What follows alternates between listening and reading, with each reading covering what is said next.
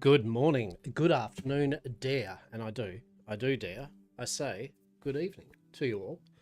My name is Lockaba, and today, on this very casual Sunday, we're going to hopefully play a bit of Bitcraft Online, Take 2, again.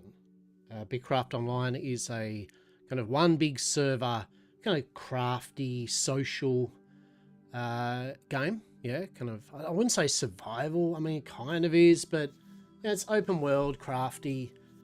You build a clan, you build bases, you gather resources, all that type of thing. Very slow burn type of game. So this is just released in early access. They did have a couple of preview kind of like goes at it, which I had a quick look at. And so they've released in early access on Steam. Now I have heard that from various things is that the server is hammered and the server is not performing the best for many people. So our mileage may vary. I remember when I had the little preview look, I think last time I had a quick go, I had to stop playing it because I just literally, it was unplayable. But look, I like the idea of the game. I like the vibe. I want to give it a go, so I picked it up today. Now, very big caveat here. It's for me $44 Australian for early access, and the game, once it's out of early access, and this is probably for not for a long time, right? This isn't like in the next 2 weeks or a couple of months. Is a long time away, but it will become free to play at the end of early access. So it really comes down to, do you want to play now, or you can wait a year, or I mean, I don't know how long, but you know what I'm saying. It'll be a while.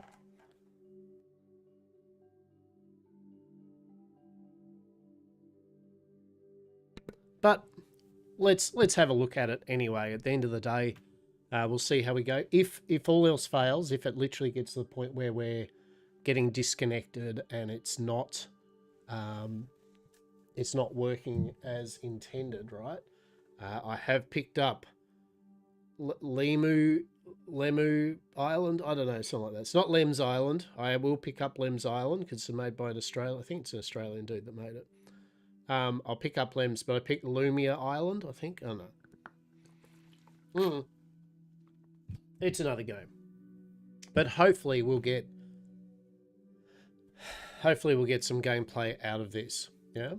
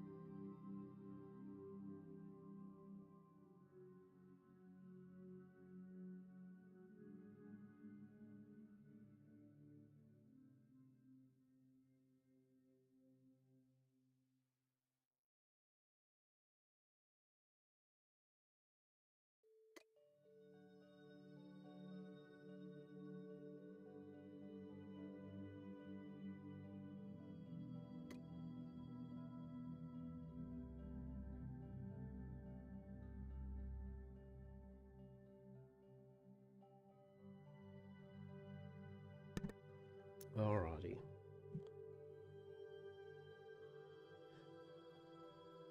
Player, blah, blah, blah, blah, blah. Cool. Alright. Rotate our camera. Zoom. Okay. A and D is that. Reset. Click. It's left click to move. Okay.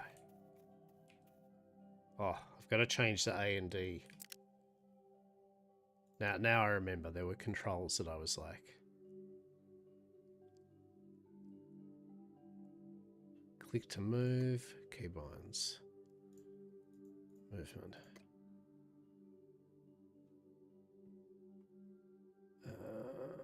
Camera.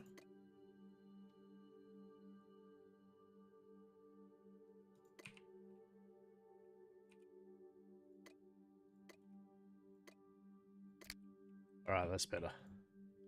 That feels good. Hey, you. This way. Alright. So this is a little tutorial area. You just press From my manners, allow me to introduce. My name is Wisp. You probably don't remember much of the times before. Do you recall your name or something I can refer you to by? And if you don't, you can make something up. My name is Lockabar. I know, right? So where's Hasty? You know what? Today we're playing Lockabar. Nice to meet you. You've been out for a while, so let's get recalibrated. You know, Lockabar sounds like a name of someone with great style. You should consider changing up your look to match, right? I mean, not that you don't look great already. Okay, so we've done this a couple of times. Why don't you try opening your vault and see if there's anything you'd like to change about your looks? I will. Okay, in your vault you can change your hairstyle, hair, clothes, mask type, and all that type of jazz. Cool, cool, cool. All right. And can we... Oh shit, hang on. All right, right. What do we got happening here? What's a very Lockabar kind of look? Green eyes? Hell yeah. Of course. And...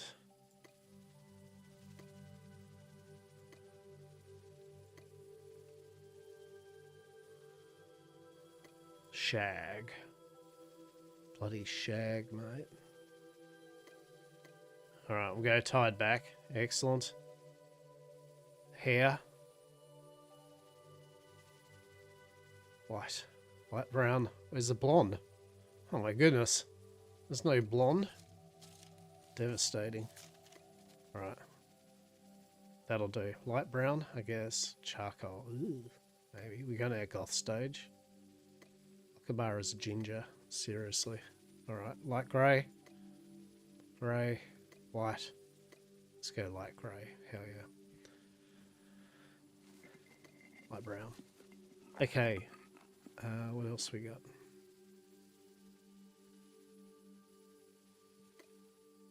Off-white. Hell yeah, why not?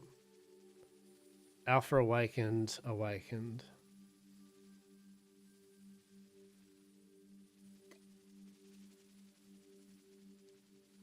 Yeah, Alpha awakened. Why don't we use that? Why not?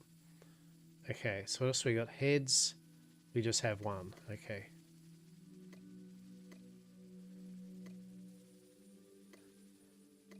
Okay, so basically in essence what it's saying is you have bugger all customization to start with. Understandable. Okay. We do have 10,000 hexite shards. It's a bit exciting, isn't it? Wonderful. You look fantastic, right? Truly. Truly. Okay.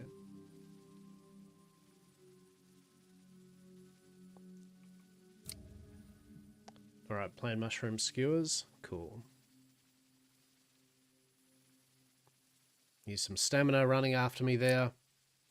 Your health and stamina will recover slowly on their own if you haven't trained recently, but the best way to restore stamina and health is to eat food, of course it is.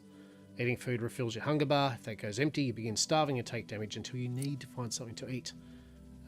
Since you just wake in an open field, I happen to have some mushroom skewers for you. Hell yeah. Let's do that. Alright, let's turn that off for a bit. Camera's playing up. Alrighty. Where's our mushroom skewers? Eat a plain mushroom skewer. Okay, press I. Okay, press I. There we go. Click. Perfect. You continue to recover stamina over time. Better foods will last longer and can sometimes make you stronger. Eating more immediately won't restore stamina any faster, so don't stuff your face. Don't stuff your face. Alright.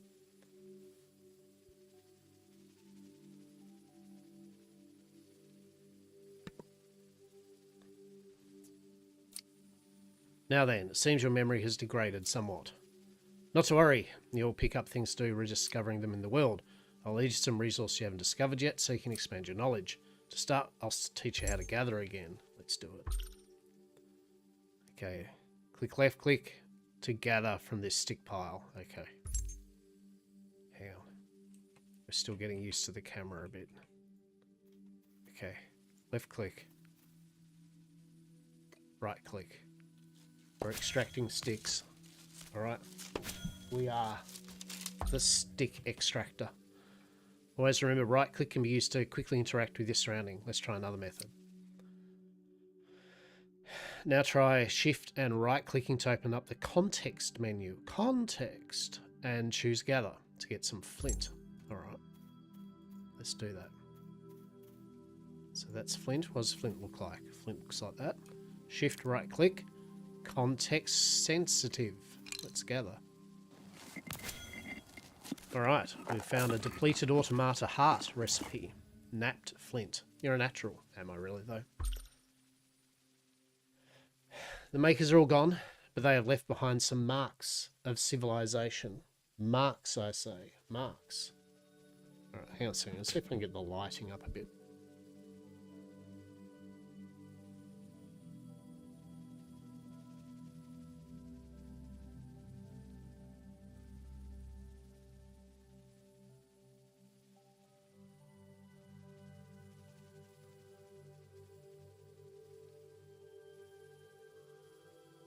We'll just see if we get some lighting that actually works on the camera today. Alright, how's that? I feel the camera's up, actually off a tiny bit. Hang on. Hang on.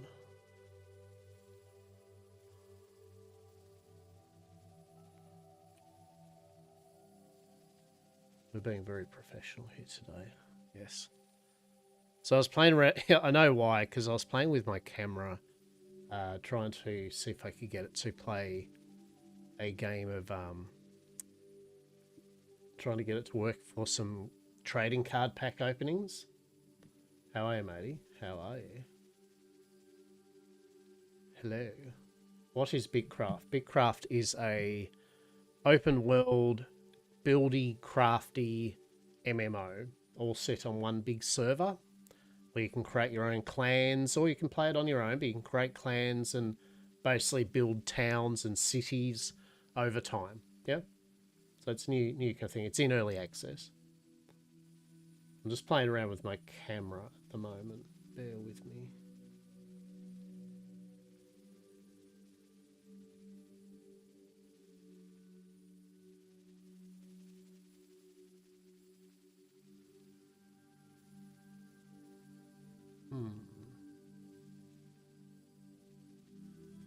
Interesting.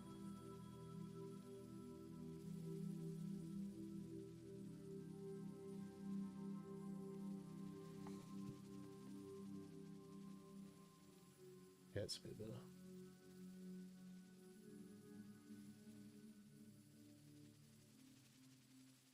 Yeah, cool.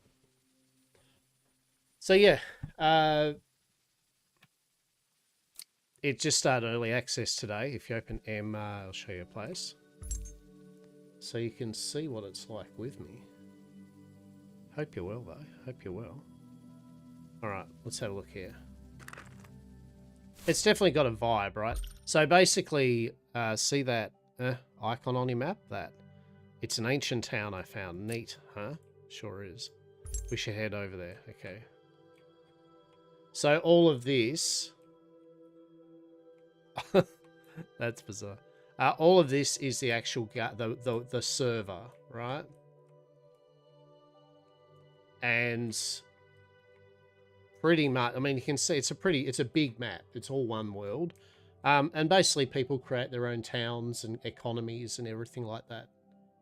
If you've ever played Eco, I mean, kind of like Eco-ish, you know, like kind of.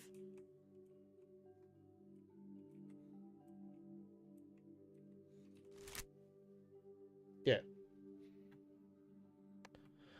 Alrighty.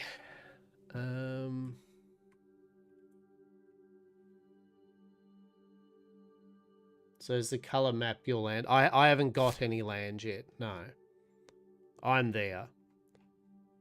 Yeah. So those are different towns. And then as we come along, different players and our own, we will fill it. Like it's hexagonal. So think of it, the map's all made up of hexagonal bits. There's another player. And basically when you get your own property and land claim, it'll color that in. Yeah. But you can see there, it's a big map.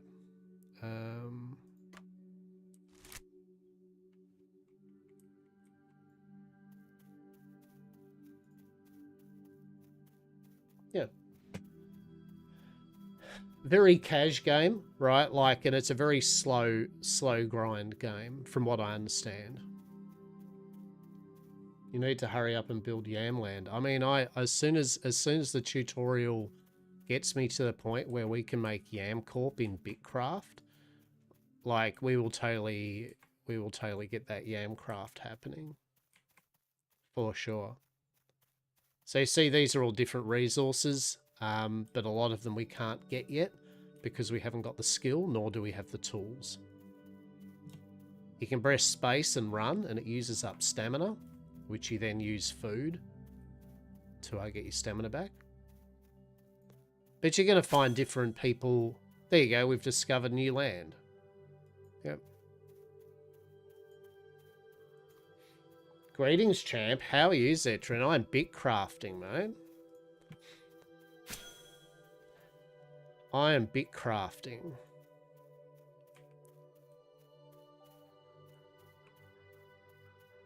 I feel as soon as we get to this town, by the way, this now server performance has been dog water. All right, I'm going to temper your expectations. There has been apparently the server has been very on and off since early access launch today.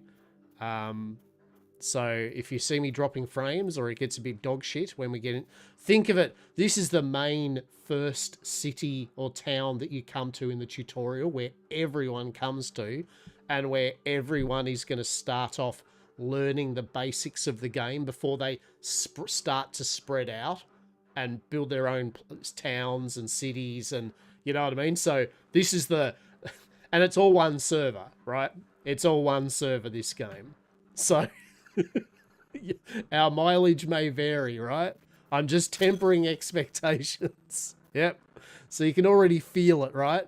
This says there's a lot of players here, mate. Let's see how that goes. All those little diamonds, they're players. I have no expectations. Excellent. They have multiple starting points. Looks like we're actually on the same time, at the same town, or two nearby ones. Yeah, okay. Yeah, there you go, TwitchDex. Welcome. I would expect, though, from what I understand, though, I was looking in their Discord, like, they are getting pretty hammered, though. Like, I feel I'm setting expectations for people so that if the servers go down or there's restarts or updates we need to do, there's the expectation, right? We understand how it works. We understand how it works. But I hope you're enjoying it. Have you tried TwitchDex? Did you try the alphas and the previews of it before? I like the idea of it. All right, let's have a look here.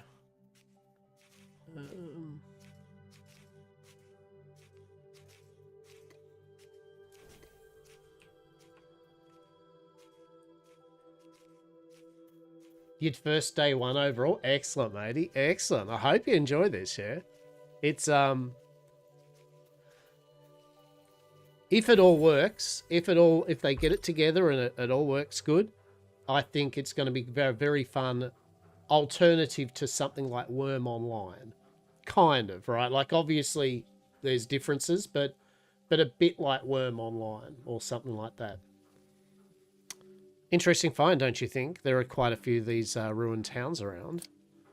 Anyway, before you do anything, you should attune your signature to this town so you can return here. So this is your teleport.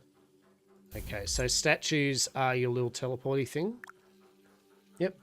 Ancient well.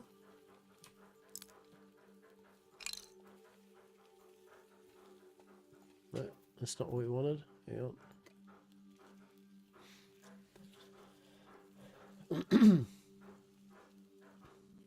If it scratches that itch, then I'm in. Yeah, hell yeah, Zetra. I guess I'm in the town north of you.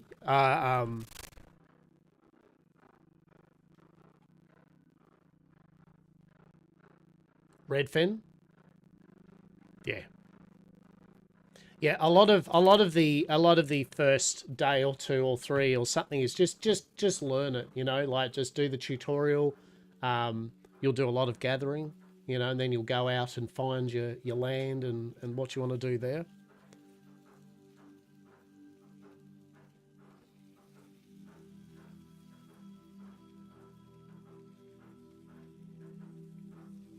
Hell yeah. I plan to learn the tutorial, get all the stuff, and then we're going to go out and try to put down a bit of land or something like that. Start building Yam Corp. Once we figure this out, right? Once you finish the tutorial stuff out. Interact with the statue and set your home. I totally... Oh. Maybe I should have read. It's not the fountain, champ. Are you sure you want to change your home location? Yes. What I'll probably do, by the way, just out of thing now, I'm tempering expectations yet again. It's depending on how the server is. I'm not saying that every day I'm going to be playing this day in, day out. But if it is fun and we are playing it, I will definitely set up my little Yam Corp company. And if anyone is interested and wants to, if they do find themselves with the game or something, they want to join up with my community, you're more than welcome. My usual caveat is just as long as people aren't dipshits. Otherwise, we're good. We're Gucci. As long as you sell the dream of being a 100% safe and legal TM providers of goods and services in Bitcraft, the Yam Corp, we're good. Now that we're here, let's use a workbench. Here we go. Down to help in some way. I'm probably got to bounce around, but still. Yeah. Look, feel free. Feel free. As I said, the offer's there. The offer's there. I play I play a broad amount of games. I play a lot of open world survival games. I do a lot of role play. I've just finished off a big stint of Dune Awakening. We'll be doing a big 7 days to die bender for 2.0. So they're all the type of games that I play. So, yeah. Why don't you try crafting a flint tool bundle? All right. I will say one thing just right off the bat here, right? It's not as easy to read what's going on, you know. Although it's a very cleanish UI, it's not as, I don't know. Like I find myself kind of like going, where's the quest stuff? And yes, it's over here, right? But my eyes are getting distracted. I don't know what it is. My eyes are getting distracted a lot. It's not horrible. It's not a bad UI, but I'm getting used to it. Yeah, that's right. I would like to see if we could turn off all the players and stuff. Can we do that? Let's have a look here.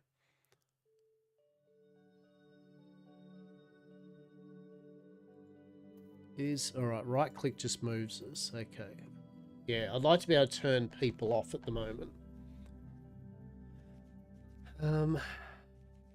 Craft a flint tool bundle at the workbench and claim it in your inventory, and then unpack the flint tool bundle.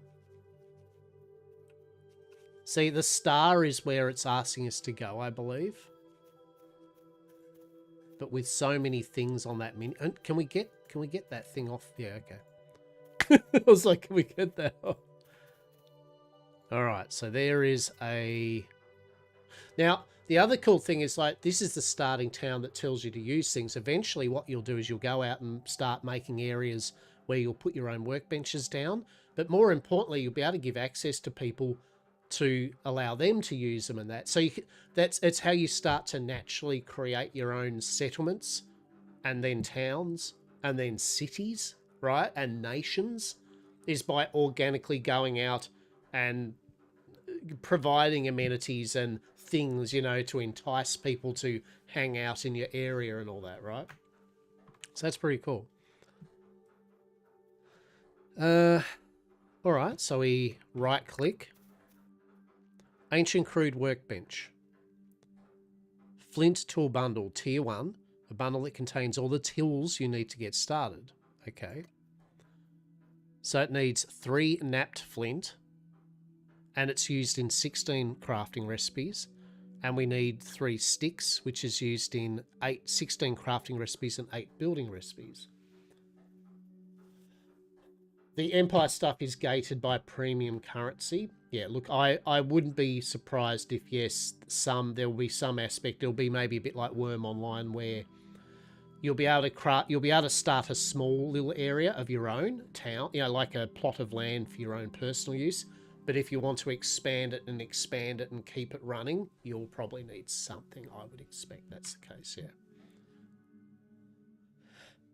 We are still a ways out from that. That's for sure. We're still a ways out from that. My lord. Oh shit, hang on. Yeah, I just realised something. Hang on, hold.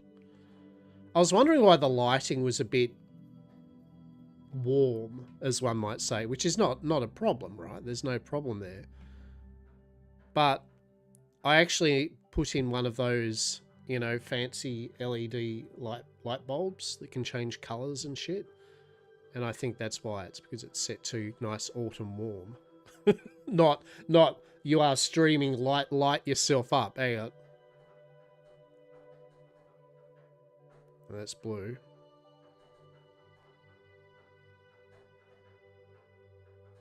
How's that? Is that a bit better? You think that looks a bit better?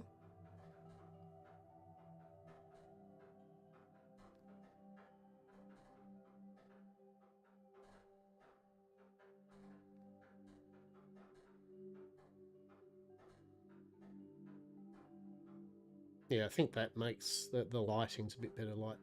I've actually turned it to white light and put the lighting up.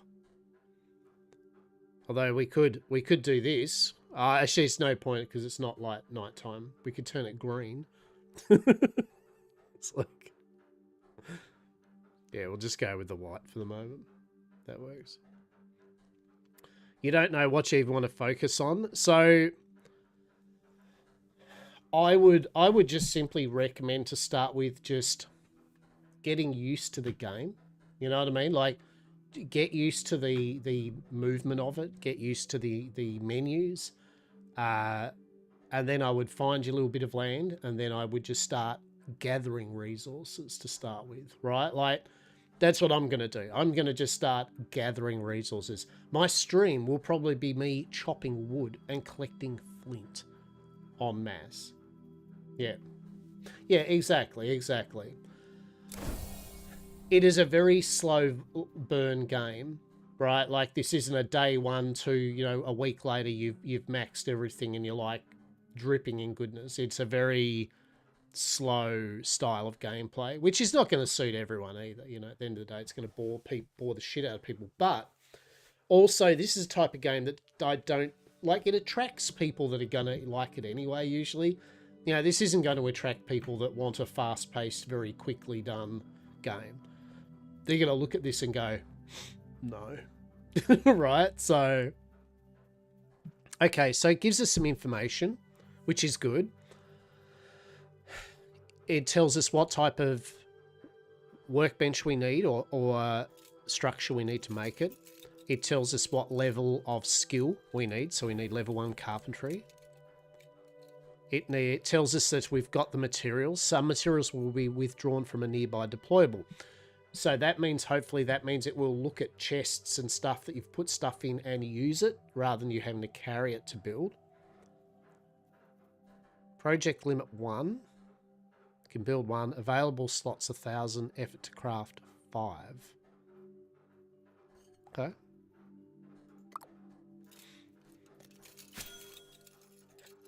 So we're crafting here. It takes a bit of time. Cool.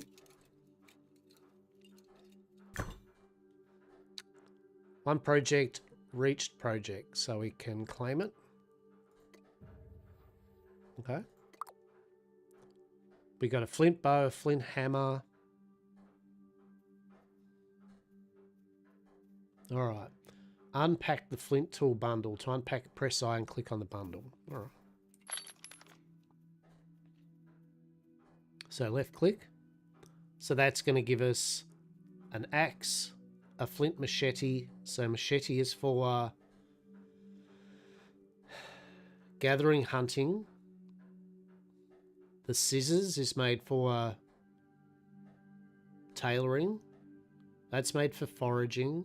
The axe is for forester, and the flint saw is for carpenter. One thing I should have done better was following the initial quests only, at least until you get the cart. Yeah, so very much so. And that's what I would recommend to most people, is to definitely do just follow the complete tutorial. Like just follow it. Even if it seems a bit pedantic or boring, right? I still think it's a better way of doing it for sure. For sure.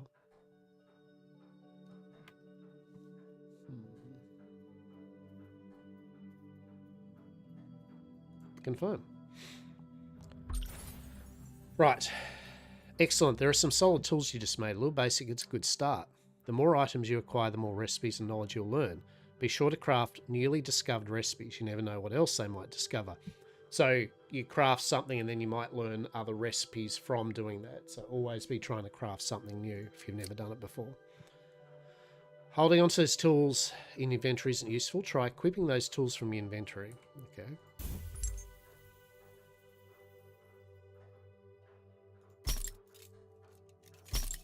Nah, very good. So the tools have their own inventory slots. So you don't have to carry one item in your toolbar, then swap to another. It has its own thing. So that's good.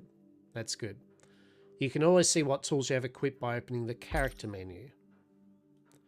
Okay, I found this bundle under the workbench. I'm sure it doesn't belong to anyone. I hope. Here, take it.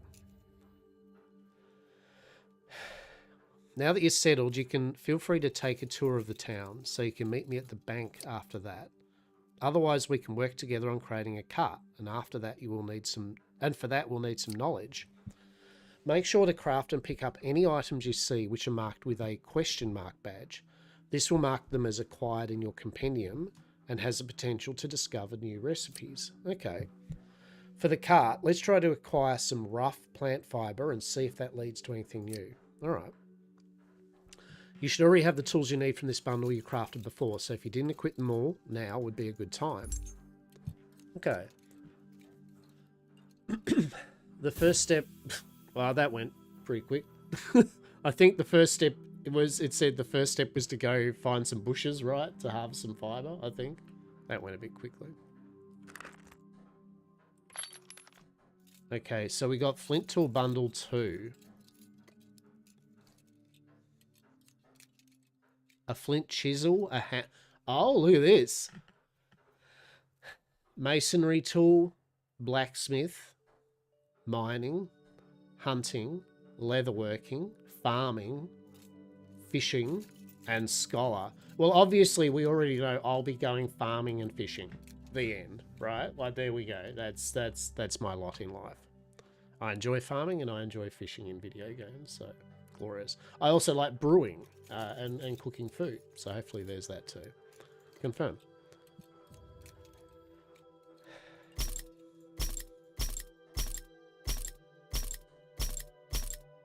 Alright, okay, so it said press H.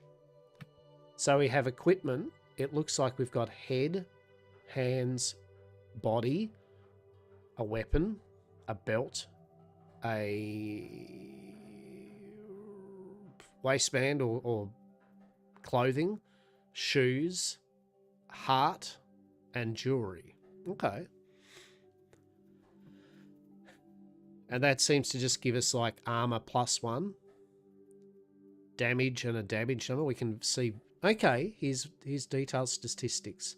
Health, stamina, satiation, movement, sprint multiplier. Then a whole bunch of combat skills.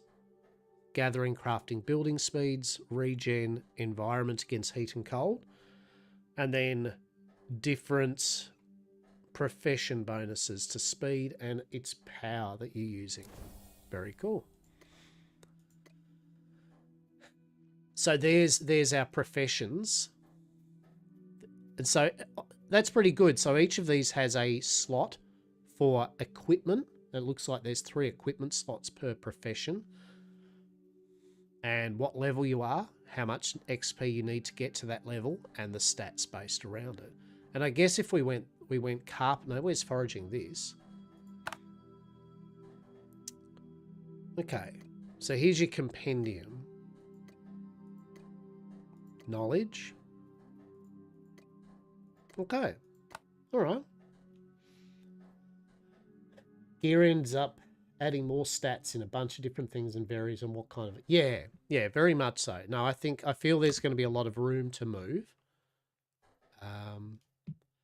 Find a nearby bush from which to gather. Keep gathering from the bush until you acquire rough plant roots. Let's do that. Let's do that. It's got some good vibes though, this. Like it's got a kind of, it's got that Minecraft, you know, kind of vibe. You can right click on the map too and auto move, by the way. Okay, so there's a bush.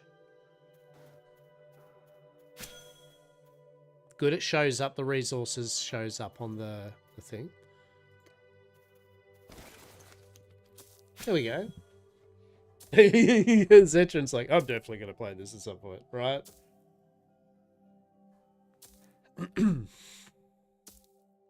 Well, when you do, I'll have something up. So that's kind of like how much bush there is to trim. We're going full bushwhacking around here. Delicious.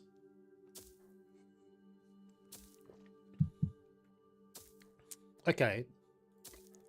Keep gathering until you acquire rough plant roots.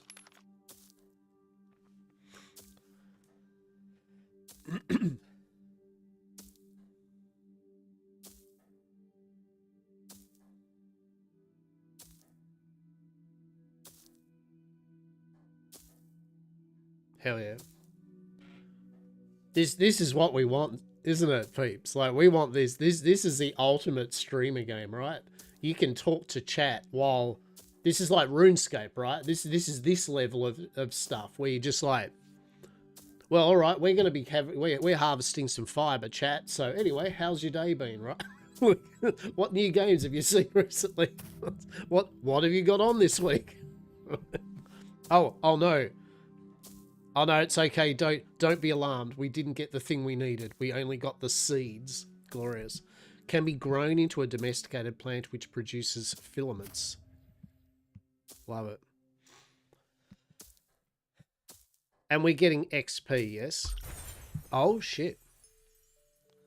Great. Fine. That cargo of rough plant roots you're carrying. Yeah, so here's something cool, right? Notice we're not getting one thing of plant roots. We just gathered a whole bundle of it to put on our backpack, right? This is where I said it's very Worm Online, right? You know, you're carrying things. When you chop trees and get logs, you carry one log at a time, right? To be able to bust up into smaller parts of wood, yeah? Yeah, and I love it. I'm here for this level of thing. I hate kind of collecting 50,000 bits of wood in your backpack and pockets. I'm down for slowly and methodically collecting large sums of resources. Yeah, that's right. Exactly. That's right. You get your cart, and then when you get things to pull the cart and bigger carts and better, you know, caravans, exactly, it becomes like a good feeling. You're like, yes, right? I'm here for that level of progress. Yeah, for sure. Great find. Okay. It'll prevent you from running, but we need it to make rough plant fiber. If you ever need to take a break, remember you can drop it from your inventory with I, but you don't need to take a break, do you? You're unstoppable. Yeah, see, that's our backpack slot. So we have massive plant roots that could be processed into plant fibers at a forager's workstation, right? So you take it back and then you get the multiple amount of resources from it. And I love it. I love it. How awesome. It feels good, man. Feels good. Let's go process our large bundle of tree roots. Love it. Just call me the Smoky Angler. Need tier 2 timber at farming station. So you've got a whole bunch of people, and it's very communal, by the way, too. You can help work on projects, right? So some people are like trying to get higher tier workbenches in the starting area for people to use. So you can all contribute resources to that project to have it working. What happens if your item is in a bank run by someone else and they demolish it? Let me show. What? Oh, is he talking about the bank or something? Oh.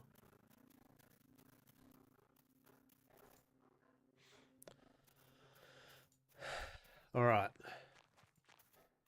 So, and there's different workbenches. Yeah, there's different workbenches that do different things.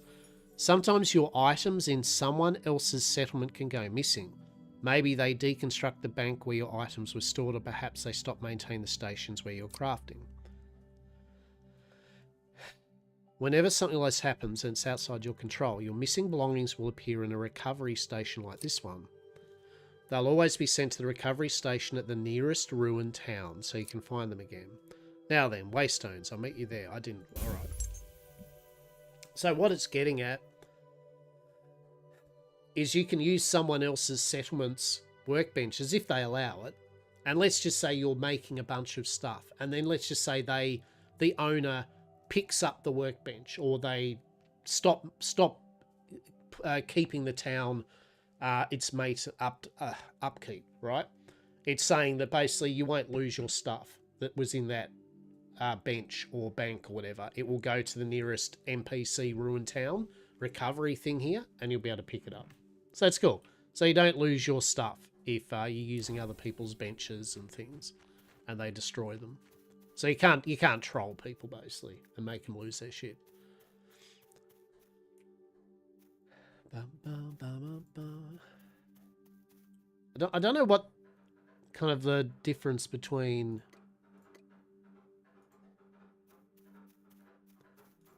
the different stars. And yet again, I'd like to see if you could turn...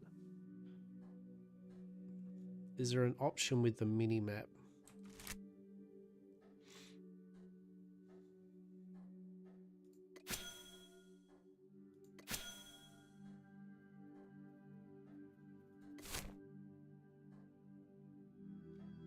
Best at directing, yeah.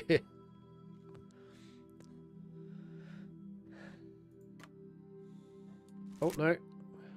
No, we don't want to start doing that. Yeah. Alright.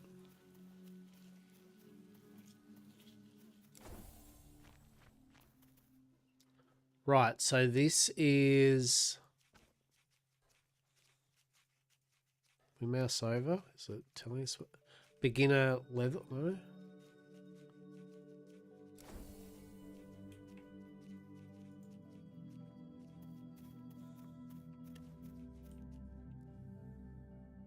What is it? Oh, maybe if I right click on it, eh? Ancient fishing station. That's not what we wanted. There we go. There we go. It's a little sickle thing.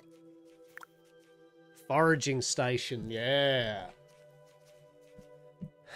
Can start one project. There we go. Rough plant fiber needs a foraging station. It needs the rough plant root, and we get, yeah, there we go. So this is now going to convert into 100 rough plant fiber. Yeah. So tell us how long it's going to take to do it. No.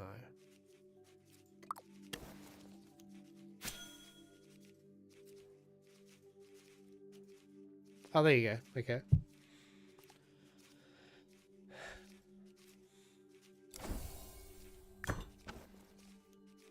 Beautiful. Okay. So once it's completed, you've got to pick it up from the bench. So bear that in mind, right? Don't just make it and then walk off. You have to collect it. Great job.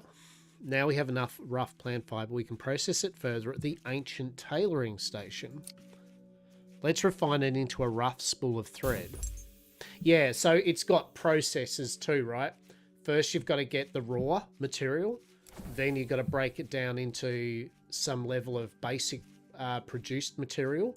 and then you use that produced material to refine it into an end product, right? So we're going roots and turning them into raw fiber, and now the raw fiber we're going to turn that into, was it rope or something, right? All right. And the tailoring station would be right over here. There we go.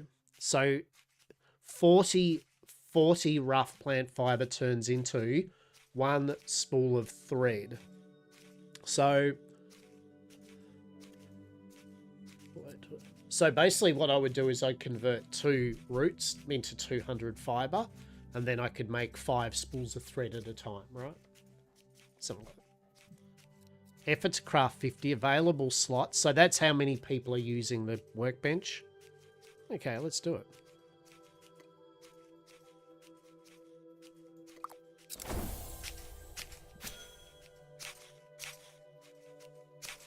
Hell yeah. I mean, you know, if you like this type of game, if you get a sense of happiness watching your character slowly produce something, or you're slowly moving goods from A to B, and if you get happiness seeing those people with a cart and know how happy they are running around with their cart at the moment, this is the type of game for you, right? If you don't get how cool it is that cart is, then maybe it isn't, right? The cart is the thing. Okay, they just did their start of their early access today on Steam, and it will keep on going. For me it was $44 Australian or something, and it's early access until they finish it, and then once it's finished it will go free to play. But that could be a year away, right? You know what I mean? That could be a year and a half away. Yeah. $30 USD, yeah. So for me, it was $44 Australian. Yeah.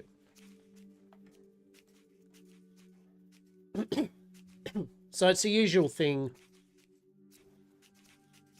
Yeah, it'll be free to play on 1.0, like a year and a half away.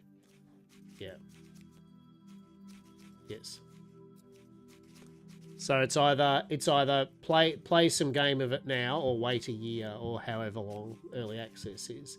I mean, we know how long early access for 7 Days to Die took.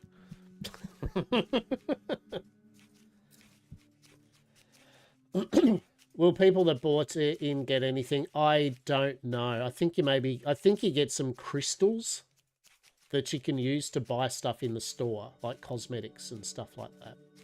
And land claimy stuff, I think. They might not. They will wipe. I feel Twitch text. They did say. I think they said in the FAQ there will be one wipe, and that will be from early access to launch. Which, honestly, real talk, I'm okay with that. I mean, if they're only doing it once. Yeah, maybe. I mean, yet again, I mean, probably cosmetics and land claim stuff, right? I believe that's what it's going to be. Mainly cosmetics, though, is the big one. Yeah.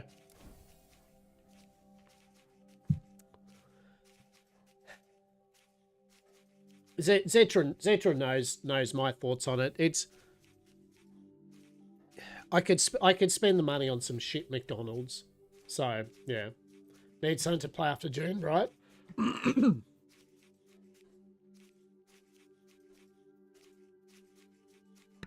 Dry throat. Yeah.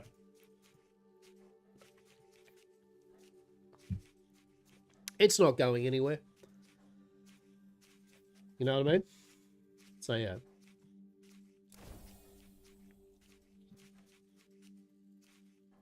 All right. Oh, no. Okay. Great threads. Next up is rough cloth strip. Good news, this won't require any active crafting from you since it's a passive craft. That means you can leave it unattended at a loom and the craft will complete on its own. Okay, so what we just did was interactive. So we have to refine the root. We have to refine it into the thread, right? The rope. But the final processing, we can just go make 50 strips and walk off and do other things, right? So some benches you have to be stuck on it doing it. Some benches you can let it just go. Cool. All right. I've got something else to show you. What? Use use all your rough spool of thread to create rough cloth strips at the nearby loom. Okay. Guessing that's the loom over there, which is near the tailoring. Funny that. Okay. Rough cloth strips. So we get one rough cloth strip out of one spool of thread, which is 40 roots, and we can get two of these per one thing of roots that we collect and carry. Okay. So we go craft. Make sure you're making as many of those as you can. Oh my god, fine. All right. That could be your very own cart with a little imagination. I mean, it is literally cloth, mate. Get to chopping. Okay, so now here's a big thing. The passive crafting takes a while, right? You can see there. It's going to take us 5 minutes to make one, right? So that is something. So there's your time sink thing. You're getting the raw materials, you're processing them, and then you're letting them cook basically as you go off and do other things. That's a bit of your loop. Go to an oak tree, keep chopping until you get a rough wood trunk. No, not at all. No, not at all. I mean, this is no different than Worm Online or any other open game, Minecraft. You know, you're still going out and doing stuff, right?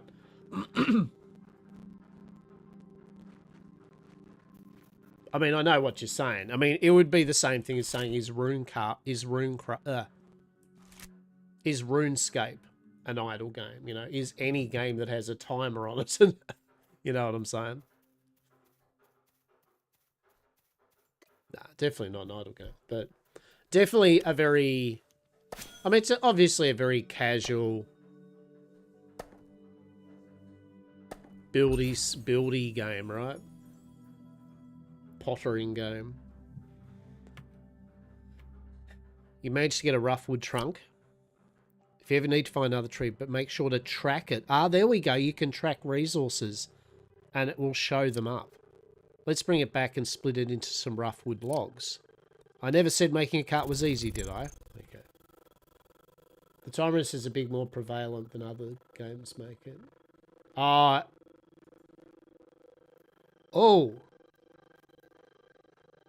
Now here's something interesting, which is a bit sad. Do you hear how the music's fucking is stuffed up?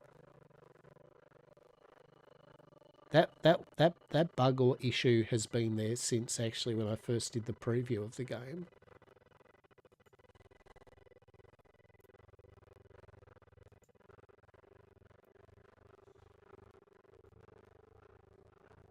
Now,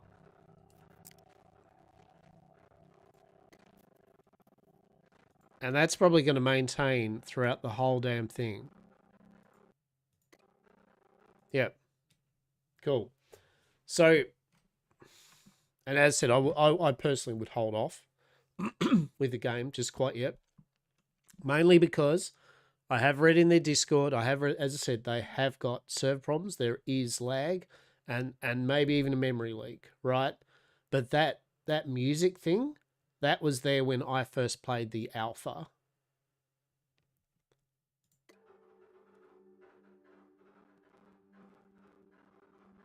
The music just goes out. And the only way to fix it was basically to go log out and log back in.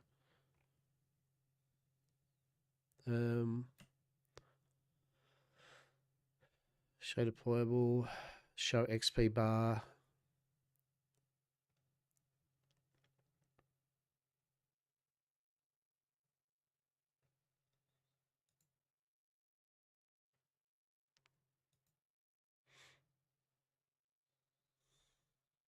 See, I'm only at low quality too. Like, what the hell?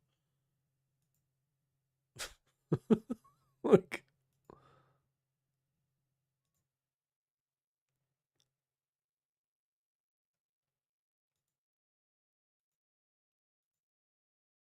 Oh, much better. Okay, that's good. I like that though. I like that dark mode. 10 out of 10. Um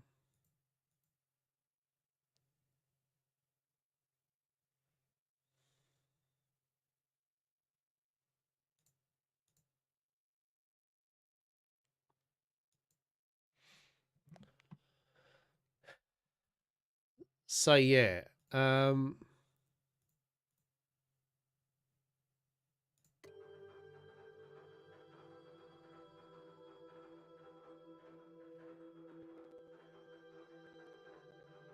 Or is it?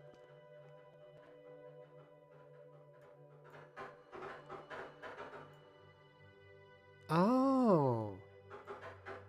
It was actually just the sound of people. I thought it was a bug. It's just the sound of people smashing crafting. I don't want to hear that. I don't I don't want to hear that. All right. So there's a couple of features I'd like to see. I was considering doing cook because it's a constant demand and stuff. So I think you're going to find everything's going to be in demand because it requires people to be doing things to do it. Right? You know what I'm saying? Like, I'm going to shut the blind down. Hang on.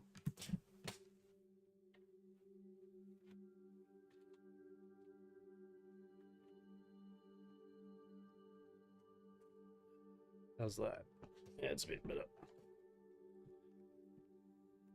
Right. So,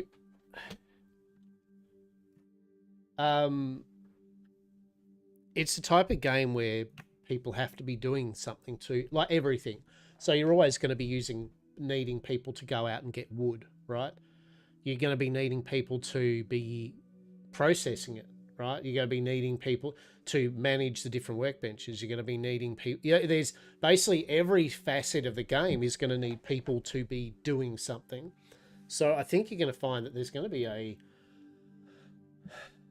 need for everything, which is good because it means you can focus on the things you enjoy. So if you enjoy cooking, enjoy that, that's what you do, right? It comes at the cost of travel energy, which will regenerate over time, or you can boost. You can teleport with all your items, but not cargo.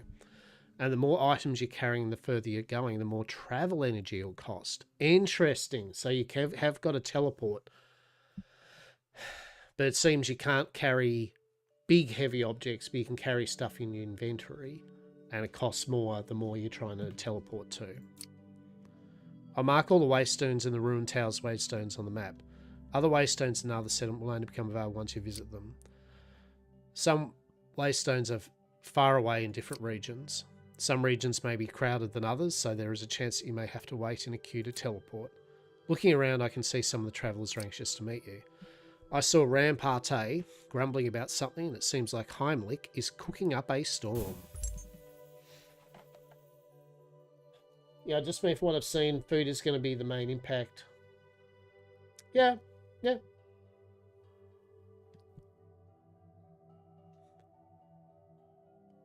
It also depends if you end up being in part of a big group, then that changes to say when you're just doing a solo. It changes on maybe the money of things, transaction for things. Yeah. Realistically, it really comes down to what you find yourself you're going to enjoy doing. Eco was similar. There's all these things that you kind of go, oh, people are going to want this, but at the end of the day, you're always going to need something. So yeah. Yeah, for sure. Okay, so this is the... Oh, yes. Hello. Bricko, why hello, have you come to learn the art of construction? The art of perfection is a daunting one indeed. Where am I, manners? I'm Bricko at your service. These past few years have been rather lonely. I think I'll linger here a while and lend a hand with the upkeep of this settlement. It's quite a hand, you see. There's a market nearby that supplies the materials I need. You can browse listings created by others like yourself there, or you can put your own items up for sale. Now, this is a point which a lot of people hated. I'm fine with this. Each market is unique to a settlement. If you're crafty, you could buy some rare items for cheap at one market and sell them at a profit at another. I have no problem with independent markets. I think that's cool. If you want a much broader overview of what's on sale at the markets, be sure to check out the market search. Now, if you excuse me, I need to go back to work. Don't go breaking anything I fixed. Yeah. Task refreshed. So if we press J... Yeah. So see, you can go, all right, well, in Dusk Hollow. There you go. There's buy orders, sell orders. Someone's buying ferrolith ingots. Songy birds. Yeah. So it's independent markets, and I think that's fine. Because yet again, it gives another avenue of gameplay. Traders. Right? People going between the different settlements and bringing goods to places and stuff, right? Oh, sure.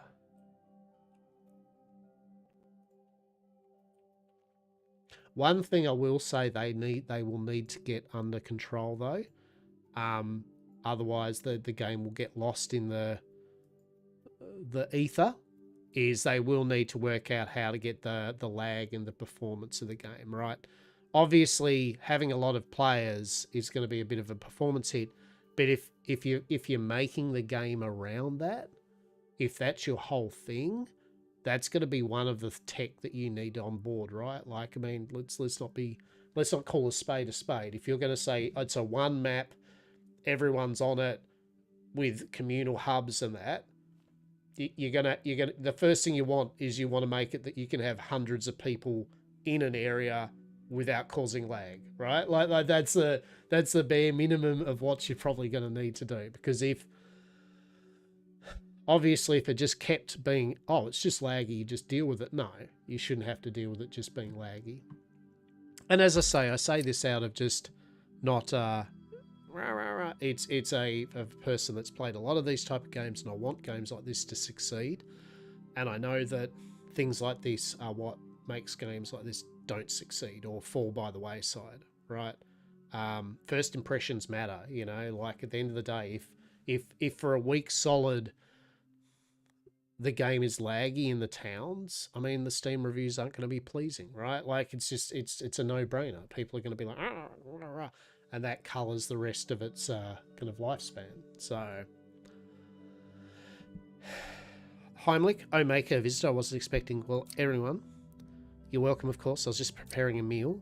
If you're hungry, I could share. If you'd rather, I can show you how it's done. Cooking is a kind of magic, you know, just with more stirring and more incantations usually. If you'd like to try how to cooking, why not try to make a plain mushroom skewer? There are plenty of mushrooms about. Take a look. Excellent. I still haven't found the lumber mill.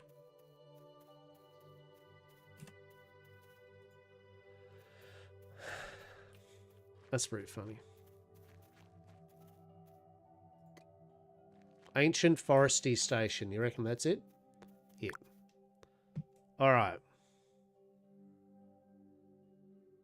Interesting. It looks like we could pick up 2. We were able to pick up 2 logs. So this will turn into 4 rough tree bark and 1 amber. Okay.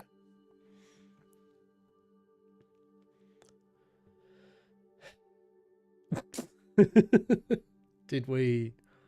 Has it crashed? We finally found the forestry. We finally found the forestry place. We crashed the moment we used it. Failed to establish. Oh no. What's happened? Is game gone?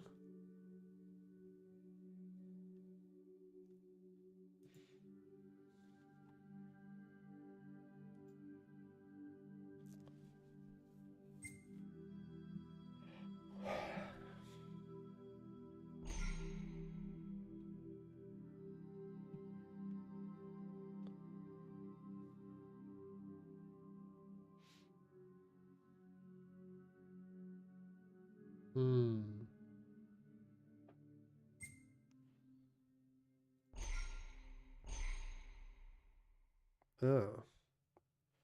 Well, what's going on here, champs?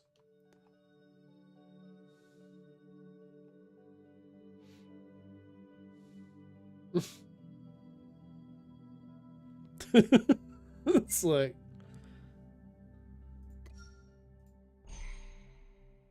I can't even get to the...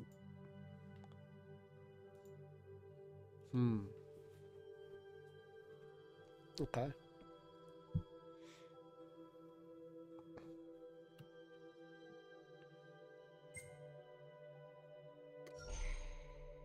Enter. Enter.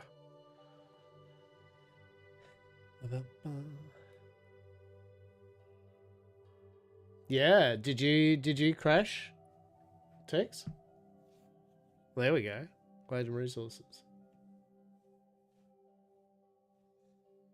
I think all the different grids. Yeah, I think all the different grids are... Yeah, the sooner you get out of the town, the better, right? Like, the sooner you finish up the quests, go out and just put a plot down anywhere, right? So you can start building your bits and pieces.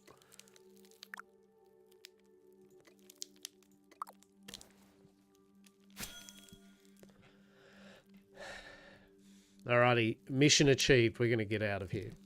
We're going to get our wagon and we're going to do all the stuff. Alright.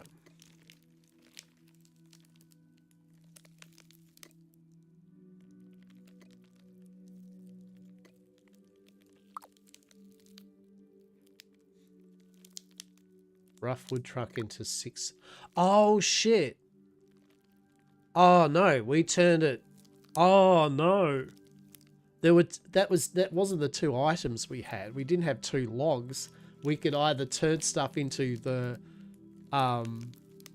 logs, which we needed, or you could turn it into bark, which we didn't need yet.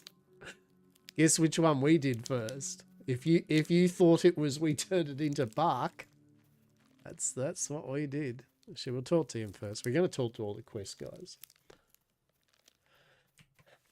Hello. Oh. Ramparte, who are you? I was built for war and left behind when it ended. That's all you need to know. Okay. Traveler tasks. Wants proof you can take down a jackal. And you get some jackal fur. Okay, there you go. He wants some requests. That's cool. So you can do some missions.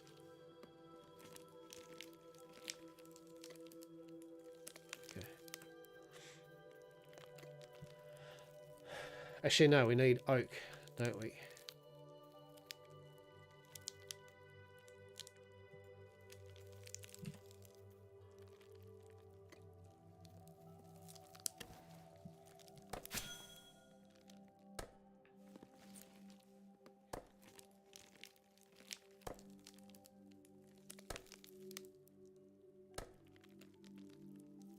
Now, if we press I wonder if you can carry more than one or not. No. Yeah. So how it dropped on the ground there?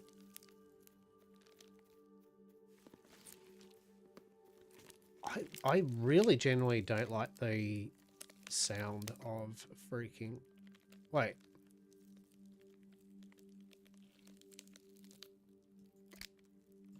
Oh, is that the sound of the fire?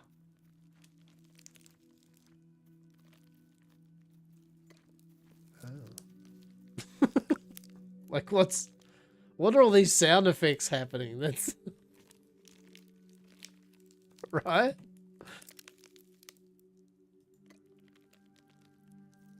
confused. Hang on. What's going on, game? What's going on with the audio here? What do we got?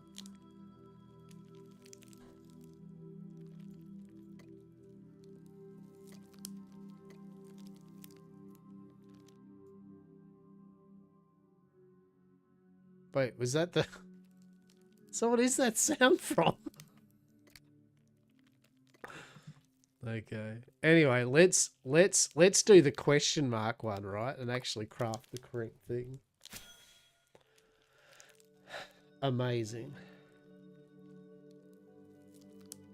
Okay, so that's going towards leveling up. So I will say the sound in it is odd. I don't like the backgroundy crackling and stuff. Like, it doesn't sound right to me, right? It's all personal subjective, right? But just that constant freaking fireplace sound. I'm literally going to turn the sound effects off because that's annoying the shit out of me. Right, so we've turned sound effects off and we've also turned player sound off. At least we've got the music, right? She's fine. Okay. A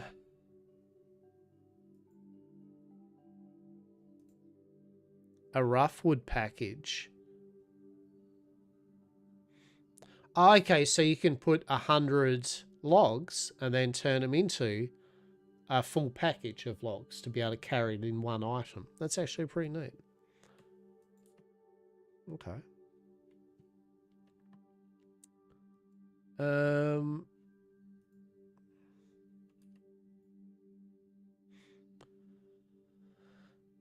Do.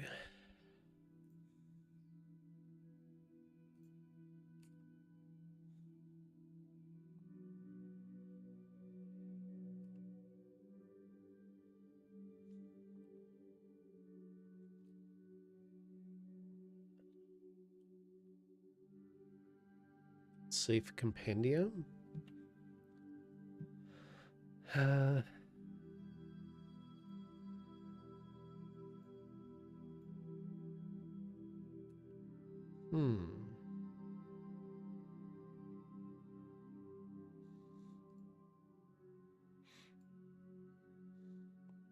Rumor.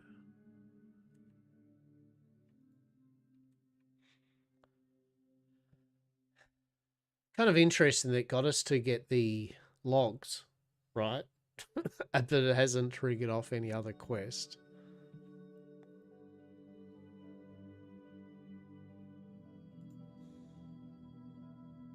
Traveler tasks. Okay, so you can get some materials by doing stuff for different characters. Okay. Welcome to my camp. I'm resting here. Are you interested in what I have to offer?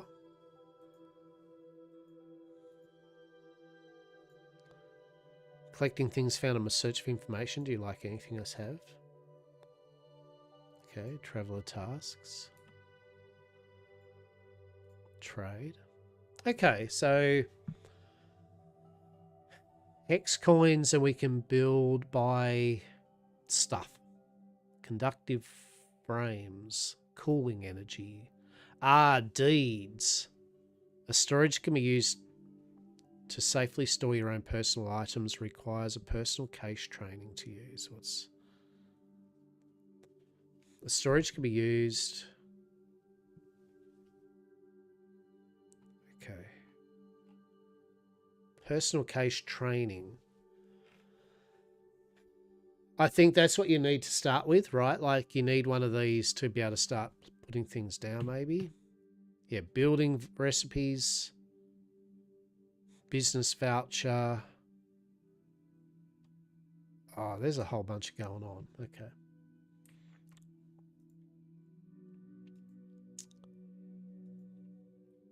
So, if we go see for compendium, right, and we go resources. Yeah, we haven't found any mushrooms yet, have we? So we go out.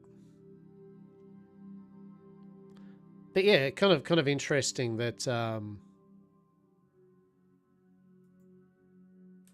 it was like, oh yeah, go make the things for the wagon, and we made the logs, and then it's like, maybe I'm missing something. Maybe it did say, hey, we need to do this thing. We're looking for mushrooms.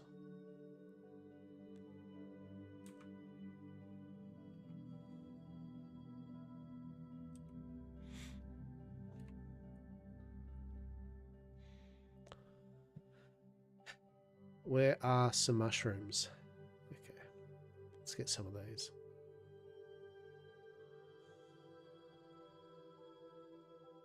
Okay, basic berry. What's this?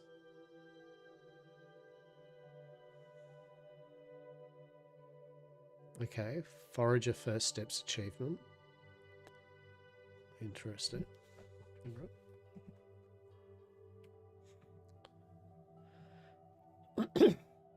Chased by aggressive animals. It was not a fair. Love it. Love it, mate. You've got this, champ. You've got this.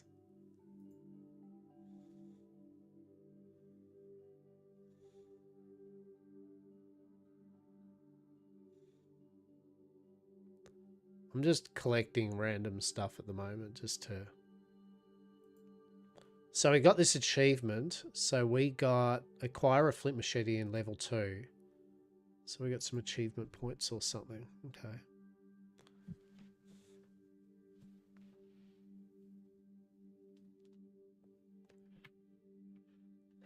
All right, ferrolith chunks.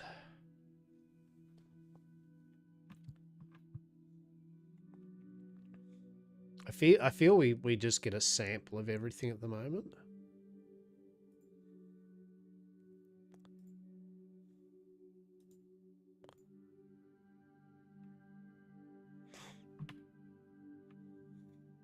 So what's this? Sand.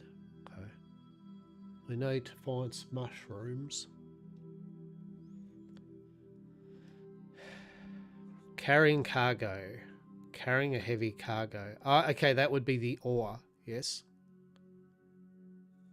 Yeah.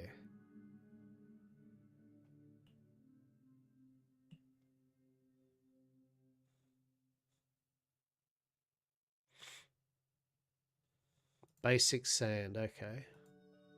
Still haven't found any mushrooms though. Oh, what's that? Why is that sparkling? Why are you sparkling? Rough hieroglyphics. I'll just do a bit of casual archaeology, right? Don't worry about it.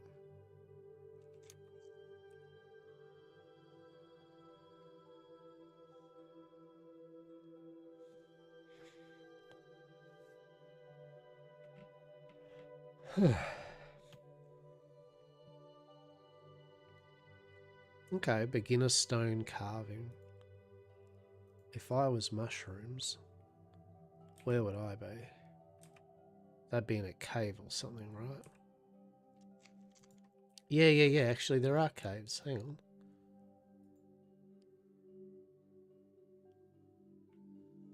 Aren't there? Hmm.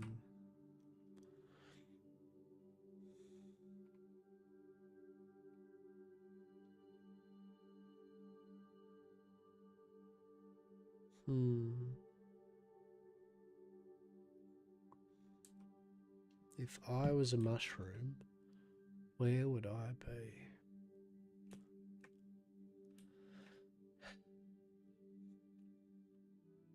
be? Even just trying to see what was it? No, that's berries.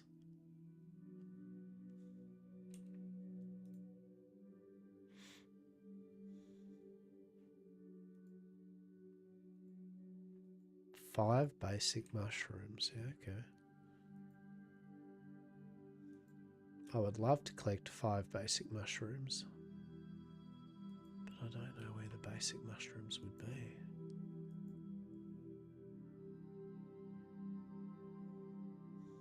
say press C. Mushroom? Oh, K-Marsh. I don't know what that is. Mushroom, no.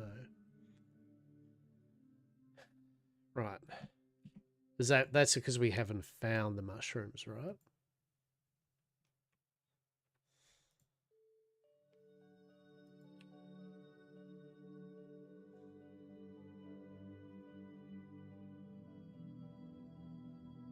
There's songy birds.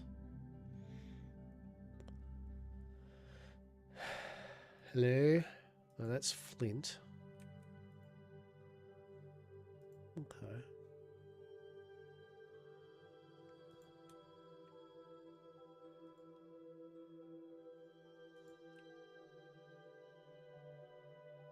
Search for mushrooms, right? What the hell? How far out are mushrooms, right? Like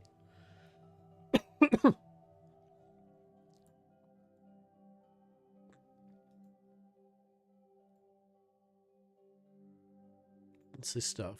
Wild grain. Yeah, okay.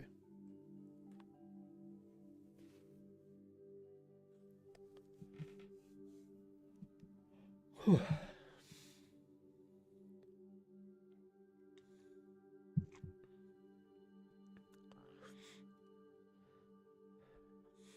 Ba-da-ba-ba.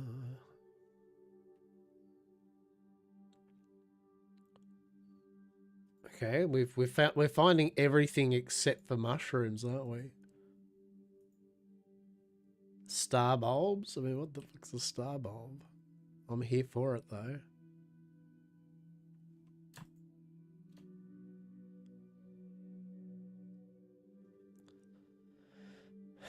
I want a star bulb.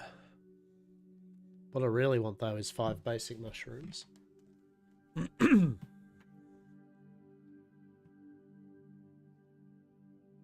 Alright, we got star bulbs. Still no mushrooms. Amazing.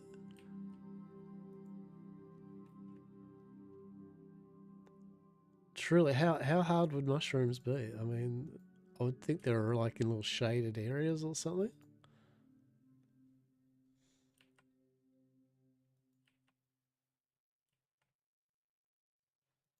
Okay, that's fish.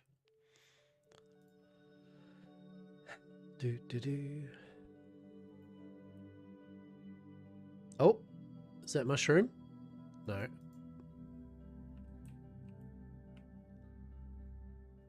No, that's someone's napped flint that they've picked up and dropped on the ground. Okay. Okay.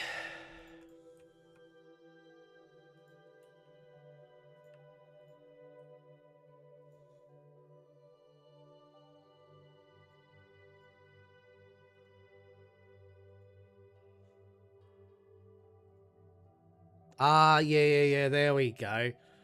That's what we wanted. I thought there was caves.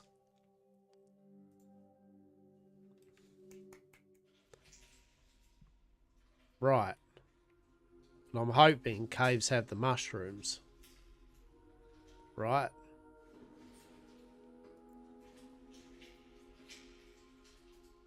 That's ore chunks. You didn't know that? Yeah. So this is a good way where you farm your ore.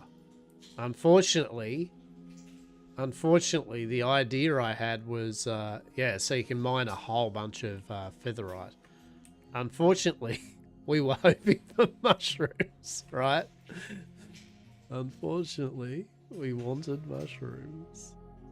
God damn it. I thought I was so smart then. I was like, yeah.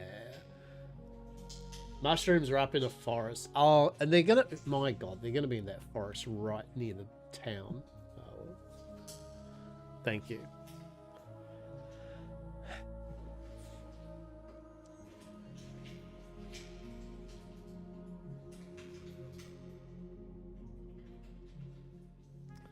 It's a very chill game though, definitely, right? Like, I mean, this is just Yeah, we went a fair way.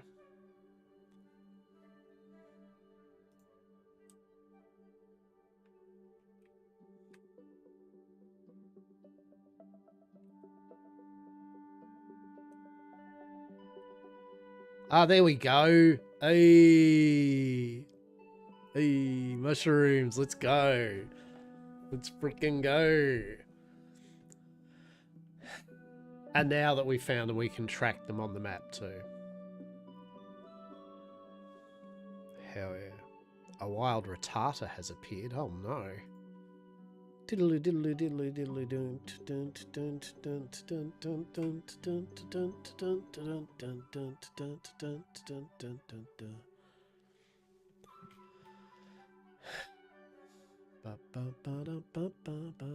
We're getting a bunch of mushrooms. Yeah, we're getting a bunch of mushrooms.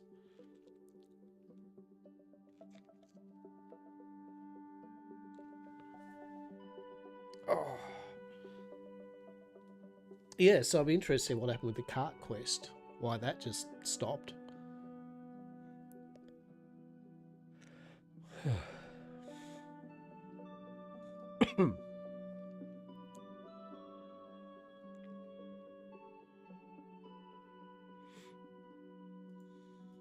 Alrighty.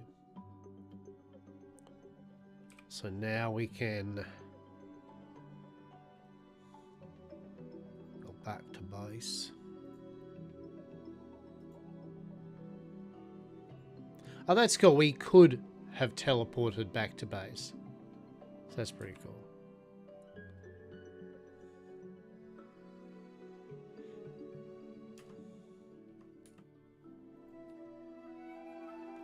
Tutorial quests.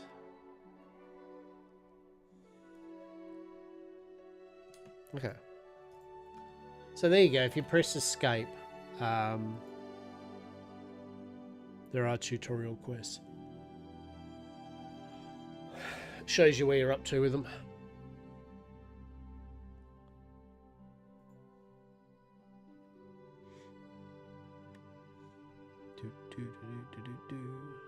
What do we have in our inventory? We have a ferrolite ore chunk. Okay.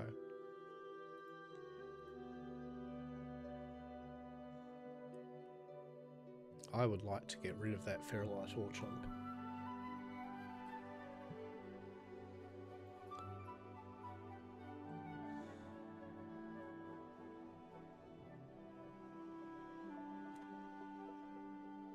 Ancient smelter? What do we reckon? Yeah, that, no? Okay.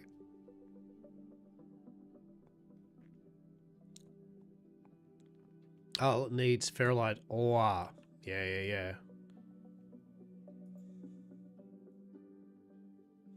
So that's the smithing station.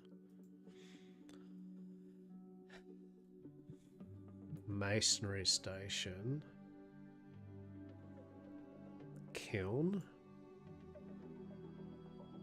Okay, that needs sand.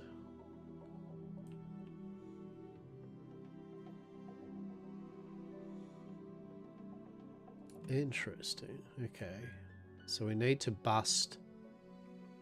We need to bust this ore down. Yeah, mining station. This will be to bust that ore down into the dust. There you go. So that'll make 4 ferrolite ore pieces.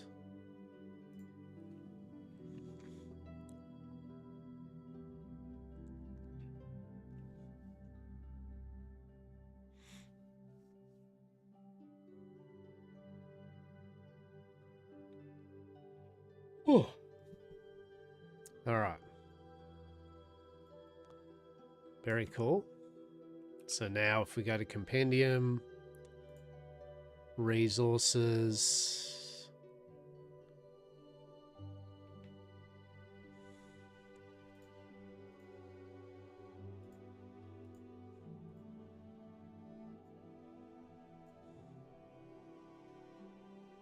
dust, small amount of sticky, oh no, that's tree.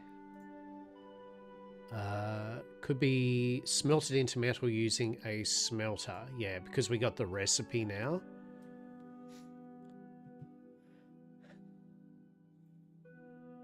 Yeah, there we go.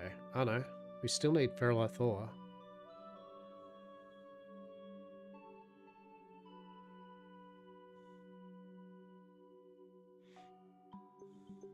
Hold, what?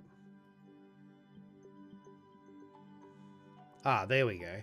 Right, okay, so then we turn that into that stuff, and then, right, so it goes ore, mining table, and then onto the blacksmithing or forging kind of table, and then you can smelt into ingots. You need logs. Need logs and stuff.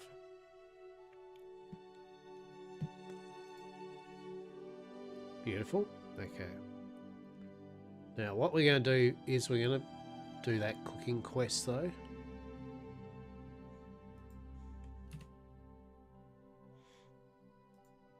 Yeah. 5 years later.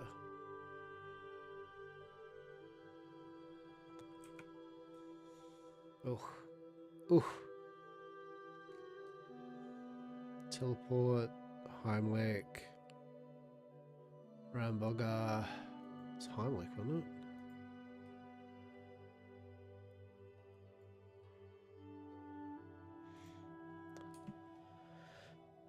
Right.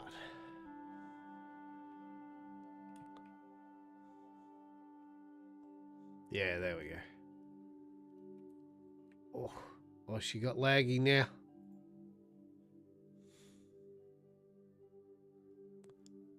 Oh, we need the cooking station, don't we?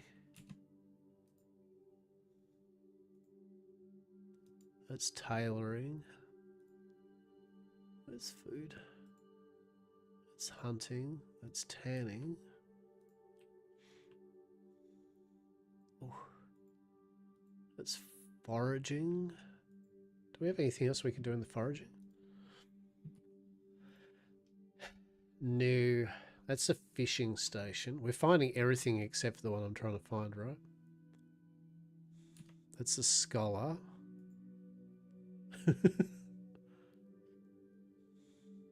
Forestry. Okay. Carpentry. So either farming, I guess. Farming field. Interesting. So you need basic fertilizer. Yeah, so you need basic fertilizer to do all that. Okay.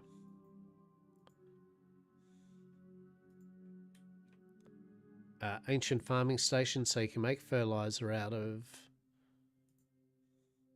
berries and weeds and stuff. All right. What are you? Oh, that's the lost items.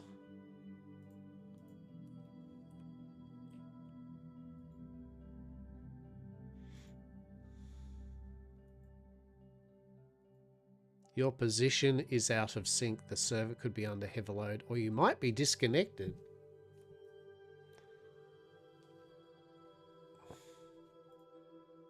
Well, what do we do then, game?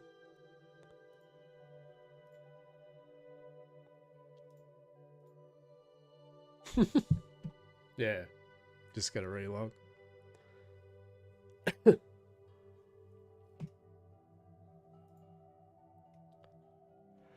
Ba ba ba. Do do do do do do do do do.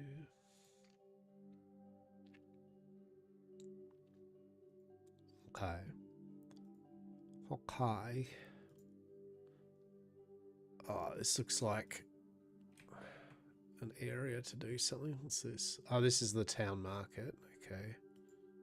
That's the twins.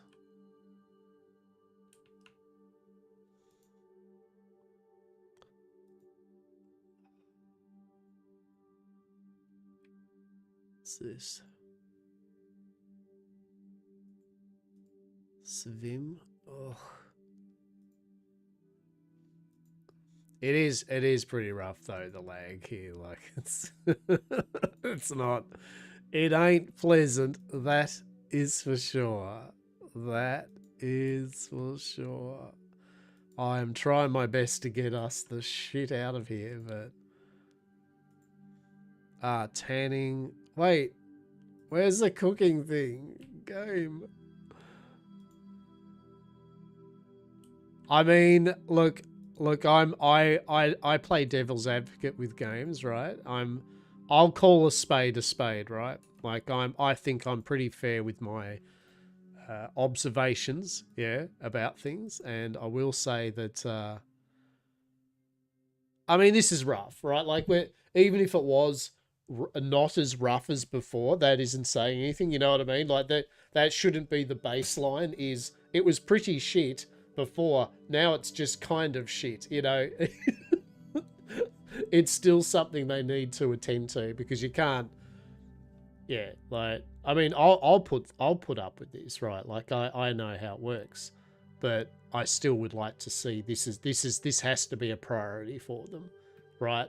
You know what I mean? Like this has to be their number one concern, is making sure that somehow it is smooth. I don't know how they're going to do that, but I do know that that's, if they don't do that, as I said, a lot of people will not play it. At least it's only lag and serve, which is easily, not to mention they knew this was going to be. Yeah, I mean, I think, look, fair's fair, right? Agreed. But also, I think they needed to do more tests first before launching early access. You know, early access, I think, is still good to, like, it's obviously early access, right? We understand that. But I think server tech stuff is still things that probably needed to be tested before early access. I think they needed to do it definitely a few more. Long story short, I feel it needed to cook a bit longer. Yeah, I mean, look, I mean, agreed, right? Damned if they do, damned if they don't. And like I said, you know, I always like to tell people this when I make my observations and statements. I don't pander to a game, you know, like I won't pander to a company and be like blowing smoke up their ass if they don't deserve it. But neither do I give shit to a game based on stuff that I know how it works, right? Like, so that's why I say I can put up with this and hope that it's going to get better. But I am saying though that the general impression though from outside people looking to see if they want to play this game, if they watch people play it or they themselves play it and this is their first experience for a few days or something, then it definitely will put more people off. That's for sure. So it is something which hopefully they will, you know, get on board with. Definitely. All right. Craft a plain skewer. So we can output and then we get... Yeah, so if you do this, you get recipes, right? Yeah.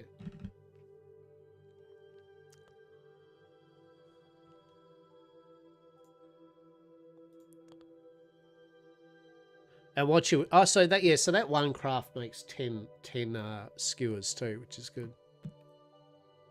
Craft a plain mushroom skewer. I mean, we did, didn't we?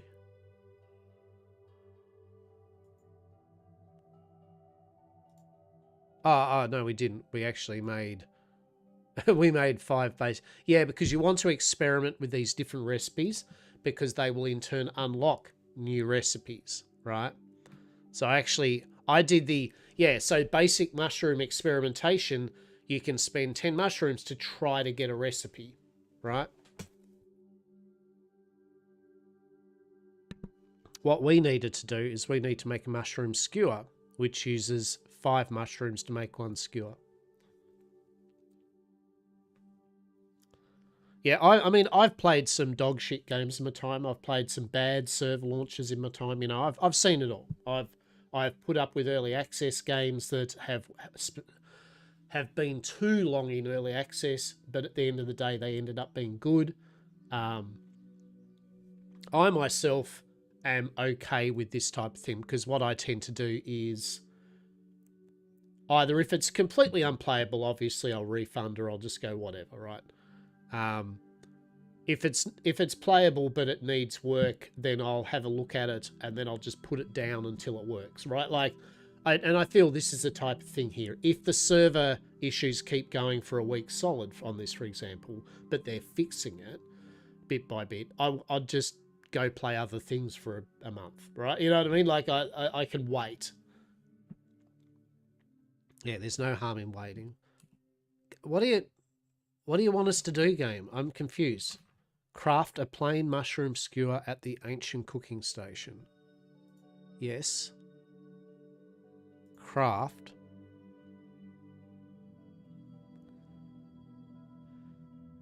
Collect. Am I going mad? Like, is this... It is asking me to do this.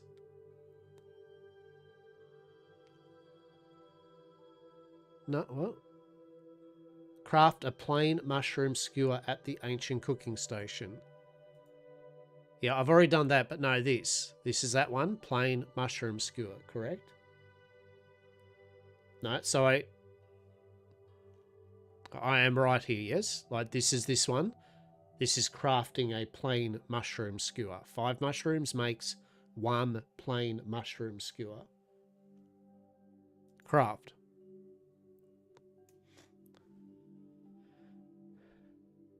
Plain mushroom skewer. Complete. It wants me to make a plain mushroom skewer.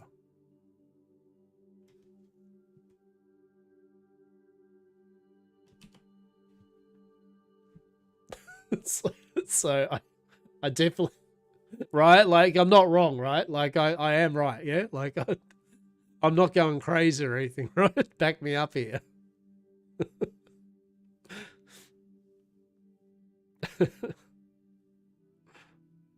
Let's have a look here. Escape. Tutorial quests.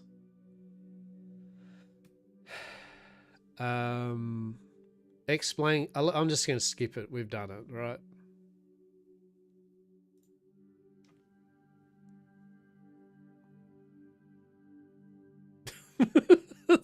let's have it. Just skipped it. It's like, no.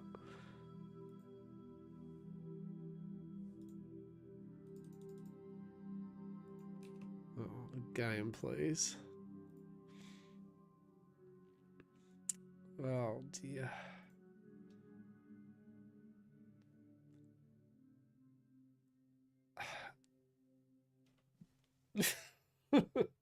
I noticed that message, like, we have performance issues, so we had to stop the AI on the enemies. It's like... It's not good. Oh! Oh, look at that. Hang on.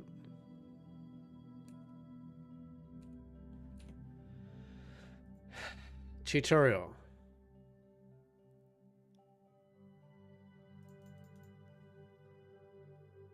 Yeah. Well, that's broken. Unfortunately. That's completely balked. So that's a bit of a shame. So I can't do the tutorial quests anymore. My quests, I don't have any quests anymore. Can't skip the tutorial. What do we do now then?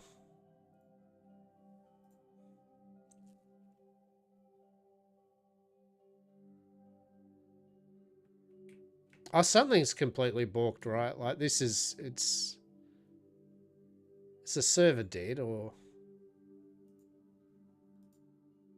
Yeah, I'm not even crafting. I can't. I haven't. The quests have stopped for me. Like, literally, it stopped. It was like, hey, make some logs. Here you go. And then it just stopped showing me any more main quest. And now I can't craft anything. And I can't skip the tutorial. And I can't reset the tutorial. See?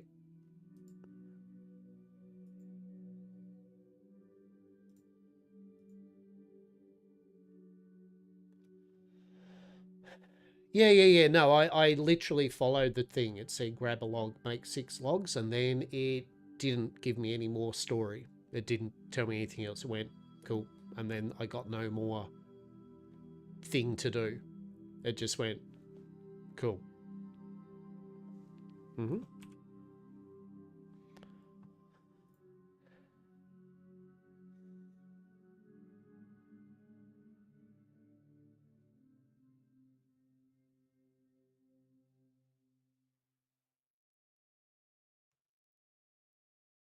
Mm-hmm.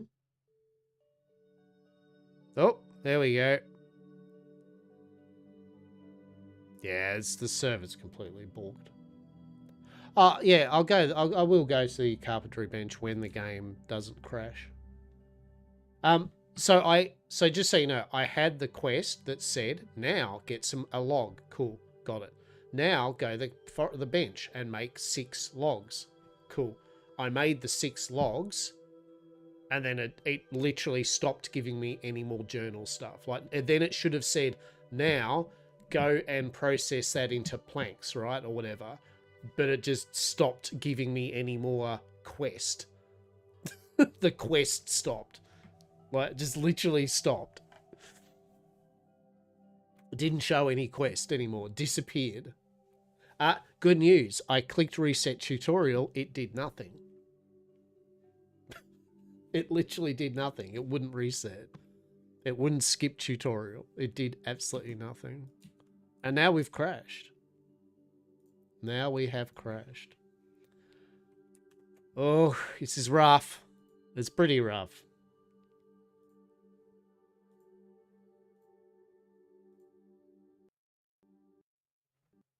All right. Let's see. Let's see what's going on in the server, right? Let us have a look. Yeah. No, I suppose what I'm getting at is I understand that once you make the wagon that it's all good, but what I'm getting at is like the main problem here is that there's a big issue with the fact that the quest stopped working. You know what I mean? Like I know how to make the wagon. I know how to go around and do it, but the thing is, I want to see that the tutorial for players that don't works. So yeah, once we get the wagon, yeah, the wagon's excellent, right? Like 10 out of 10. But I was more disturbed about the fact that it just literally stopped doing any more quest. No, yet again, they're probably not. But there's 82 tutorials, and it's a pretty complex game in that it has a lot of things going on. If you're a new player, if you don't have that hand holding for not all, but for a lot of new players, if you don't have those tutorials and they're forced to kind of like work out what the hell they're trying to do, I guarantee a lot of people will just go, I don't know what I'm doing here. I'm losing interest real quick. You know what I mean? Like, yeah, for a game like this, that's why they have a progression tutorial quest system, is to get you through the intricacies of the game, right? So that needs to work. But let's have a look. Let's see what the Discord says. Let us have a look. All right. All right.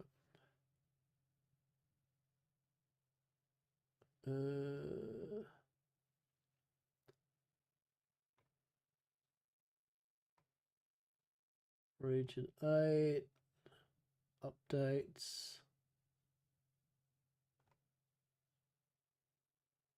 Um, hmm.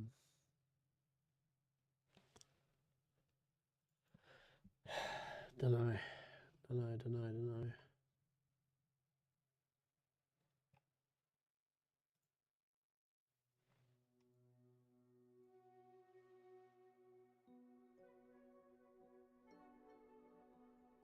Let's have a look.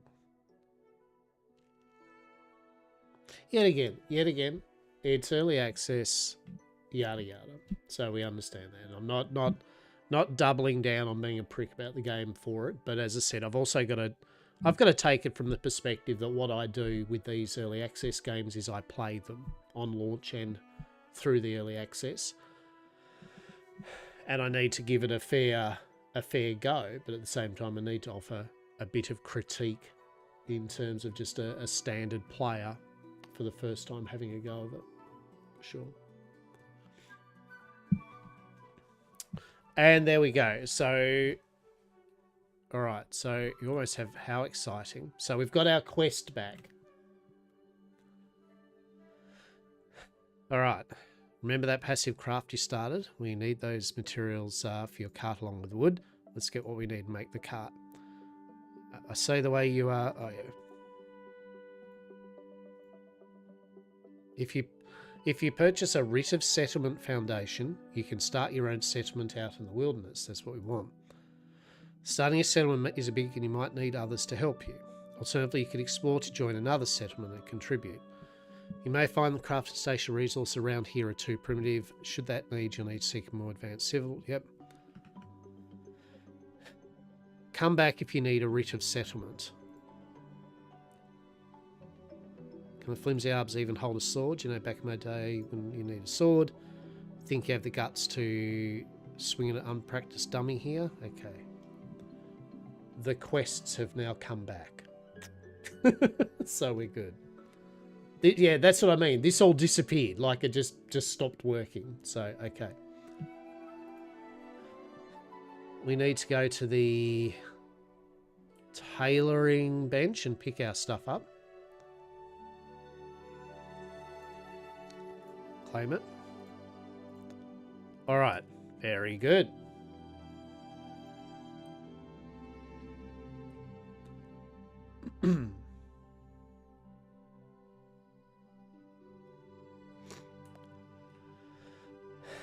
Right. Craft one rough rope.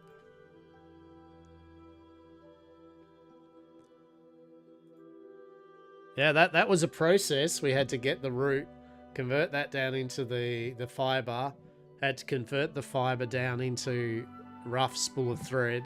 Then we had to convert the rough spool of thread into cloth strips. And now we're turning the cloth strips into one rope. So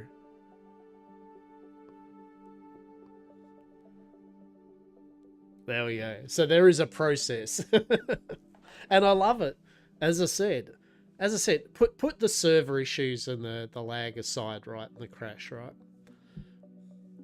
If we take it that it's a perfectly working game, that all that's fine, then I am getting joy out of the systems, right? I'm enjoying the busy work of twatting around with multiple workbenches and gathering things and stuff, right? This part of it, beautiful. Good stuff. Good stuff. Enjoying it. So we got some new recipes. So now we need to go to the ancient carpentry station. So I think that's over this way, right? Yeah. We could actually run. Oh, I know, right? Okay, so that's the carpentry station. Okay, so we want 2 planks, correct? So there we go. So that's going to need 1 rope and 2 planks, and that'll make your first cart. So 3 logs is going to make our first... Wait. No, that's not what we want. Oh, no. Is it? Hang on. Oh, by first stripping logs. Yeah, right. Yes, okay. So we strip the logs, and that'll get us our roughed, stripped log. Very cool.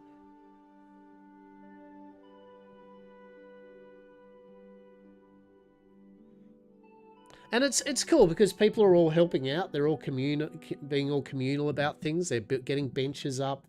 You know what I mean? Like it's a vibe, right? It's a cool vibe.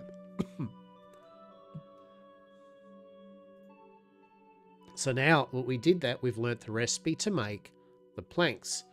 So 1 plank makes 2 stripped wood. So we'll do that. Beautiful. Good stuff. We're ready to abandon the town.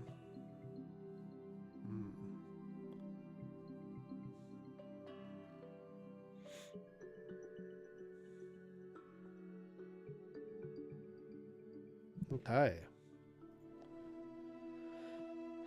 So that's given us the ability to make refined rough planks. So that's resin and rough planks.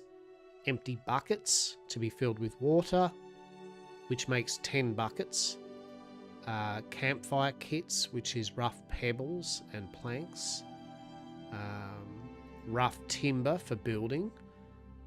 That's a bit like Arcade, right? Making the lumber packs, if anyone remembers. Stone packs, yeah. Lumber and stone packs to build your house. Metal packs. Oh my goodness. I've got a bit of an Arcade vibe here with some of this, right? I'm enjoying this. This is good. This makes me happy. And here we go. Deed. Oh, we need cart logistics training. Okay. Willifort craft a craft deed cart at the ancient carpentry station.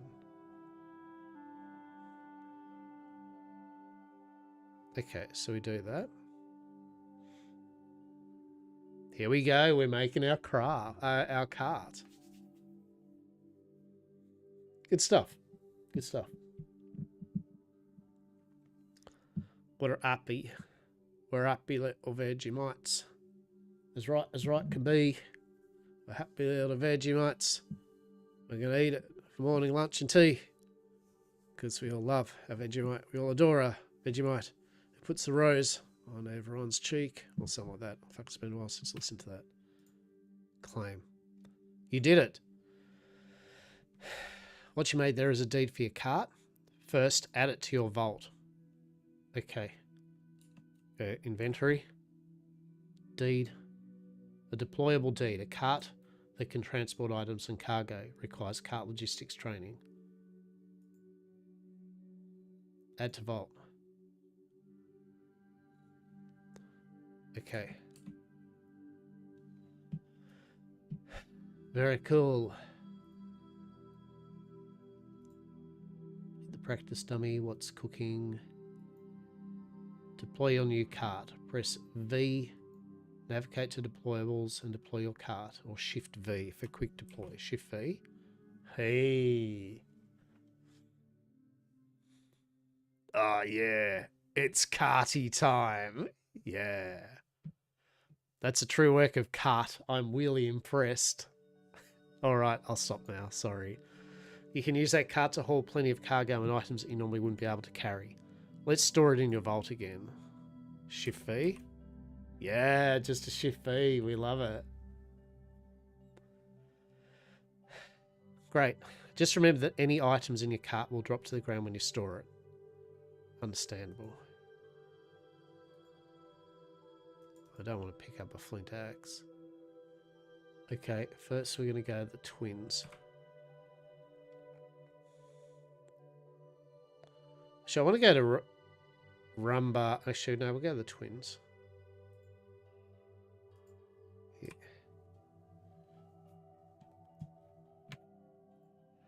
Huh.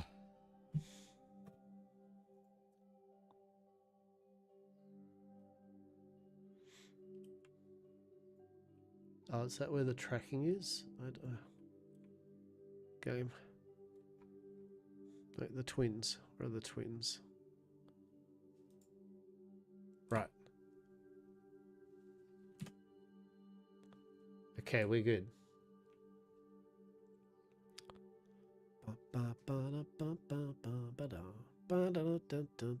Hey, twins. What's up? I'm Varu, and this is my twin sister, Laru. Hi. Don't mind her, she's hyper-focusing in on a welding project. Speaking of projects, if you ever find yourself looking at something to do, you should definitely check out the achievements menu. You should totally chase down some achievement points, though some are definitely harder to get than others. We're kind of busy now, but I can see Svim waving you down. Go say hi. Great job. Chasing achievements can be a great way to set goals for yourself. Some can even earn you a little title for everyone to see. I think you look great with that one. Having a name, beginner. Equip a beginner title in your vault.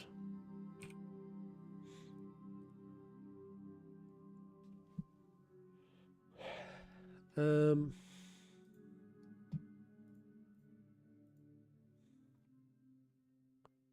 how do we do that? Inventory.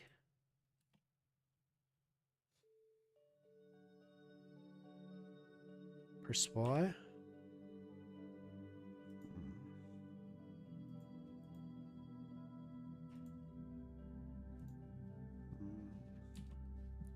All right, we shall do this in a moment.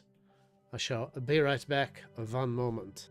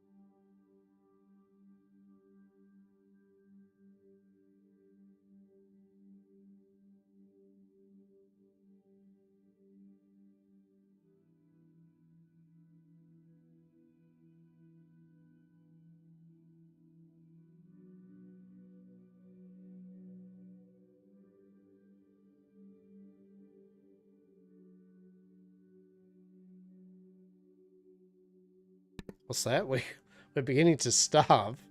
That's not good, is it? Shit. All right. What the hell?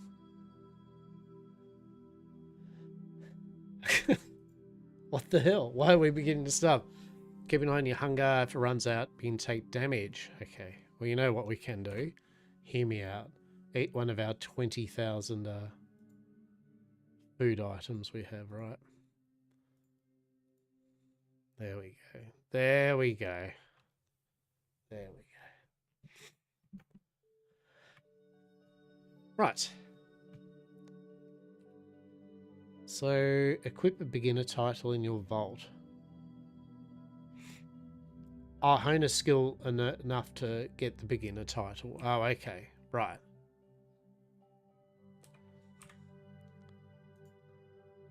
Didn't we get one?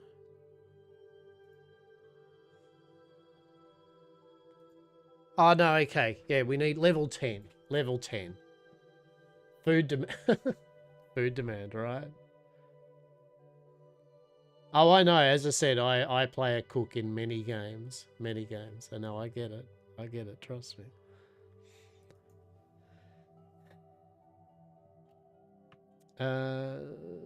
Swing first, ask later. Hit the practice dummy with your sword. What's cooking? Return to Heimlich. Okay.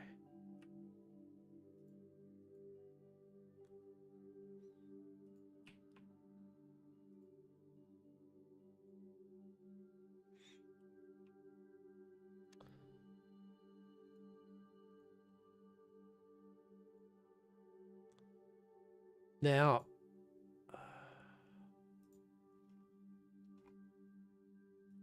so we need a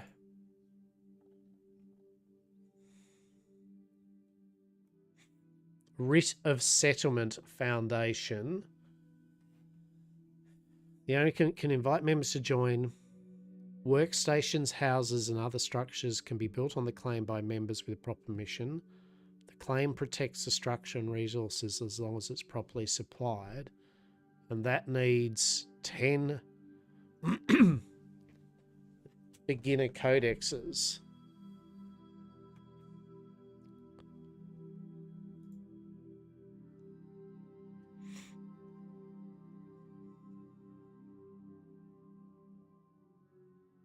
Was it?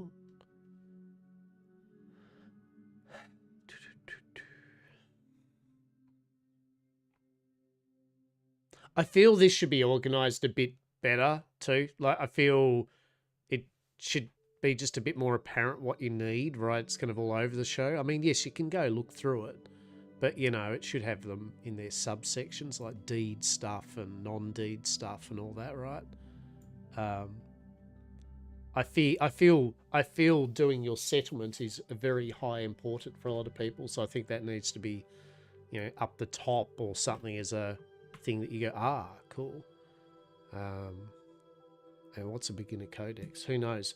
We're gonna follow the story, the quest anyway.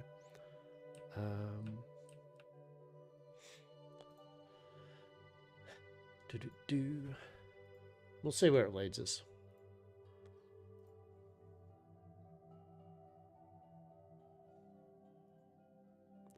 Zvim, or starry-eyed with hope, looks like Rambug Strange can bring your spirit down.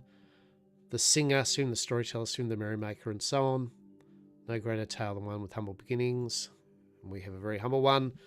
One day you'll become a renowned emperor with your own territories. The journey won't be long, but if you chose, you could do so by creating your own settlement and founding an empire. What a role that would be. Enough daydreaming to have a tree to chop or something. I do. Look at him. Look at him. Oh, he's got his little guitar thing and that. He's a bard. He totally shags dragons, probably. Vroom. Vroom.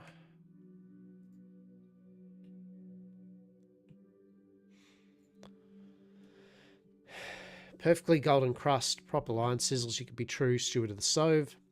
Share a little something. Not all foods are created equal. Countless recipes, all require different. Some rarer and more complex than others. The more complex, the better the meal will be.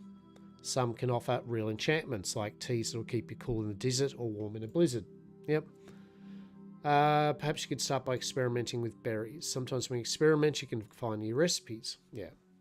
Harvest 10 basic berries and then do that. Okay. Alessi in the temple.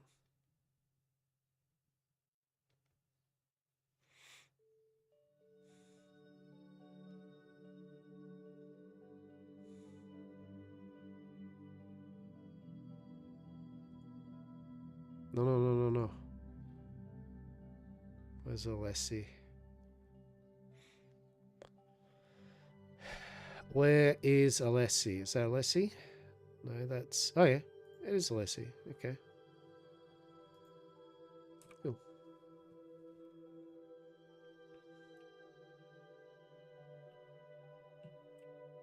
So I've noticed too, when they do a restart or we restart the client and that, like, we get like a period of time where it's all pretty good. And then it slowly kind of balks itself, so...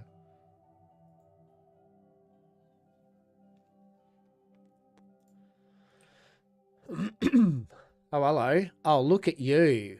Aren't you cute?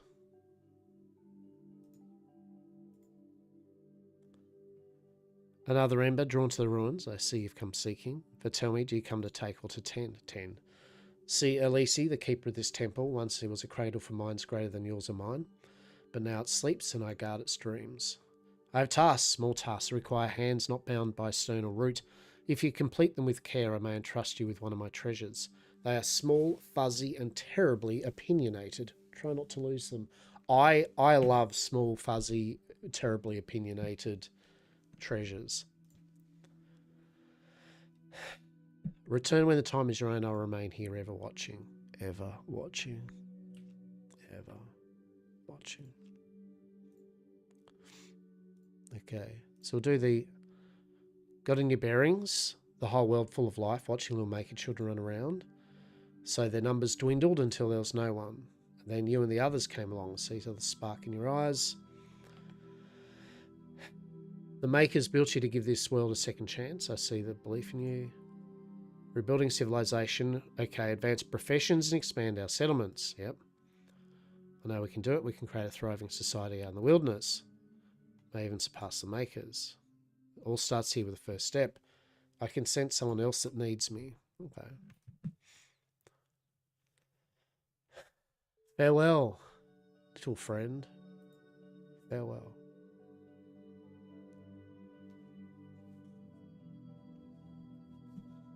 All right.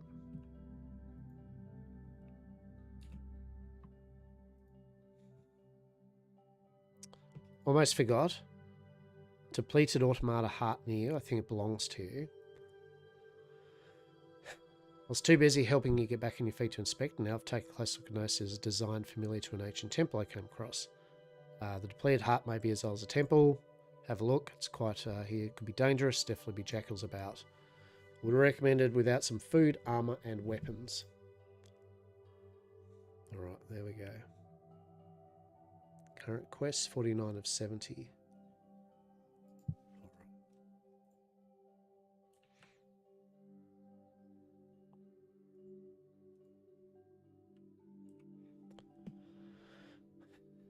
Now, how do we... Yeah, there we go. Stop tracking. Right click on something. Cool. So go to Rampart. We'll hit something with our sword. Very cool. We're getting there, right? We're getting there.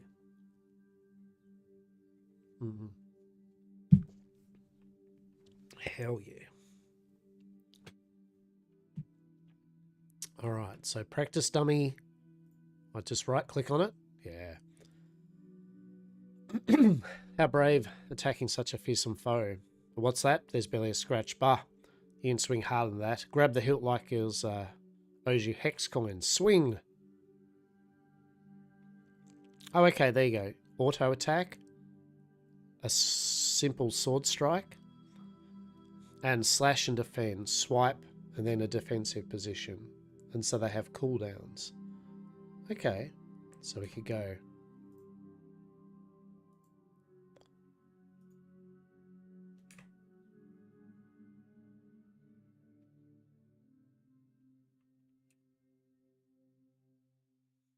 Actually, broke straw. Hitting a dummy is one thing. The wilderness fights back, especially at night. There are jackals, umbra, you name it. You're not going to let them hit them for free. You want to live, stay near lit up areas at night. Torch, bonfires don't care. Everything keeps the dark at bay. Walls help. Survival isn't about being brave, it's about being smart. Well, Enough chit chat. Hit the practice dummy. Okay, so yeah, get your torches out at night. Keeps the creepy crawlies at bay. Hit a few times and deal 50 damage. Big damage.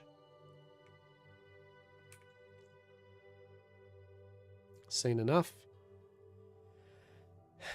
Perhaps you're better being suited as a shield for others. Some abilities generate more threat than others. You could take a beast's attention off your allies. Okay, so it's got a bit of tanky. Maybe you're struggling. Take this and I'll practice sword. Don't make a big deal of it. You got steel in your hand now. Let's see if you've got any spine. I have a few jobs you'll do. Do them myself if it wasn't for this blasted injury. Get yourself equipped with some armor. You can't go in their rags. Okay. Alright.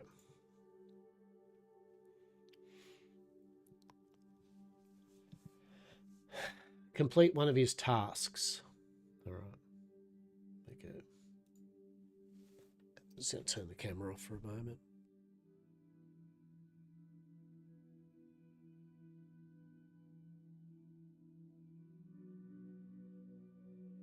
I have a dry throat from hell.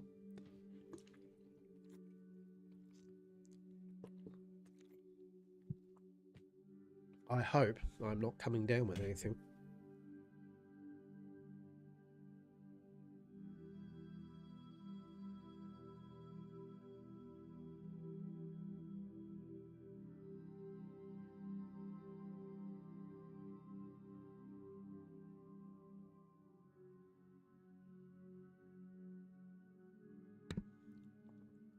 Alright. So, what are we going to do? Armor up. Craft and equip either a ferrolite plated armor, rough leather shirt, or rough woven. Discovered by gathering and refining the appropriate materials. Ferrolite, rough leather. The compendium will offer some clues too. Interesting. Okay. So if we go fiber, is that right?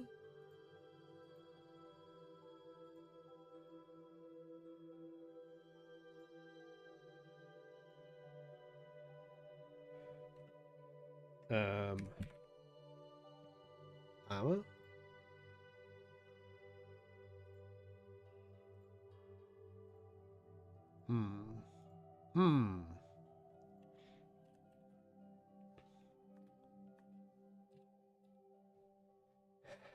Rough cloth.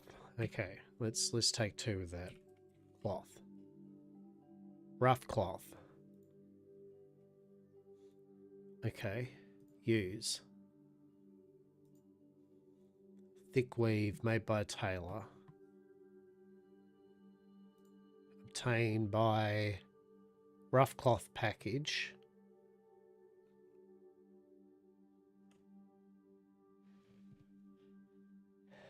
Rough cloth strips and then filament. Oh my god. Here we go, right? This, and thus begins the grind, right? Like now we need parts within parts within parts. Yes. So we've got an eye on the prizes. Okay. For sure. Let's harvest some basic berries.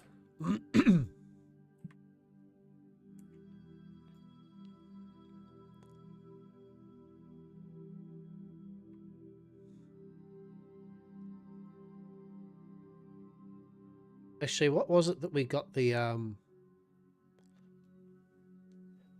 roots from?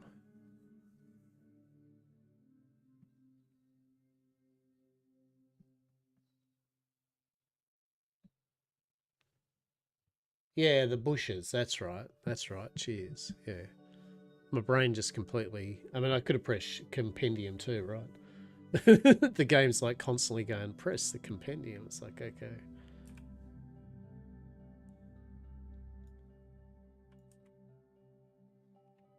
Oh.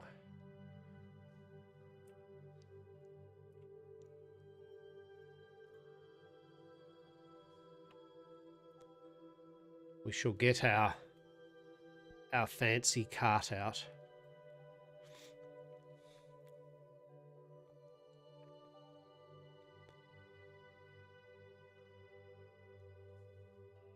Actually, we could make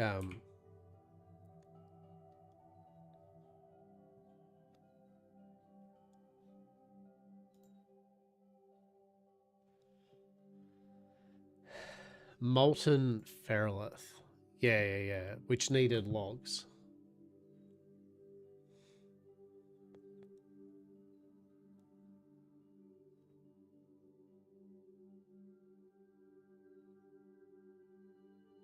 All right.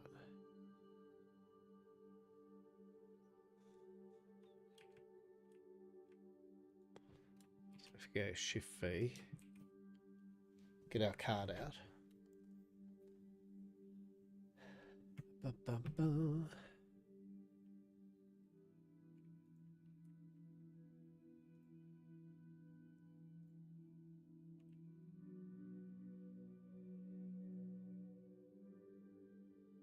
Glorious.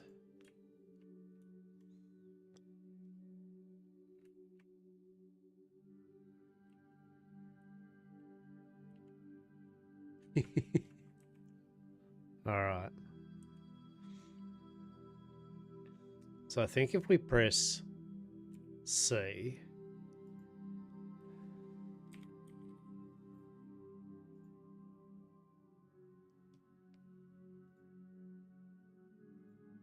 yeah. So you can go track.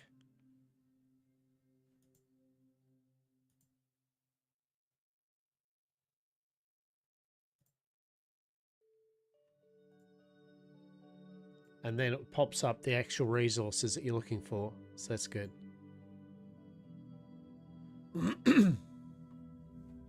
Good stuff. Good stuff. And thus it begins. And thus it begins. Crafting and gathering. But I really do want to put down a settlement. Like I want to put storage down and stuff like that, right?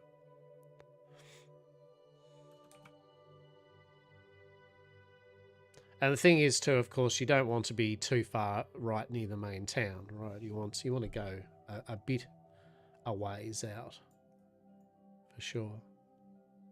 Yeah, you're going to find a lot of people are going to be on the ocean. Yes, that's a bit of a no-brainer.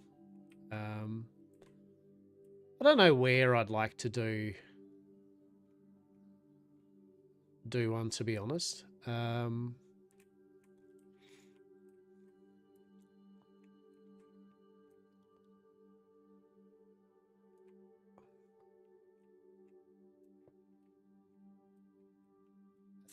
think we're...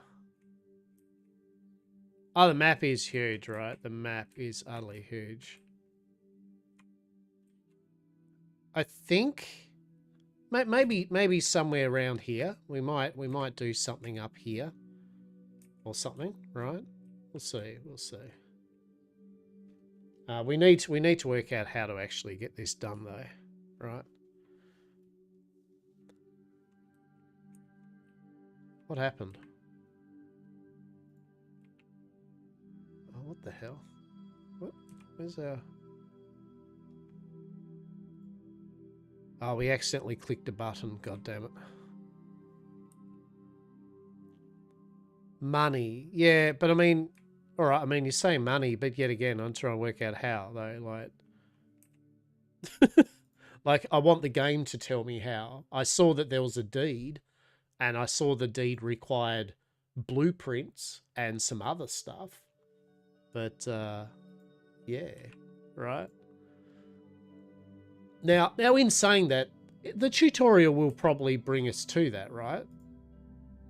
So, you know, one thing at a time. Where's my cart? Oh.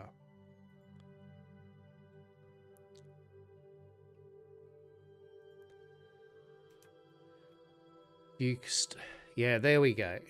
So, yeah, so it can carry 10. So, you know what we're going to do? We're going to get 10.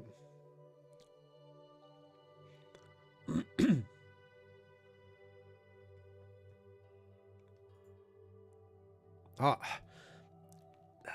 forgetting to go shift right click on it, like your instant thing is, for me anyway, is to click right and bring up a menu, right? 10 plus 1 on your back. There we go. There we go.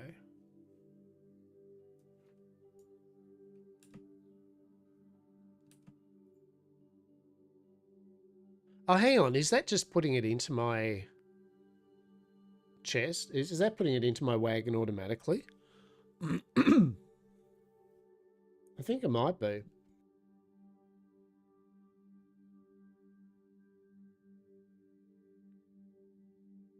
That's excellent. Yeah, there we go.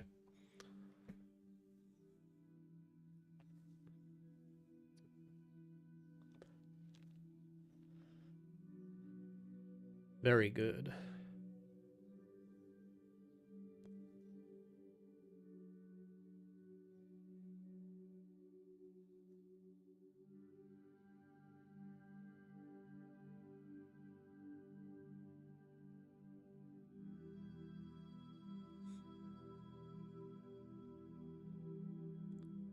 So what do we got? So compendium, hexite exchange.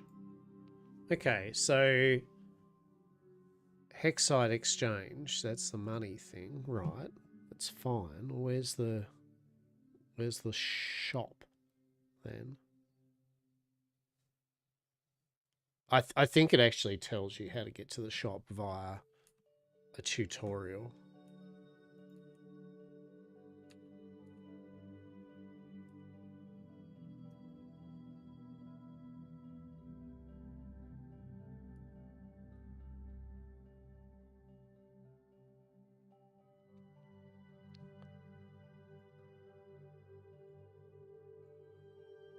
Compendium.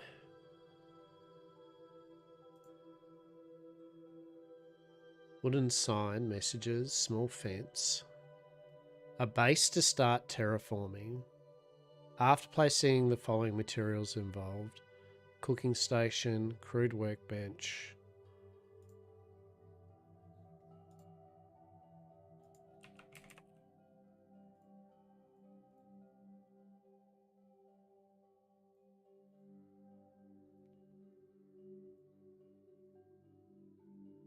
Interesting.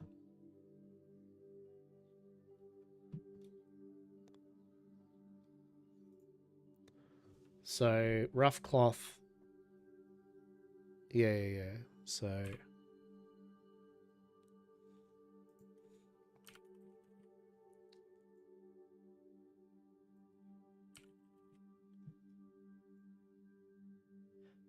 obtain. So the strips, and then the rough filament, wispweave filament is grown, and therefore you need basic wispweave plants, which are split into wispweave seeds and filament, and that we obtain.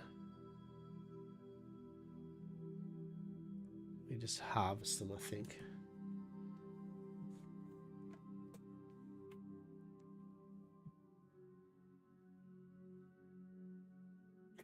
There's a lot going on, right? There's a lot going on. 7.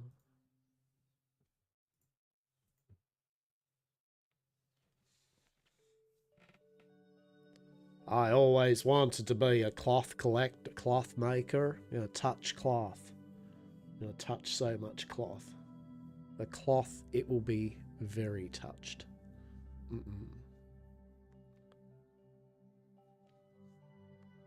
I figure while we're here, we may as well make a full 10 thing of it, right? Like, I mean, you know, we're out here, we're gathering the stuff, right?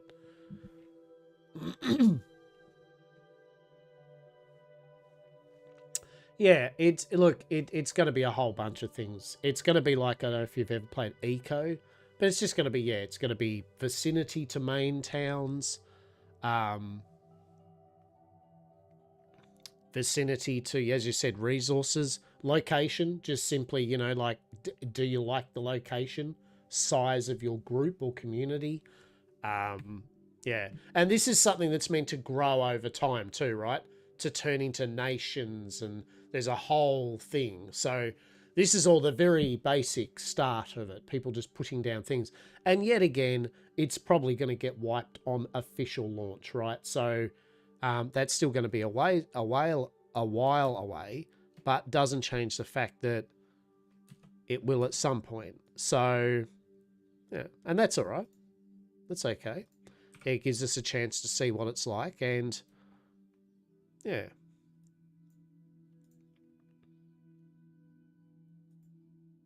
Yeah, there's some quality of life things I'd like, and I don't, yet again, they might be there, but, you know, I'd like to be able to turn off all the players. You know, I'd like to be able to filter in what I see on the map. Maybe there is. So if we go Empire. Yeah, so they're the different grids, right? But yeah, the map is huge. Like when we're like, those people are all the way up there, they're a good jaunt away.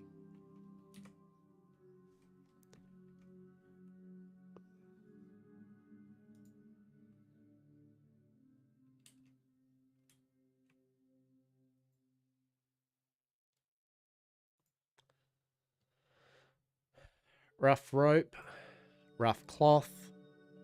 So we need rough cloth strips, and that comes from here, which needs rough cloth strips, needs rough spools of thread, which come from here, which we need rough plant fiber, which is broken up from, it's over here, isn't it? Yeah. So first things first, this into into 1,100 fiber.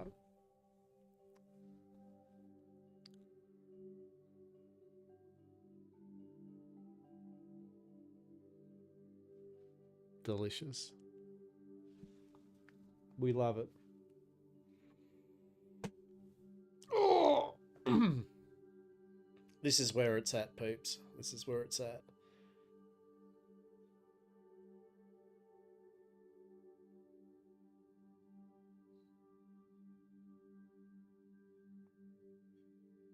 But yeah, I don't want to spend too much time on E1 just grinding until I do want to knock these quests out, because they will lead, I think, to the whole building a settlement thing.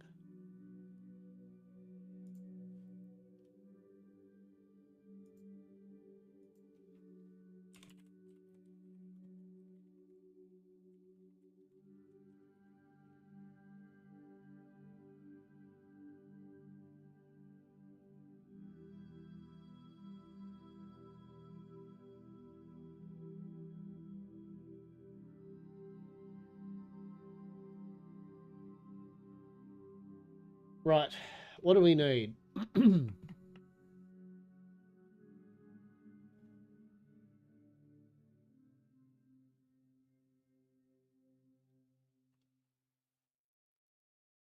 Claim settlement. Here we go. You can claim territory in the form of a settlement. After doing so, add production buildings to expand your access to workstations, blah, blah, blah. Okay. Each player can choose to claim a part of no man's land of their own to build structures. You can do this purely to create a place to call home, or with the intention of developing it. But keep in mind that you don't have to own a claim. You can always decide to join and actively help someone maintain a claim. The size of your claim can be expanded as long as you pay the upkeep cost, which increases proportionally with it. Makes sense, right? Oh, we ran out of... Oh, shit. Oh. Oh, we used energy. Oh. We used energy up crafting. That's what stops you from just smashing it. Oh shit, I didn't want to do that.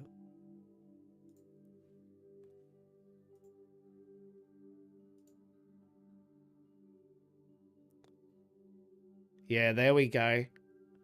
So now we're getting 5.2 every second because we're full. So that's the benefit to having your thing. You get a 15-minute buff when you're full, which restores your energy for crafting. So just be on top of that, right?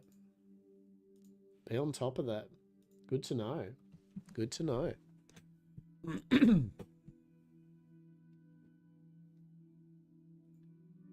All right, so maintaining a settlement. All right. The more players the more players use the settlement's marketplace for trading and its workstations for crafting and refining, the more hex coins that the owner earns. Hey, which can be used to maintain. Cool. And later on, you can found an empire doing research and such. All right.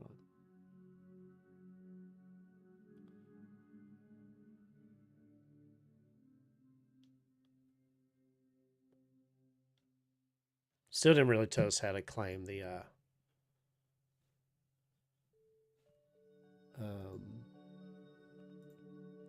thing, but anyway. All right. So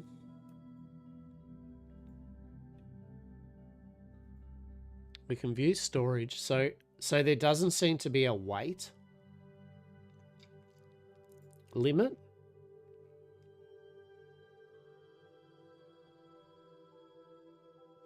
Interesting. So is it maybe just slots?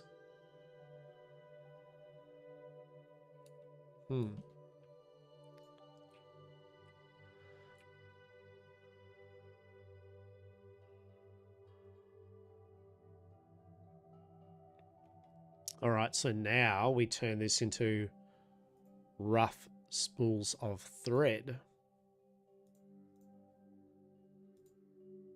Yep.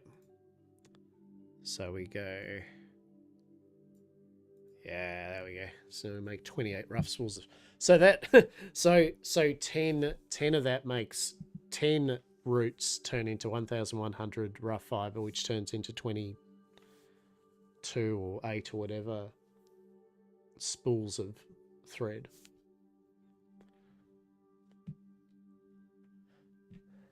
Very cool. Okay. So build. Okay, here's the build menu. Interesting. So empire, all, rest, storage, decor, paving, planting. Hell yeah. Hell yeah. Tailoring level 2. Very cool. Very cool.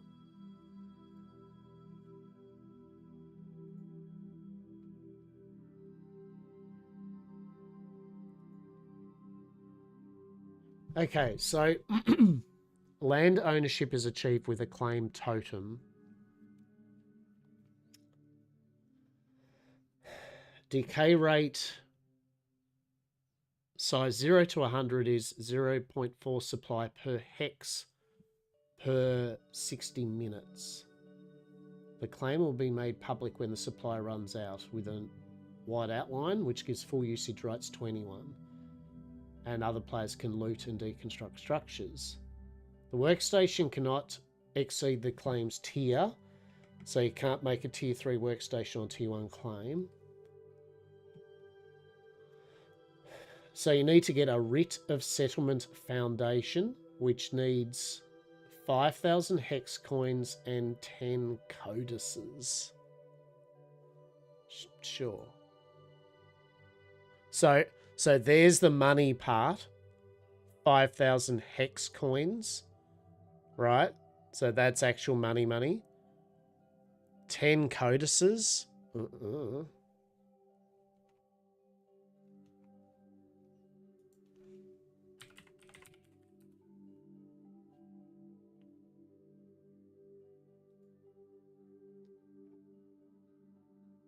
It's like, yes. I don't know what a CODIS is, but we will find out.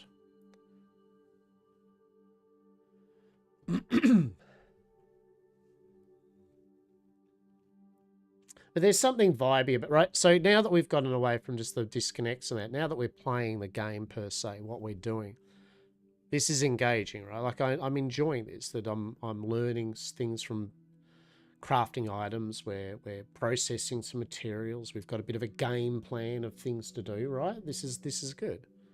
This is good. I personally want to find a nice little spot where we can set up a Yam Corp fishing shack. Yes, next to some a river with fish and bits and bobs, right? As it's just me at the moment, not going hard. I just want to just get something down for Yam Corp, right?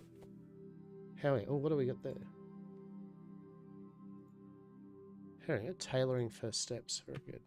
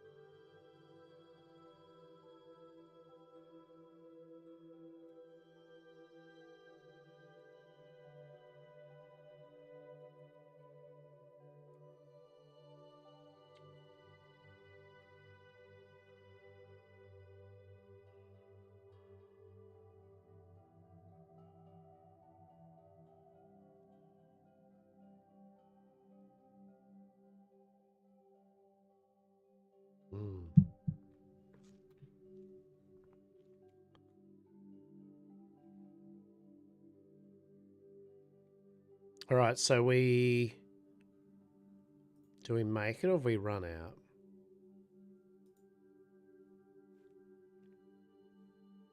out? Resume, because we've still got 8 minutes of our fast.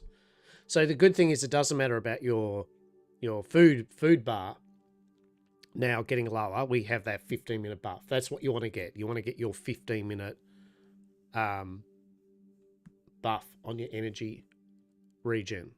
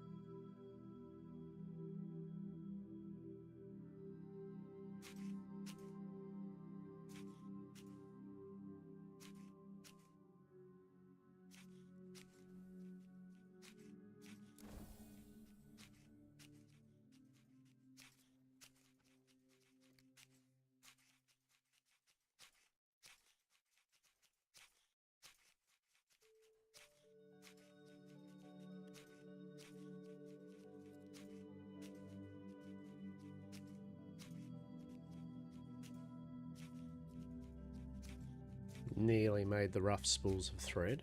Very cool.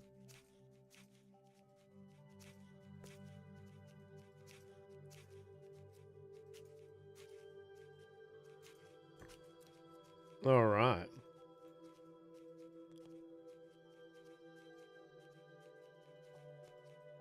So now we need the rough strips of cloth.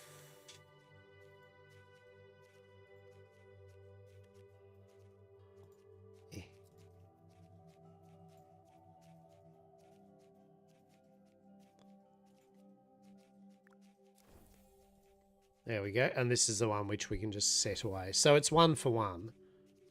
Right. Oh, hang on. Oh, I didn't pick it up, did I? God damn it.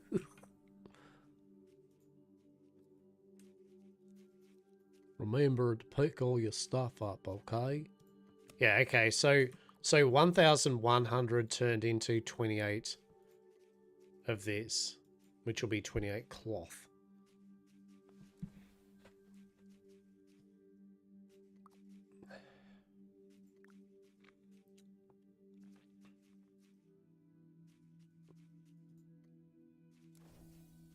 Oh, we can only do... Oh, interesting. Interesting. We can only do 10 at a time on the loom. Ooh, okay. Okay. Yeah, 10 projects. Oh, interesting. Interesting. Okay. Fair enough. So, we'll just go let that go then, right? Is it 5 minutes per item or 5 minutes all up? I think it's 5 minutes per item, isn't it? Am I wrong there?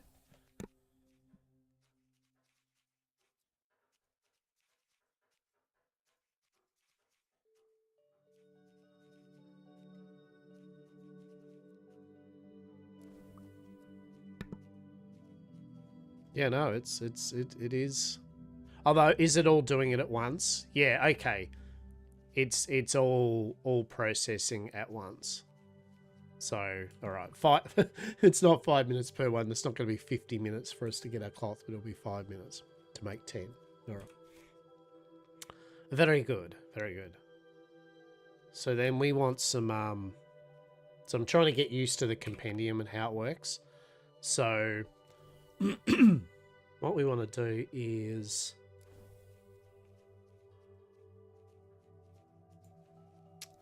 go cloth again.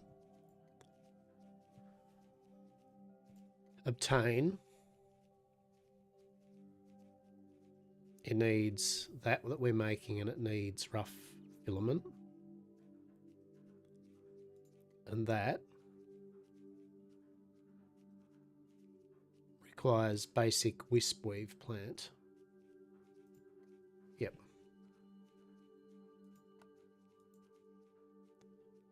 So we need to find some basic wisp weave.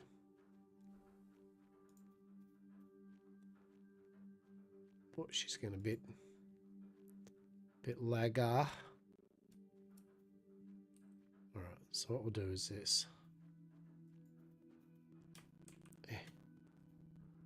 Shift V.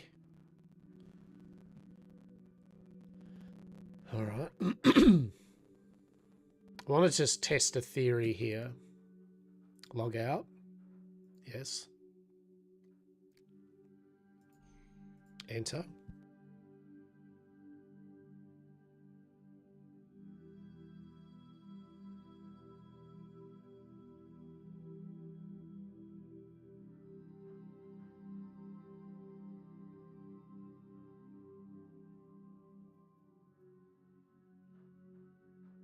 Yeah, okay. Okay. That didn't seem to do anything, actually, to be honest. So that's a star bulb. That's lavender. So we need a different type of thing. That's what we need.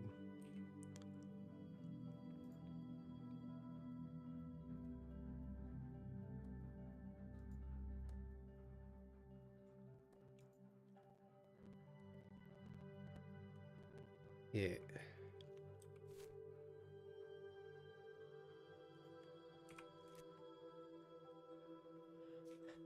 Very good. So I like to see a bit of fishing, a bit of hot fishing action. Very good, very good, very nice.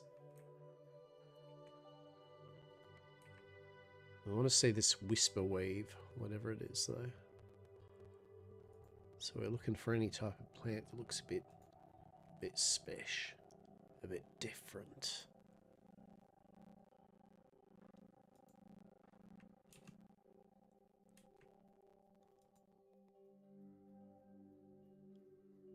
Lots of lavender. So much lavender. Why is it? Because we've still got the thing up under... Whatchamacallit? Wild star bulb. let's have a look here. So if we go...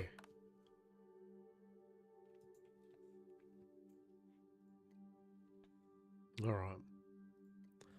Daisies just give you basic flowers.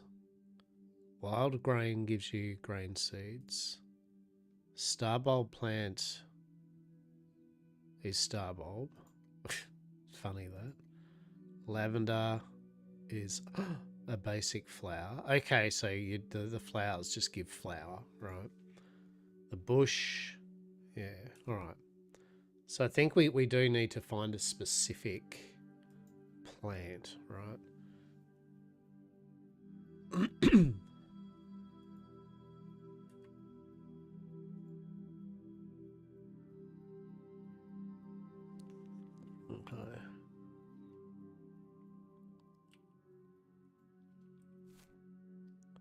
So that's going to be a whole new... So when it says, yeah, you've discovered blah, blah, blah, 0.2% of a thing,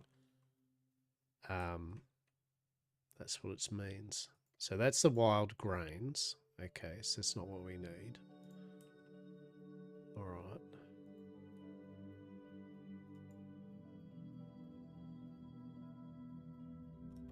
We could run. Wouldn't that be amazing? Imagine if I actually used the system where I could actually zip along a bit faster. Amazing. All right. I know we're finding... We need to find Whisper Weave, whatever it is.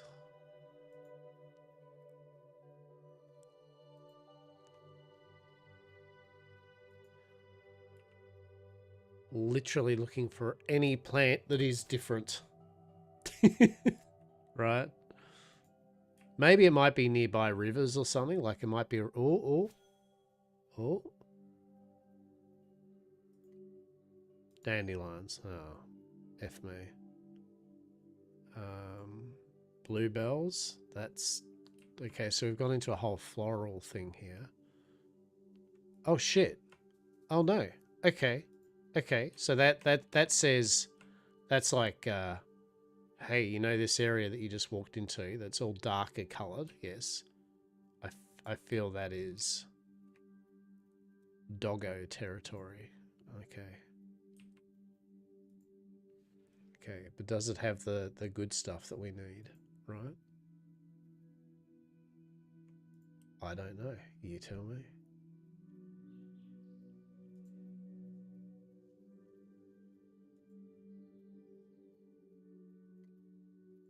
Strawberries, okay. Oh, ferns. Oh, requires tier 2, yeah, so it's going to be kind of a hey.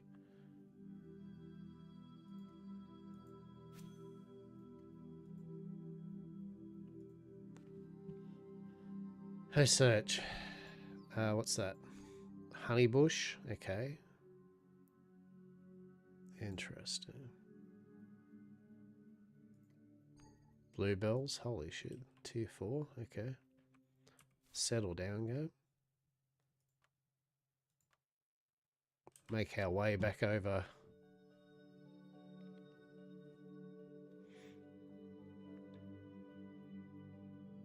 What the hell even is a Whisper Weave, right? Like, what? It's like... Hello? Hello, Whisper Weave? Where are you? We see berries. We see so many berries. I don't want berries. I want Whisper Weave.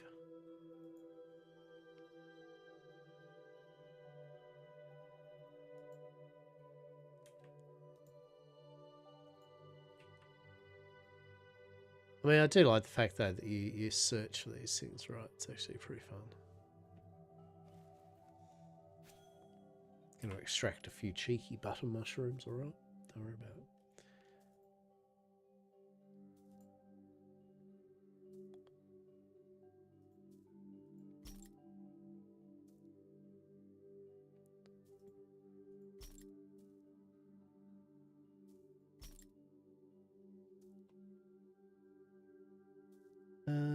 So we got enough to do that recipe thing.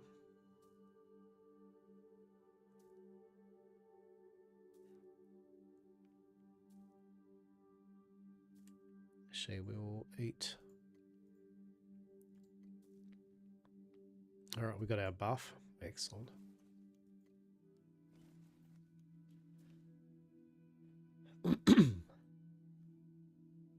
Got to tickle that butter mushroom to make them pop out. There we go. There we go, Cthulhu. Right? Exactly, matey. How are you, champ? How are you? How'd you enjoy your... And are you still enjoying your season? Seems like you had a great load of fun being the full... You're the cannibals, yeah? You're in the cannibals?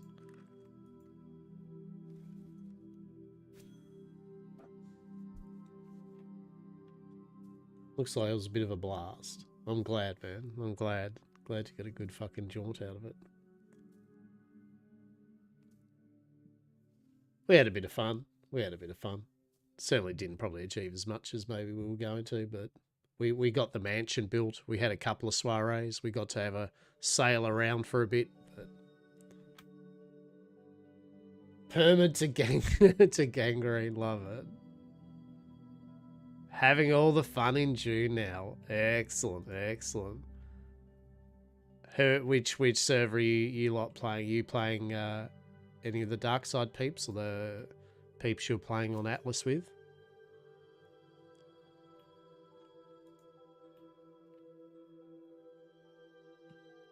What is this whisper bullshit? Hello? We're at EU, bunch from Atlas. Yeah, that's good then. Yeah, it's a good game. I enjoyed it. I completed the main story. I've done most of the contracts. Everything's all maxed, pretty much T5. I don't really plan on full-on deep deserting at the moment.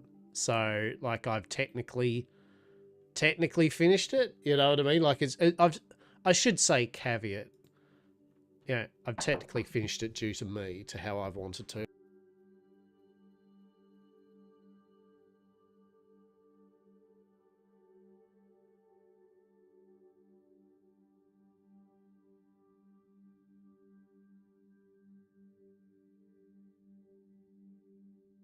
I mean, tier 5 isn't the tutorial, though. That's the thing, right? I know, jokes aside, the reality is it's a PvE game that just so happens to have a smidge of PvP thrown into it. Most of the game is a PvE game. The Salty Desert... and honestly, real talk, I'm not worried about the Salty Desert in terms of gameplay. I think it's excellent. I think it's a good idea in theory, but it still needs work. And I do hope that they add more stuff for PvE. But what I have said many a time is to get to the point where I am, I still put 160 hours into the game already, right? You know what I mean? Like, it's not like I haven't got any value out of the game so far. I have got a lot of value out of the game and its purchase. So, yeah, I think it's well worth it, right? Like, at the end of the day, it's a good game. For sure. The Salty Desert.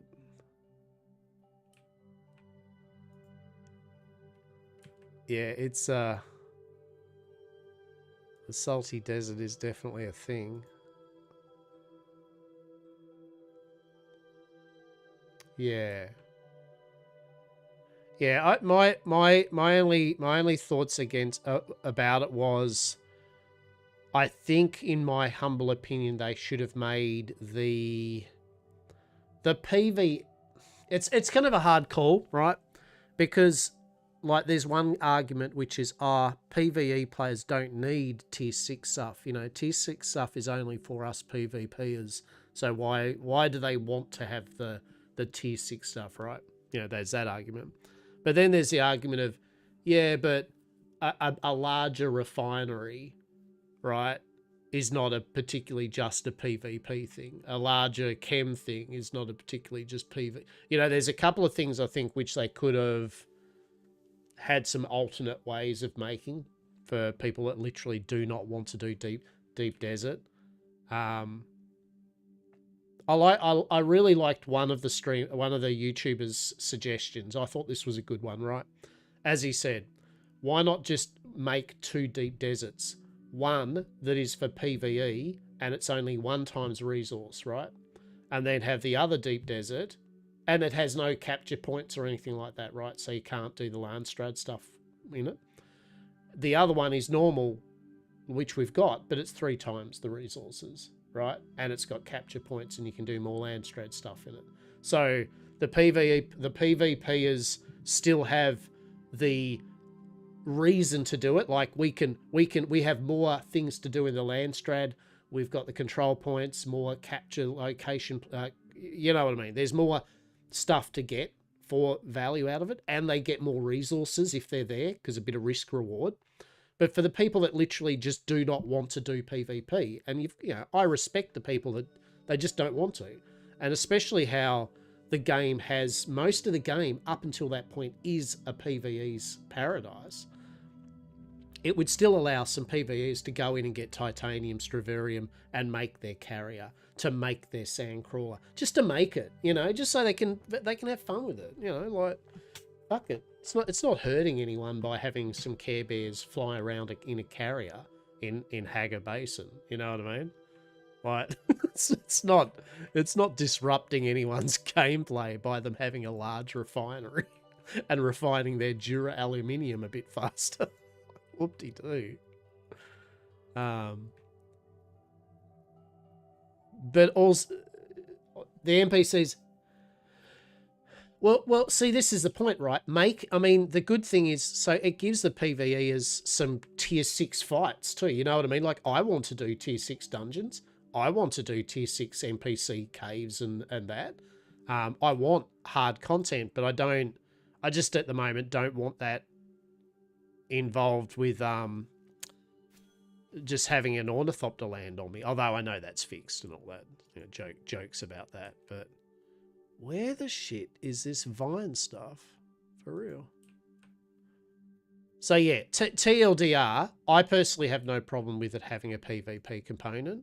And I also have no problem with the concept that as a PvEer, I can still dip into the deep desert. I've just got to be smart and I've got to appreciate that there's every chance I'm going to lose some shit, right? Like, I can't go in there going, oh, I lost my ornithopter and my stuff. All my purple gear. Why did this happen? Yeah.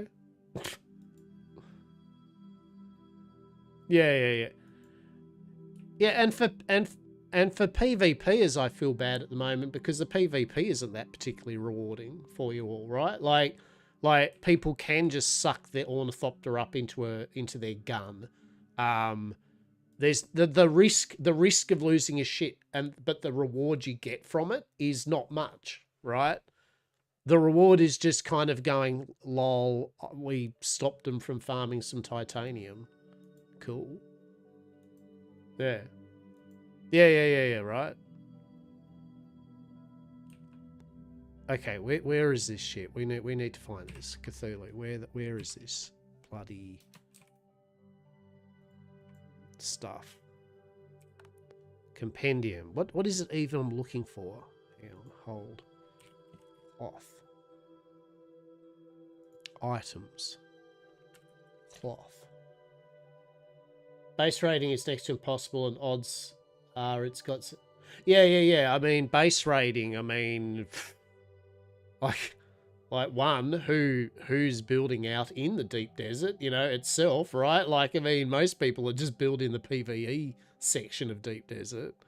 And you're right, it's almost next to impossible, and there's just yeah. We'll see. We'll see what they do. I was watching a video by Renfail, a Funcom. Well, he's not just a Funcom. Whatever you call them, the people that are in the words creator program for Funcom. He does other stuff too. He's all right, but he's been doing a lot of Dune, and he had a few hot takes about, that PvE players. No. He's in the creator program, but I didn't think much of his take on. He basically kind of was saying that the people complaining, PvEers that were complaining that they don't have access to the tier 6 stuff, they're only doing it because of FOMO, and that he didn't have FOMO, luckily, and other people don't have FOMO, so therefore it's kind of it's their problem that they want the stuff. And I was like, that's a bit of a weird hot take, saying that it's just FOMO, that it's because it's fear of missing out. I don't think that's the case at all. I think it's people that are enjoying a PvE game for 90% of the game, and then they hit this block where they go, here they tantalize the player. They go, here's this tier 6 shit, a large refinery, the big carrier, a freaking spice gathering machine, right? Harvester. But unless you get some PvP material, you can't have it, right? And I think that's fair for PvE players, for players to get that point. They're really enjoying the learning new stuff and having some new toys, and then they go, well, I'd like that, and I don't want a PvP. So can we give us something similar? You know what I mean? It's like an extra layer of toys that you're told you can't have it now. And it's like, and so his kind of theory that it's FOMO, like it's just fear. I personally thought it was a weird hot take. I don't think it is. It's just people wanting the toys. They're enjoying the game. They want the fun things. Yeah, you can still get the stuff. Just very hard if you don't want to fight for it. Yeah. And yet again, the arguments, as I said, people like, well, you can go out and you can bit by bit get it, and that's fine. But it's still, I think I think it's still acceptable for people to still feel, to ask, hey, is there another way that we can get some more toys than just PvP, right? There are some people, for whatever reason,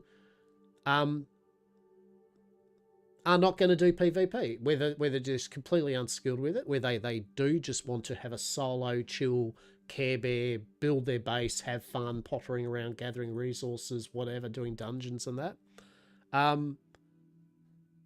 I just thought it was weird that they kind of, the tier 6 was totally locked off unless you do some level of it. Now, yet again, my counterpoint is, of course, you can go into the deep desert. If you are keen to give it a try, you can. And more importantly, you can use the auction house to buy tier 6 materials from people that are willing to do it, right? Problem is, of course, at the moment, that shit goes up on the auction house and that shit also goes off the auction house like that, right? You know what I mean? Like, and it's expensive too, right? Which it should be. But it's so expensive that you're not even going to be able to make a thing for the amount of money that you're going to grind for. So, as I said, I just think there'd be a better way, rather than saying it's the player's fault for wanting cool toys. I think it's a better thing to say, well, what else could we do to make it so those PvE players have some extra toys, right? You know what I mean? Let's just give them another way of doing it or something. What if, hear me out, what if some of the Landstrad contracts rewarded you with titanium and Stratvarium? So that way the PvEers are still contributing to the Landstrad and the politics, but they get a bit of that sweet, sweet deep desert shit without having to go in there. Now, not enough that just by doing it you instantly can build a carrier, but enough that if you do enough of them and you're on top of it each week, maybe you can build yourself a large refinery at the end of the month for a fortnight. You know what I mean? Like, there's an idea. That way it gets the PvEs to still allow them to incorporate into the overall political PvP side of things, while still getting a bit of that sweet, sweet resourcey Care Bear action. Just saying. There's a working system, I think, for sure. You're looking forward to the other worlds to see what they add. Arrakis is a war zone. Yeah, so they're gonna use the deep desert map, or not the deep desert map, the overworld map. You know how you go to the different regions for the story and they give you the different instances? That's what they're going to do, I feel. The new map and story stuff will be on the open map, and you will go to it and do the thing. Yeah. Which allows them to get us to the polar region. It might allow us to go to a full-on underneath the planet, full terraformed thing, you know. Yeah, other planets would be pretty cool, though. Rough wispweave filament.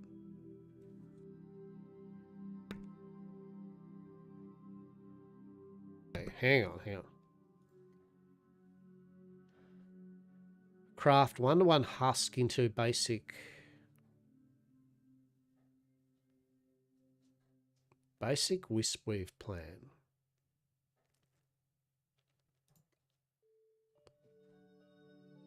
Obtain. Farming. It is. Oh my God. I've been wanking around all this time. Fiber plant seeds, which we've got. We need to make fertilizer. Oh my God. Fertilizer. What do we need for that? Oh, just a bunch of... All right.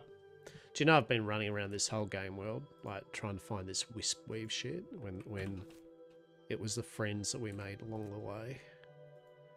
Oh my God. We've got to collect some stuff. The world map is much bigger than people realise. There's a whole separate level to the world map.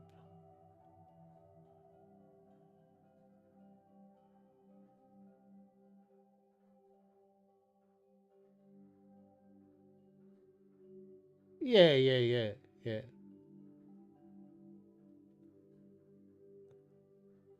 Get base bitch stuff to do though. Yeah. Do you mean like just how all the cave systems and all that type of thing? Yeah, there's a lot to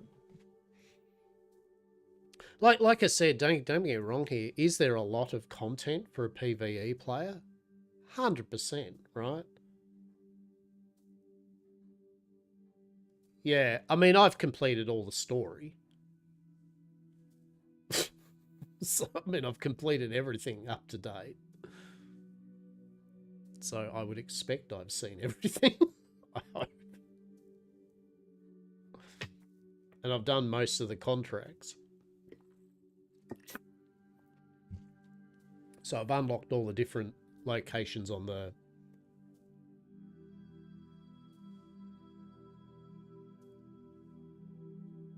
Yeah, I thought that quest line broke though. I thought it ends with the ring at the moment. I believe that's where the story finishes at the moment. Like you can do the head thing, but it actually doesn't lead anywhere at the moment.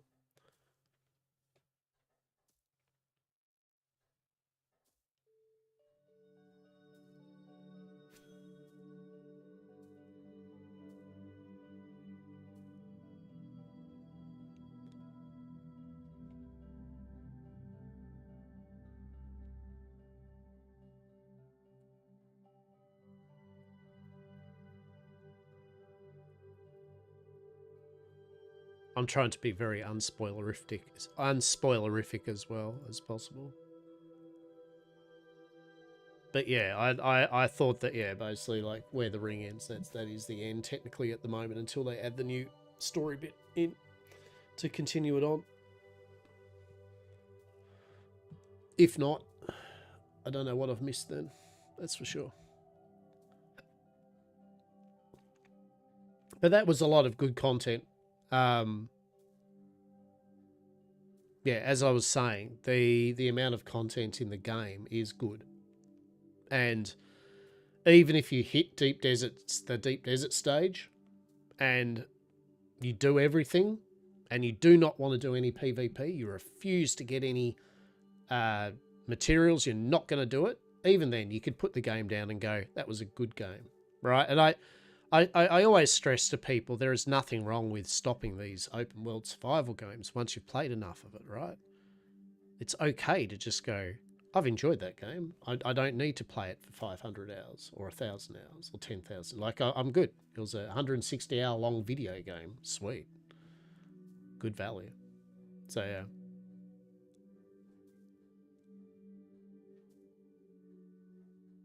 Oh shit, we got some new stuff. Basic citrus berry. There we go. Okay.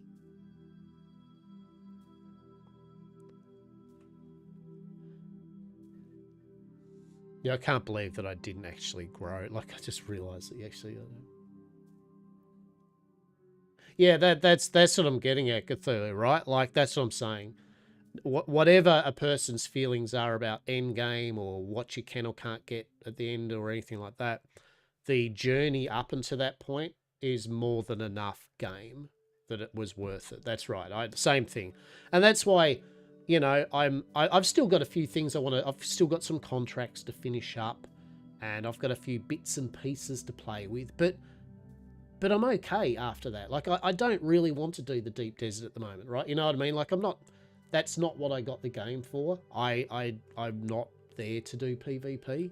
And I've got other games that I want to get round to playing at the moment. So I'm happy with my big ass June jaunt I went on. Now, in saying that, I'm not like uninstalling and not going to play it from this day forward. I'm still going to log in here and there and play it. But I'm okay with where I'm at now with it. I'm good. I've seen most of the content there is, other than the deep desert. And I mean, realistically, the deep desert content I haven't seen isn't anything I haven't seen, right? Like, you know what I mean? It's, yeah, 4-man labs with PvP enabled. Great. A couple of new resources to collect. Cool. Shooting rockets at people. Fantastic, right? You know, there's not much extra content that I'm getting out of the deep desert that's I'm going to be like, oh, this is a game changer. It's the same shit I've been doing for most of the game, just with the threat of ornithopter rocket launchers. Yeah, spunking rockets. I do hope you're gonna hate me on this. I hope that they either remove rockets from scouts, or it looks like they're going to make it so that they make the scouts slower if you do decide rockets on scouts. They need to make the assault ornithopter worth having an assault ornithopter, right? Like, it's they need putting they need like putting some turrets, like a couple of heavy dart turrets on the sides, so that your crewmates can at least pum shoot with them, right? Like, that'd be cool.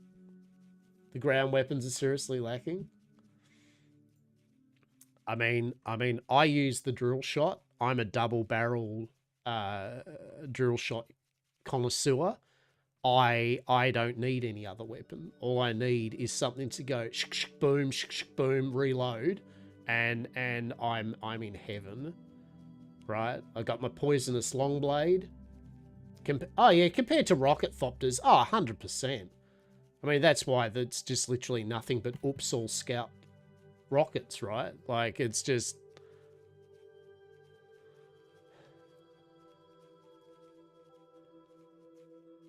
Yeah, exactly right. There is a whole level of stuff they need to get on board with that's for sure.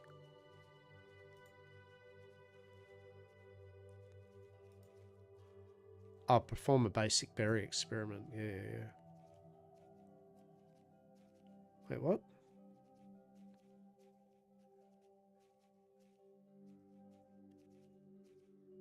Project limit. What do you mean?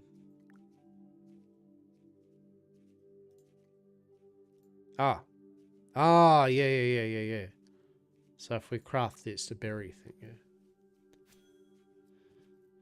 Yeah, they can just stand there and spam, yeah. I think most people will agree that, yeah, at the moment, unfortunately at the moment, the PvP just is lacking on many fronts. The idea of it's cool, but yeah, in general it's...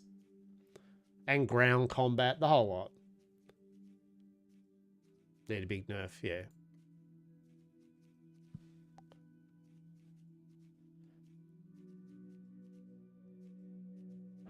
What's cooking? Wonderful. Always discover a new recipe. I put together a small handful of jobs I need to do. See if there's anything catch an eye. Okay.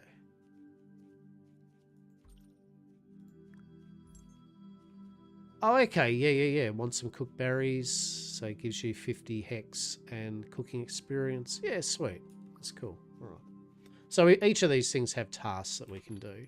So what we actually want to do is we want to go to the farm and make some fertilizer.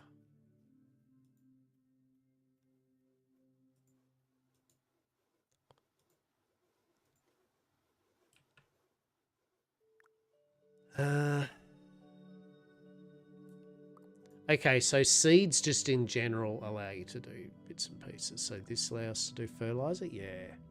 Basic fertilizer. And it's from different things. So if we go... Oh, we can do 34 fertilizer, so it's, yeah, sweet. Right, let's go. Let's make some poo. Just pooping things, right? Love it.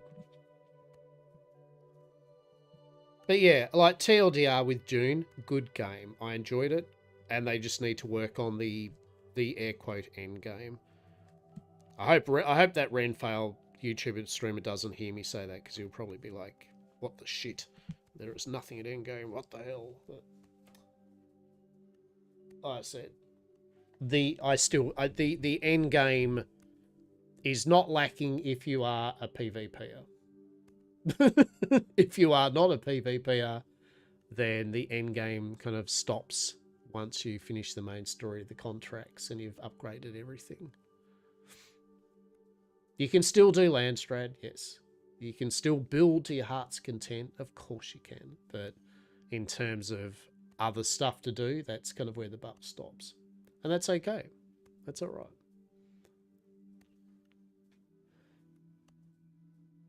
You then just wait for more updates, you know, like you do with an MMO or any other game where you get to a point where it goes to be continued and you go, all right.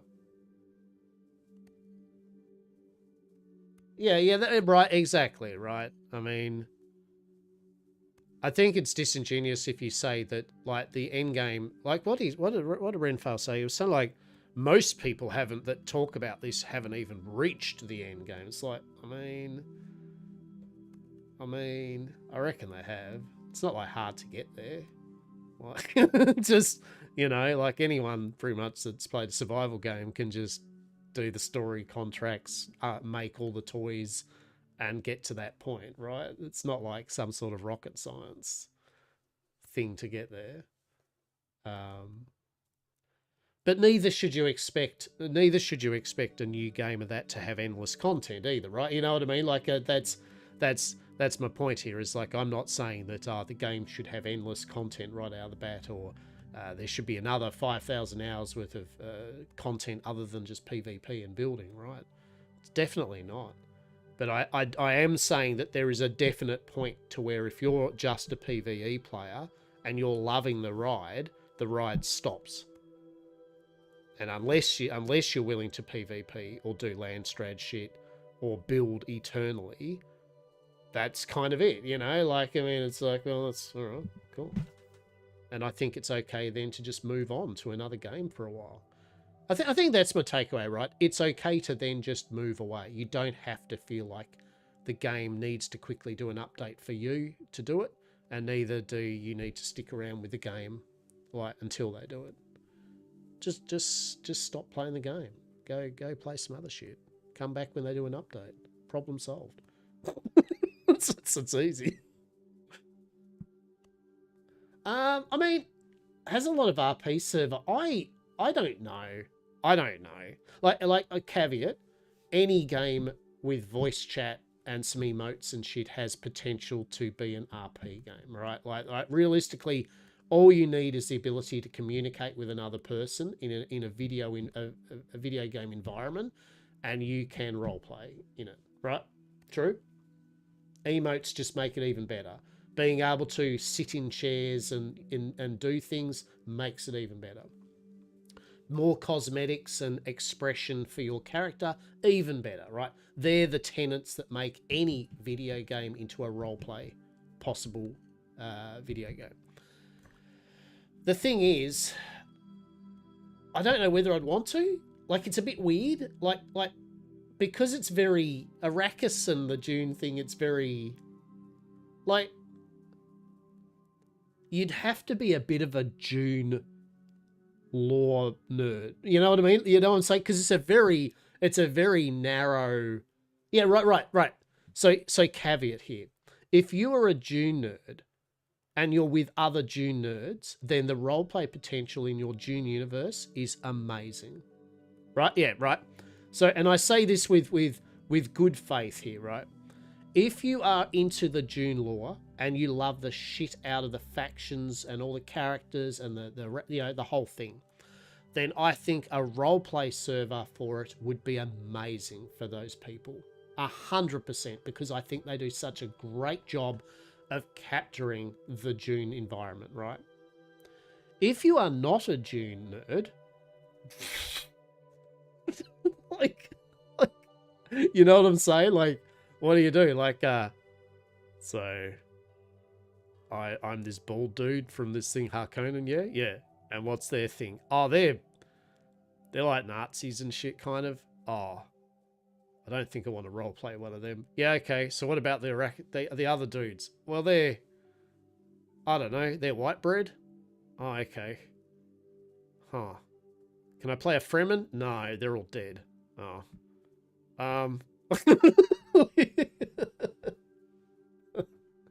If you're not a June nerd, this is your sign, right? And look, I agree, but the reality is June is very sci-fi, right? Let's be blunt here. I love my sci-fi. I like my dense books, right? All right. I like shit like Amtrak Wars. Yeah. Like I love the Amtrak Wars. I like old 70s sci-fi, things like that.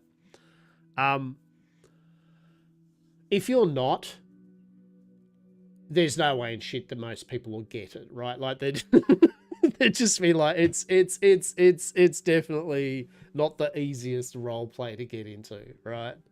So, and that's why I think Conan works well, right? Because Conan, people understand at its most basic, it's sword and sorcery, right? Yeah, it's tits, dicks, swords and shields, evil sorcerers, giant snake gods, right? Like Conan is very easy to get into roleplay wise because it works for a lot of people, even people that aren't full on into fantasy or anything. Most people know Conan the Barbarian, right? Yeah. Whereas June, it's like, now to be fair, a lot of people have watched the movies, but yeah. So I'm thinking, I think, as I said, is June going to be good roleplay for June nerds? Yeah, definitely. Is it for not June nerds? I don't think so. I don't. No, probably not. I mean, I still roleplay Hasta from Yamcorp in June, right? Hasta's dimensionally unshackled into the June universe, and he's trying to flog off Spruce TM, the 100% safe and legal TM alternative to the Emperor's chosen spice, right? It's 100% safe and legal TM. Don't tell the Emperor. And I've been I've been trying to sell Spruce in game on official, right? And some people are like, fuck yeah, they understand the down low of not telling the Emperor, right? Fuck yeah. But playable Benny, oh yeah. So what? So do we already see a problem with the June universe? So you can play Harkonnen, you can role play Harkonnen and their dubious manner of, indoctrinating people that work for them over a contractual obligation. Or you can pay the Tellerics, who are basically Joseph Mengels of the June universe. Right? But it's like, yeah. Air quote necromancers, air quote. Yeah. They like to do a bit of, just a little bit of experimentation on people and beings and shit. Yeah, don't worry about it. Spare arm here, hybrid over here. She'll be right, mate. Yeah, the June universe, I personally, now I'm going to say drop the C word in a moment if no one here wants. I saw there was a Reddit, as you do, there was a Reddit argument about June shit, right? And someone was saying basically like, oh, that everyone, they're talking about people that troll people and box them in are a bunch of cunts, right? And they're like, another guy piped up and goes, well, I mean, that's quite fitting because in the Dune universe, pretty much everyone's a cunt, right? And they're not far wrong, right? Like the Dune universe isn't a particularly, it's like the 40K universe without the cool shit, right? Like, it's not a great universe to live in, that's for sure. Like, there's some cool shit, but there's some issues living in the Dune universe, that's for sure.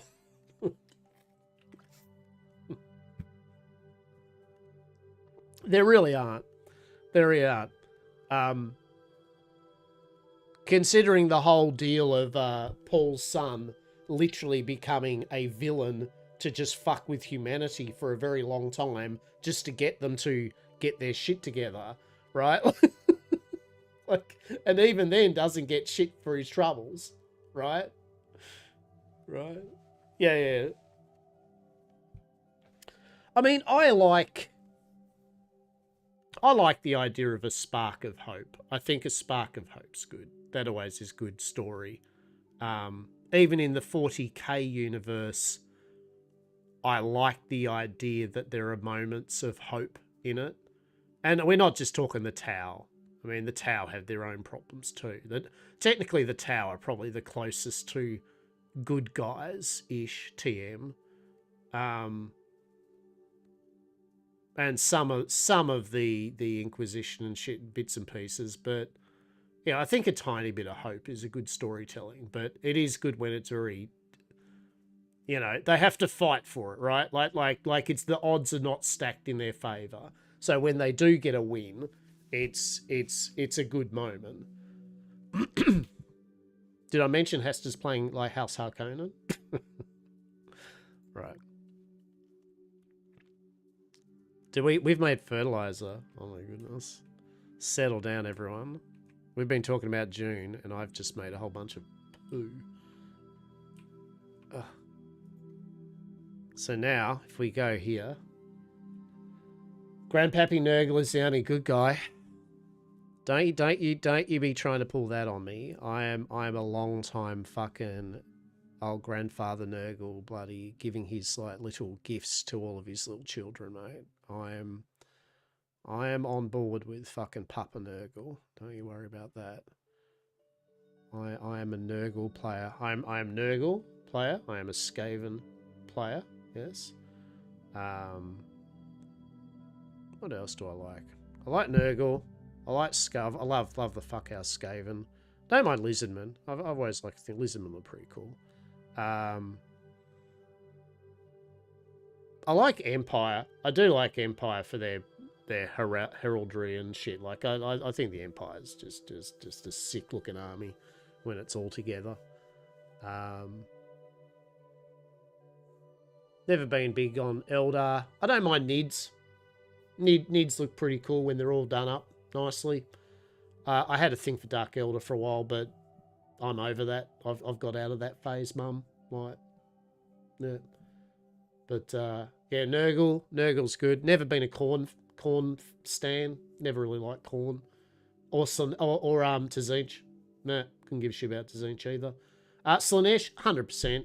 I made a giant phallic Bio Titan ages ago for Epic 40K. It was just a giant dick with balls all modelled up. Put it on the table. My opponent said, "Could you remove that?" And I went, "Fair enough." But it was pretty accurate to a Slaaneshian Bio Titan in my opinion. It's just basically a big dildo. Skelly Zerg is for fancy. Yeah. Tyranid ain't bad. They're just animals acting on ins. I mean, look.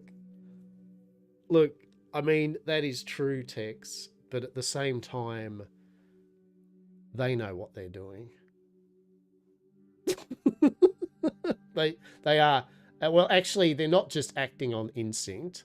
They're acting on the hive mind synapses. So actually, yeah, the general Tyranid is just doing its job it's told to. But the hive minds are usually the ones actually literally going, yeah, no, we're intelligent enough to know what we're doing here. We could choose not to, but you know what?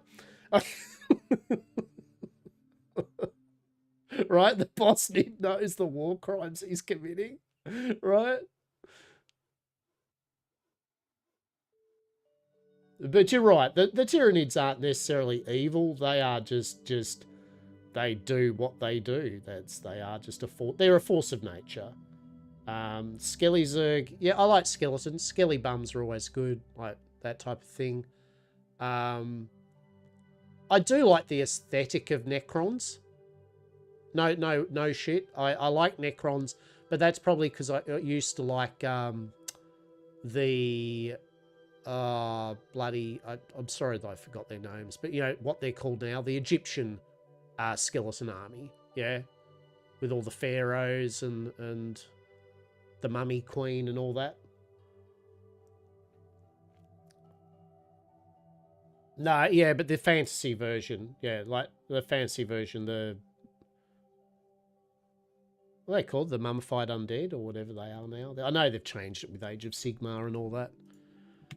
You know, we're talking. I could have actually like clicked a button here. So how about while I talk? You've wrapped me up in a fantasy shit here. Now yeah, this is what we needed. Basic Wisweave plants. So what does this need? So it needs fiber plant seeds. Basic whipweave seed. What?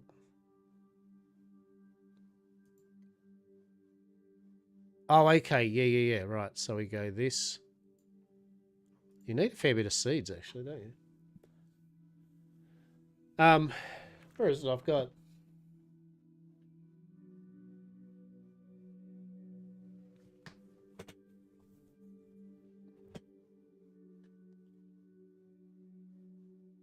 Let's have a look here.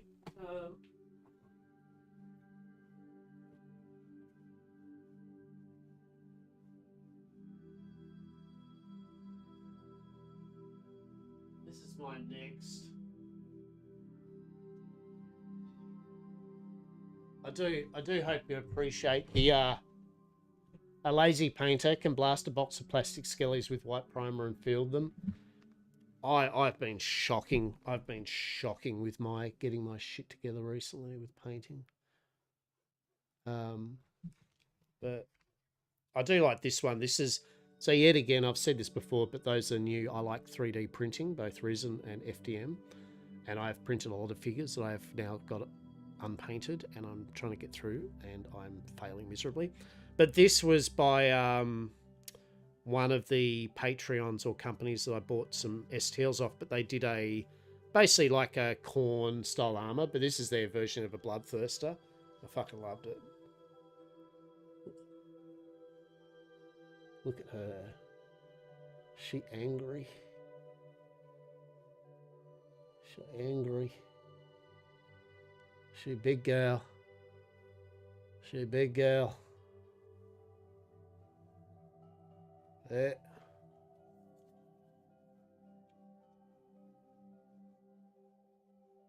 Yes, I know. Sorry, the big fuck off lines with the wings that need to be polyfilled. Yeah. Yeah. She's a good one. No. So she was both wings were in two parts, and then her body was head, two arms, two legs, the base. I think I was able to do the wings in one print job and a bit, and then I did the body and the other parts on the other. I have a Elegoo 8K 3D printer at the moment, so it's got a pretty big base plate. Back to the desert, the spice must flow. Rock on, sir. Rock on. Always a pleasure. If you ever want to talk 40k or wargaming shit, you know I'm up for it. I love it. You love it.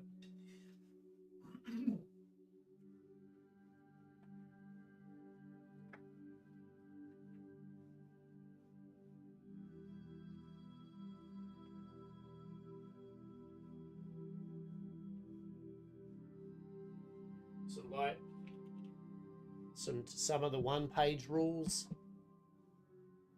Empire, basically, miniatures. I haven't done the bases properly, and I'm not a great painter, but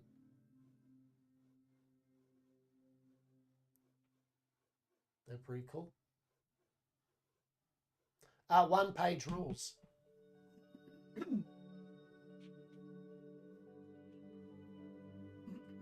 If you want a very cheap, very cheap, but excellent wargaming system that's very figure agnostic, which means you can use any of your figures to play on it. 1-page rules. Look it up. Honestly, look it up. 1-page rules. They have one of the best army builders out there for their game. It's bloody brilliant. And it's a good system. It's a good system. They have a free system, then they have advanced rules that you sign up for their Patreon once, and then you'll always get the updates for all there, and you get the full rule set from it, even if you cancel the Patreon. Would have bought a 3D printer recently if I weren't between jobs. Yeah, I mean, look, you know, I get it. I understand, 100%. And look, at the end of the day, the prices, I mean, wait till specials go on too. Like, a lot of the companies have specials on a lot. So you can sometimes save $200-300 off them. And the prices on them are getting so damn good. Right? I mean, I could buy Australian, I could buy an Elegoo 16K self-heated bed resin printer for $1,000 now. Right? Amazing.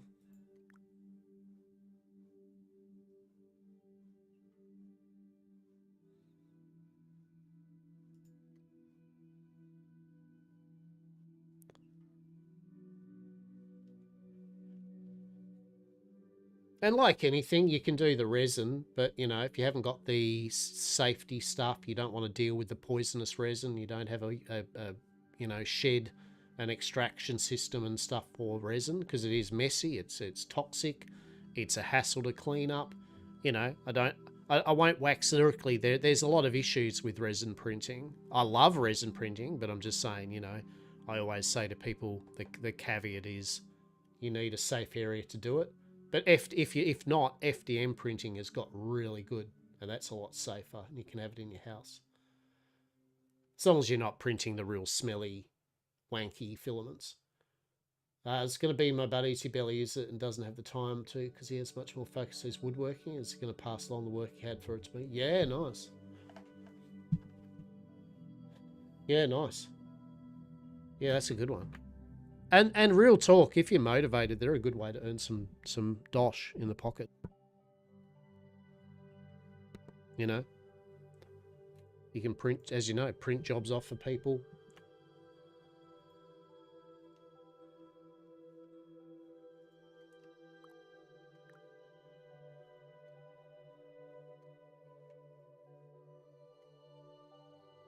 Yeah, they're good fun. They're good fun. I've enjoyed it. So now we got the Wisp Weave.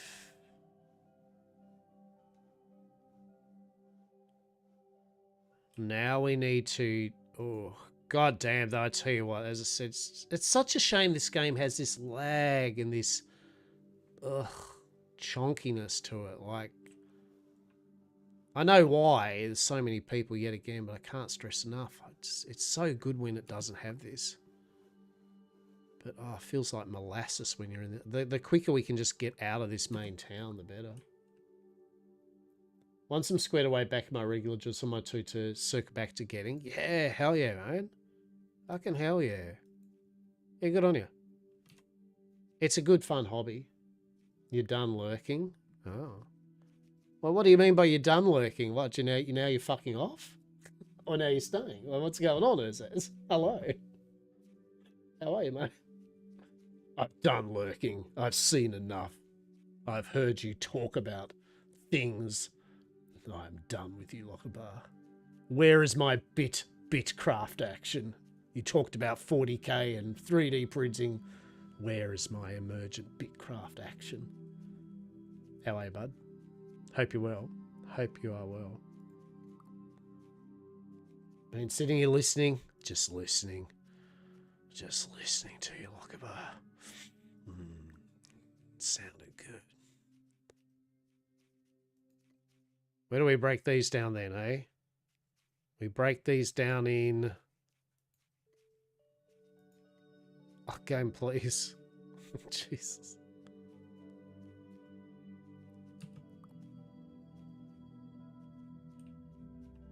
Oh. I can feel it. Now you want a 3D printer? Well, can I recommend? Can I say? Hang on.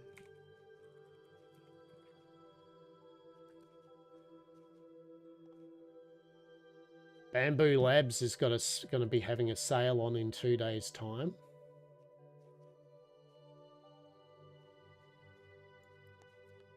Mm-hmm. Mm-hmm. Mm-hmm.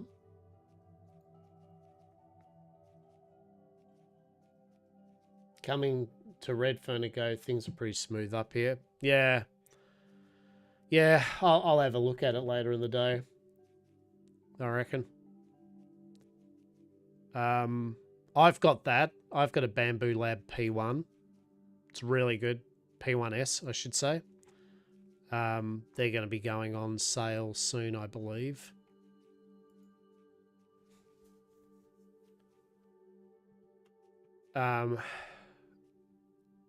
Yeah.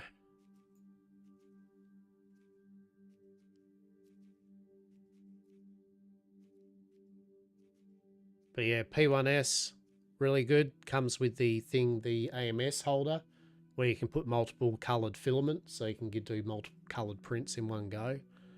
But yeah, Bamboo Labs, P1S, that's what I have. It's really good. Bamboo Labs are like an Apple product, right? They're very proprietary, but they work, right? They work beautifully. They've got their nice website, store, Makers Lab. They're beautiful. They cost a bit more than, say, some of the other ones, but they're excellent. If you're a hobbyist and you're wanking on about how you want to jailbreak your 3D printer and do your own custom firmware, it's not for you.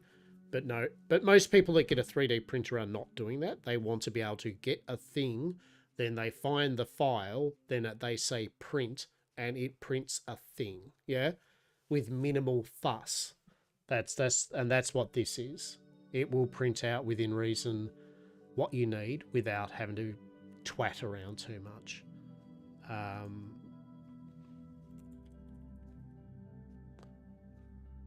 Elegoo.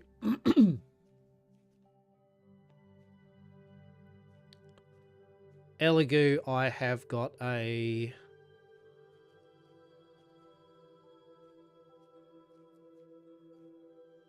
Saturn 8K or Saturn 2. I'm going to pick up probably a Saturn 4 Ultra 16K. This is a resin printer. This one's got a self-heated bed, so it will heat the resin up to 30 degrees before doing the job, which the main thing here is, for those that don't know, the ideal temp for printing resin without having so many fails or weird problems is at least 20 degrees, but preferably 25 to 30 degrees. Is resin loves that shit because it flows better. It's just good. Long story short, the lower the temp, the worse it's going to be. So that means you can print I can print during winter and all that jazz, right? So that's pretty cool. But there you go. At the moment, $1,049 Australian. Yeah, good stuff. An alternative to the Bamboo Labs FDM printer, the P1S or the X1C that I mentioned, is the Centuri Carbon. This is their equivalent of their Bamboo Labs X1C. It's a very good printer. A friend of mine I talked to about it, and they got it, and they've been having a blast with it. $700 Australian. I don't know what they'll be for American, but this thing, fucking good value, right? If you were going to get a FDM printer, I would give this a shot. Look up some reviews, of course. Check a number of video reviews, all that jazz. Buyer beware. But the end of the day is, yeah, for everything I've seen and feedback from it, and for its price point, yeah, it's good. So that's definitely one I'd recommend if you're interested, is the Centuri Carbon. If you had a bit more money, as I said, you're not going to go wrong with the Bamboo Labs either, though. But if money's a bit tight, that is excellent. Yeah, the metal printers have come a long way. Yeah. Look, they all have, right? All the tech has, right? So good. Now is such a good time to get into The hobby.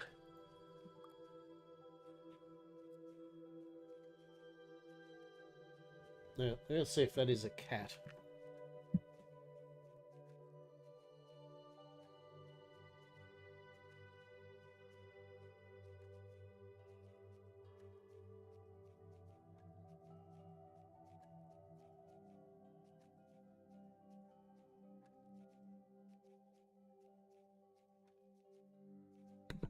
Resin versus filament.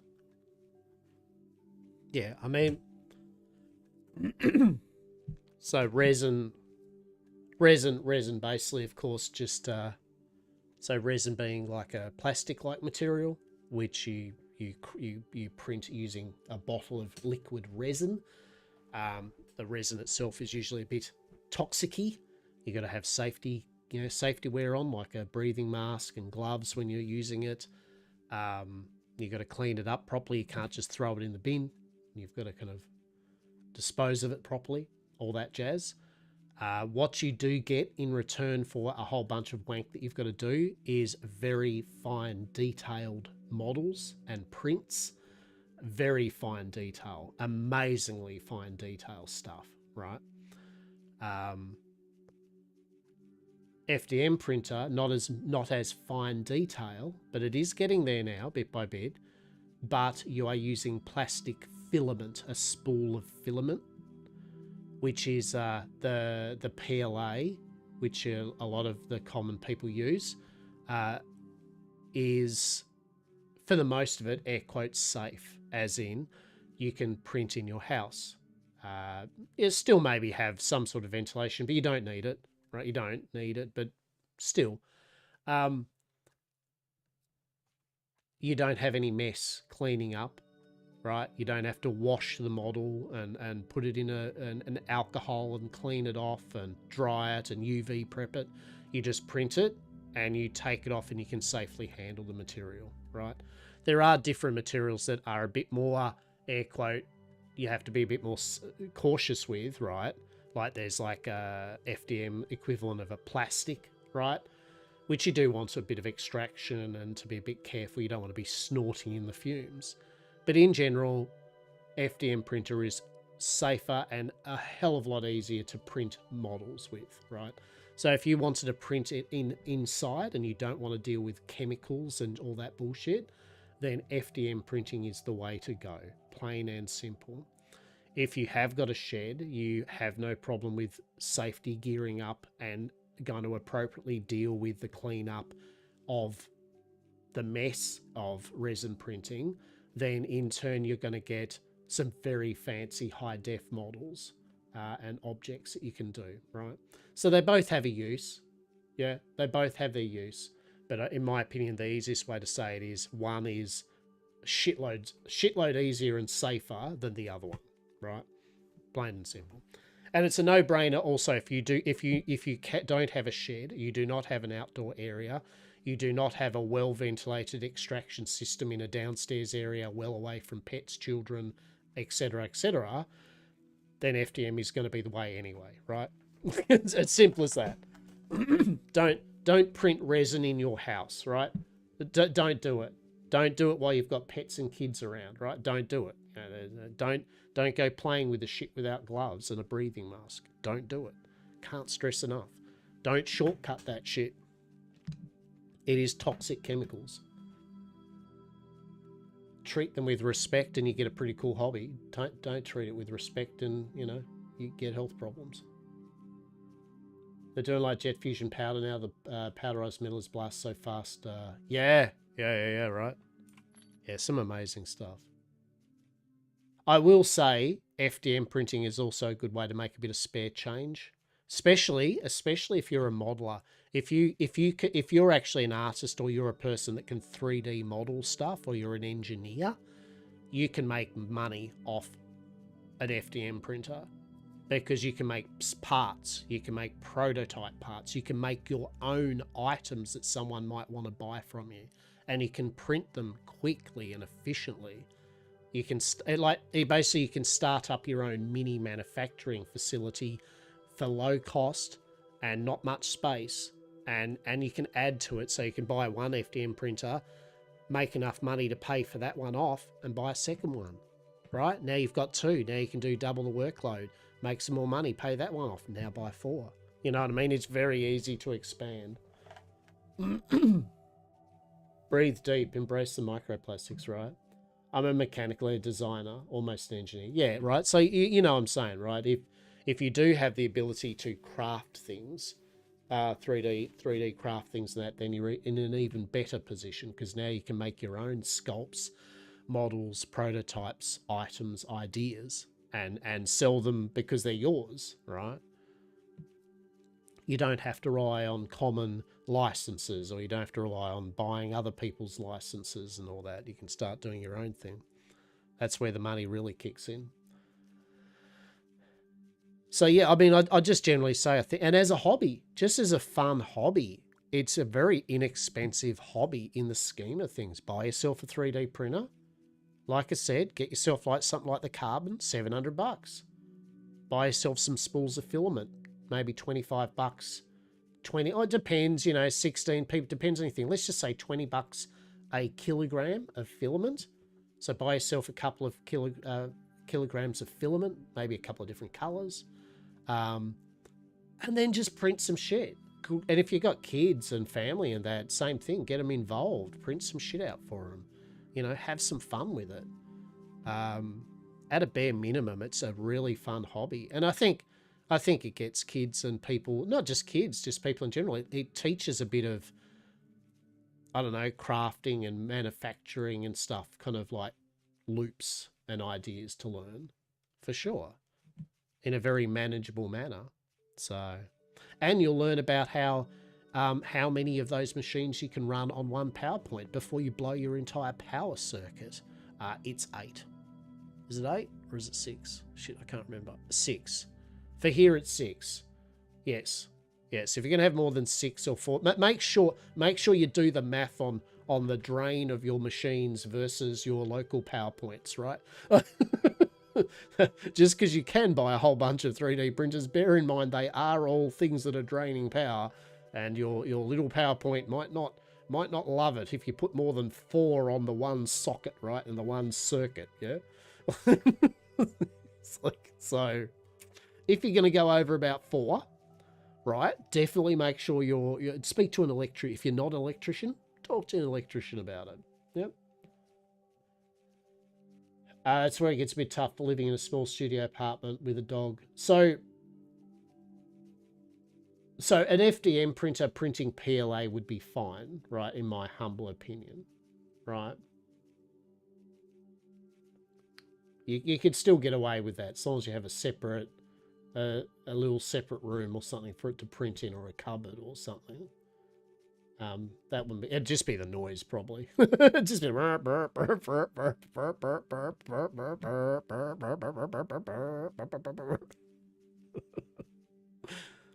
yeah. But definitely you wouldn't do a resin printer, that's for sure. You definitely wouldn't do a resin printer. What was I doing? What were we doing? We were trying to work out how to make, oh god, every time I turn, I can feel the lag in this game. It's horrific. Oh, then I'm brought back to, oh my god. That's not good.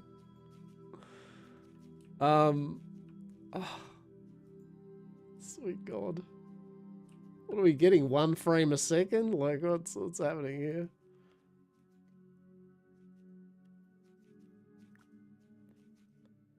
All right. So we needed rough cloth. We needed this. Yeah. So a rough filament grown by farmers. Oh, hang on. Oh, I didn't realize we could do that. Hang on. Well, I did. Hang on. If we do this, behold, everyone. We go, well, how do we do this shit? We go Alt and left click. And that brings up the compendium for that item.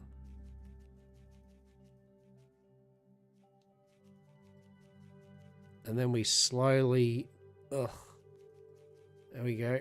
Is that it?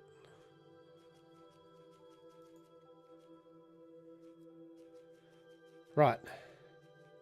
Profession farming.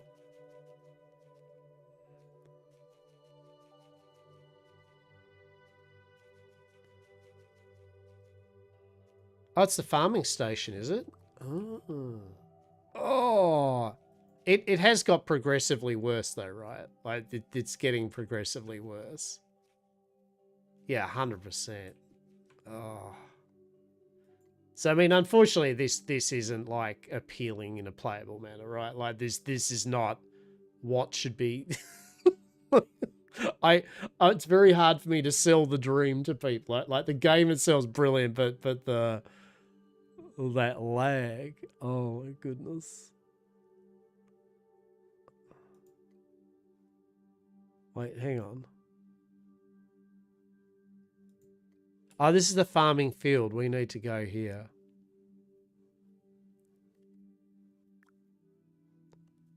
No, wait, what? Game, what do we need? I'm so confused at this point.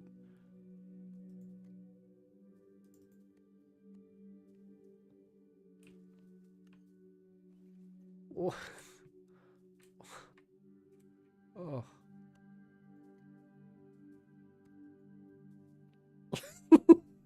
Like, I don't know what the game wants me to do anymore. Oh, I've got to log out for a moment to see if we can fix this or something, because this is horrible. I want to see if this is a memory leak or something. Because that's unplayable. Like, although I'm enjoying nattering away playing this, I just want to play. The worst bit is I want to zip around, right? You know what I mean? Like, I'm really enjoying it. I'm enjoying the idea of the game. But goddamn. When we're moving at 1 parsec a second, right? Holy shit snacks. Holy shit snacks.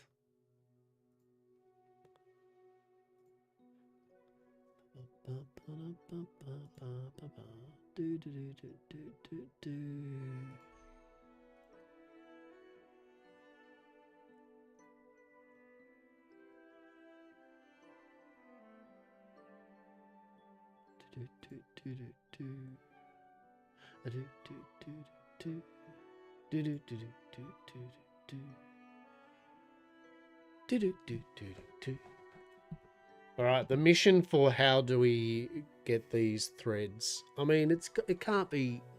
It's not rocket science. So we know how to make the vine stuff. We've got to grow it, and so basically en masse. So to grow stuff en masse, get a shitload of strawberries or something, right? And then turn that into poo. Okay, so this is better. So is this a memory leak or something?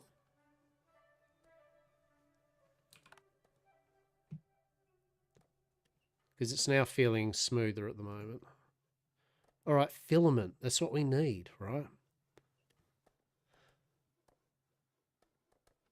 Going for the better foods. Yeah. Yeah. So we obtain it. Tier 1 farming station. Needs basic wisp weave plant. Yeah.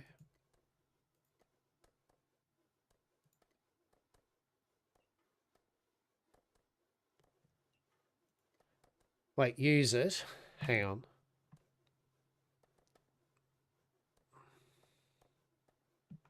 Yeah. So we use that, right? So it needs rough filament. Wait, did we, hang on.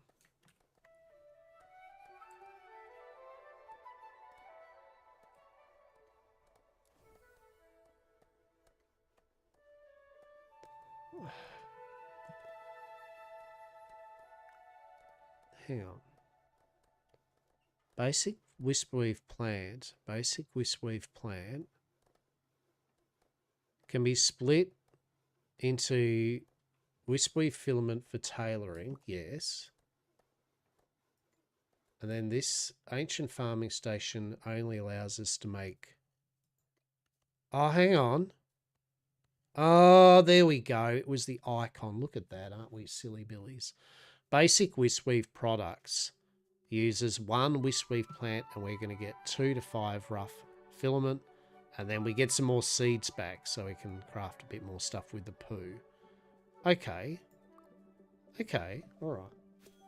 So we go out, and so just so we know, the wisp weave stuff, we go out to get strawberries or a vegetable type thing, or mushroom, whatever, with the strawberries. Raspberries. Then we go into the farm. We go into this, sorry, and we turn that into poo. Then we get poo and seeds that we get from things like the bushes and other things into this. And we turn that into the plant. And then we grab the plant and use the little Wispweave products ability and convert that back down into fiber and seeds, which we can then use with more poo and that. Yeah, but you need, yeah, but it's 5 seeds per plant. So you're not getting a full 5 back per craft. So basically you do get some craft back though. That's right. You do get something back. And I think as you get better tools and you get better upgraded things and etc., you get faster at it and you get more efficient with it, I believe. I believe that may be the case. Yes. Okay, so claim. There we go. So we got some rough filament. Oh my goodness, after an hour and a half, 3,000 years.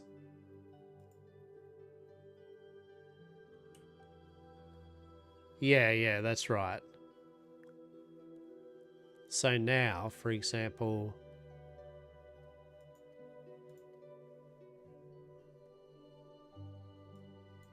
so we could craft that. And yeah, so we got oh no, that's not the right thing, mate.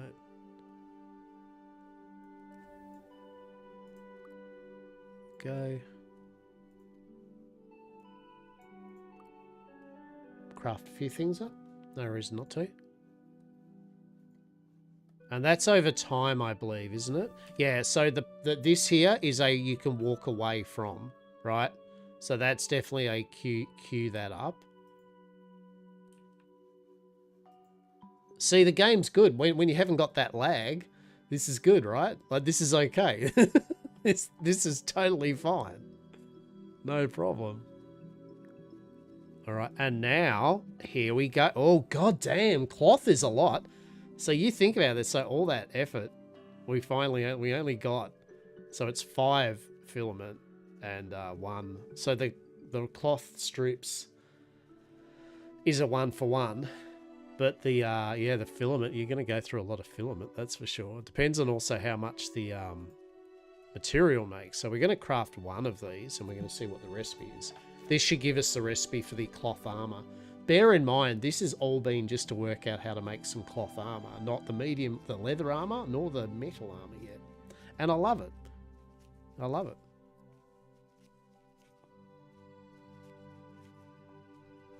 It's like the sooner though we can get a plot of land and get out of here and put our own crafting benches down and storage, you know what I mean? The better we don't have to be here. I can just potter, right? Here we go. All right, rough. Tarp. Okay. So, we've got rough cloth package. Tarp. But we unlock the armor stuff from doing it. So the big question here is how much. Okay, it's only 1 cloth. It is only 1 cloth. Oh, that's good stuff. Max stamina, crafting speed, and building speed. Yeah, so this is very... So the cloth is your crafty kind of like set. Your leather's probably going to be your hunting... foragey set, out and about set, and then I would say the armor is obviously the heavy armors, the metal armors, the actual you're going out combat-y set. And if that's the case, I like that. I like that there's a reason for the different armor sets. So it's 1 per thing. So, or actually, is it? Let's have a look here. It's not, is it? Oh shit! The tunic is 5 and 2 rough leather. Oh, all right. Okay. That's going to be 2 for the boots.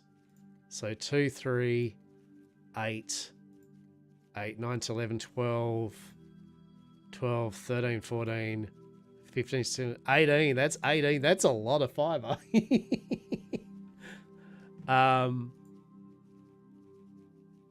So stamina, crafting speed, and building speed. That's for the gloves.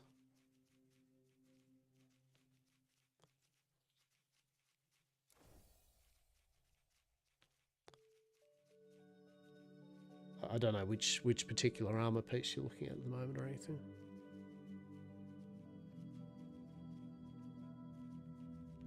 There you go.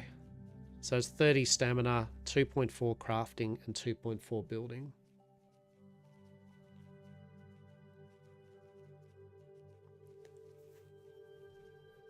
Ooh.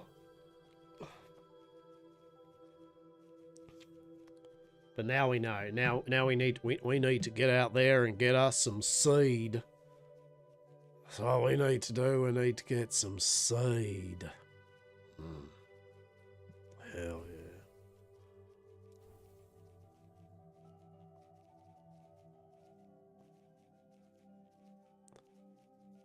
So yeah, 30 stamina, 2.4 crafting, 2.4 building. So it's at 0.8, 1.6, 3.2, 4, 5.6, 8. So it ends up being 8% crafting and building. The stamina between HP and stamina and evasion bonus that gives gathering movement speed.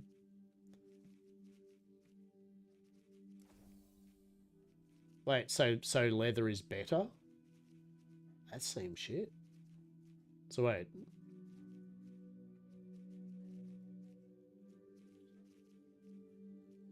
Oh, gathering movement speed. Yeah. Yeah, see, gathering movement, whereas this is crafting speed and building speed. Yeah. Yeah, that's what I thought. Okay, that's cool. Very cool. All right. Whew. Oh, let's make it. Let's make our first little bit. Okay, let's make some.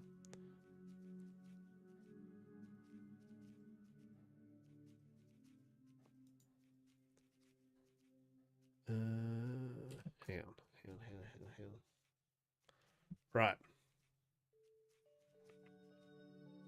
So what I say, we need about 20 pieces. So we're going to need the seeds.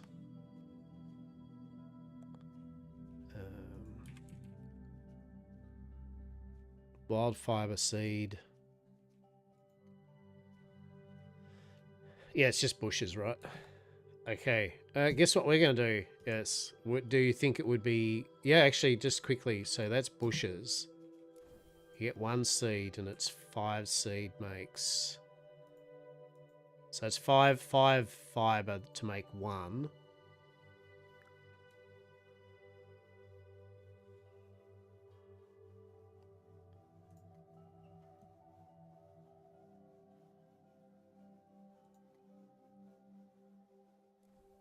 Five plants.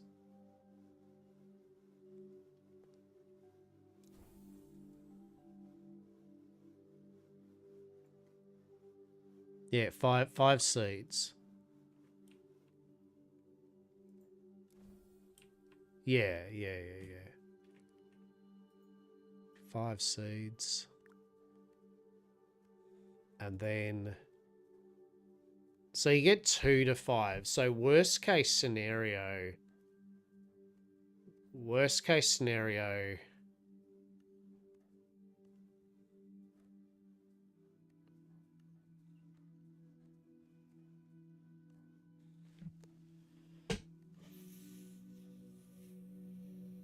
Yeah, so it's 5 seeds.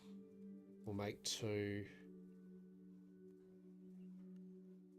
So it'll be 100. So worst case scenario, you'd need 50, 250 seeds. to make all the cloth. So just I mean this is math, right? This is what we need to work out with things like this, right? So it'd be 250 seeds. That's if we stuffed up, right? That's if we did not get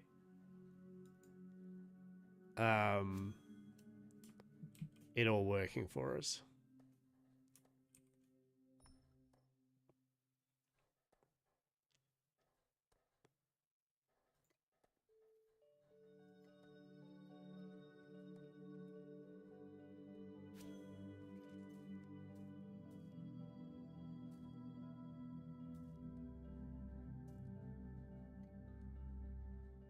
And then what we can do is we can go compendium.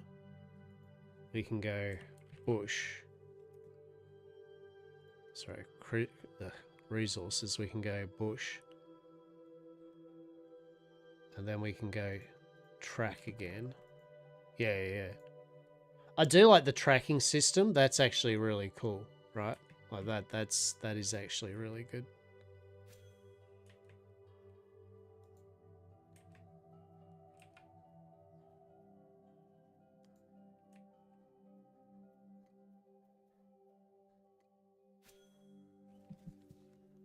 Yeah, as I said, the gameplay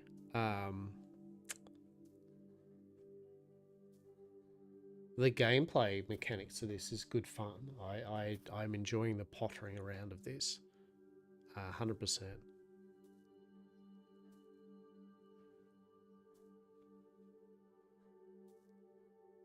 I still should probably get a plot of land type thing though, right? Now there's an interesting point too, like they get you to spend money to get a land claim and keep it, right? But then they wipe everything at the end of the thing. So I think it'll be good if they give everyone some little cash to be able to do a land claim on launch when it's officially launched. So how many kind of like seeds are we getting at the moment? So we can go sort.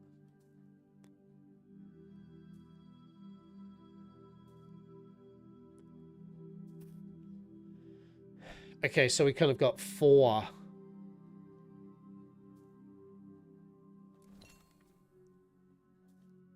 We got 4 seeds.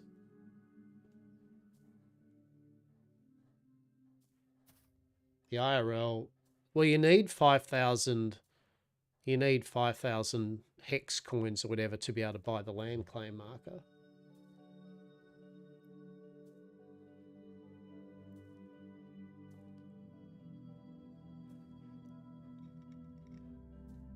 And you pay taxes based on how many hexes you've got.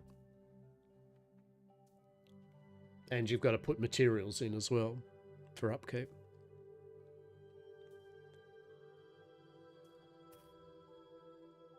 Wait, hang on. Why... Am I wrong here? Why... Ah, because we've got to put this in here. Hang on. Yeah, so just as a thing, from what I can see, you've got to make sure you put an item from there in here first for it to then auto collect its thing, I think. Otherwise, unless I just had no luck. Hex coins are standard currency.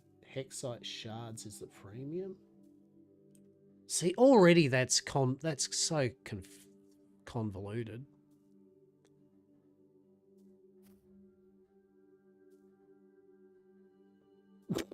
Like, how do you know that? You know what I mean? Like, where's it? What's its Hexite exchange? Hexite shards. Okay, that's the money shit. Right.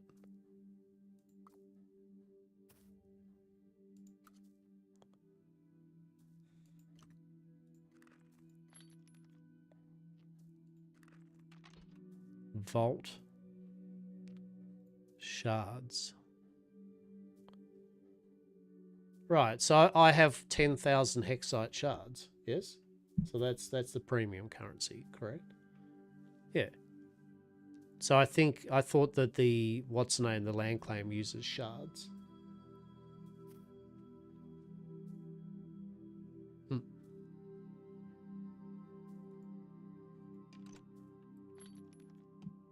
Yeah, so I've got no free thing. I've got 10,000 premium. So we need 250 fiber plant seeds, bear in mind here, right? We need So I'm thinking, hear me out. Got to do the turning quest with the NPC guys. Yeah. That's to get that type of money. Yeah. Oh, there's a lot going on. There's a lot going on.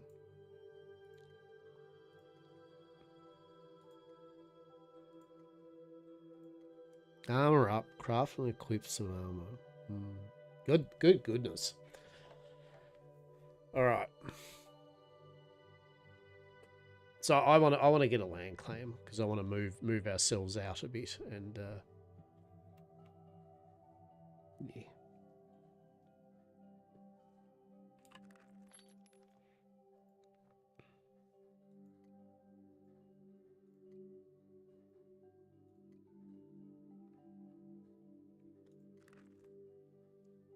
So have you worked out how to do the thing at Tex? Have you bought a land claim or whatever?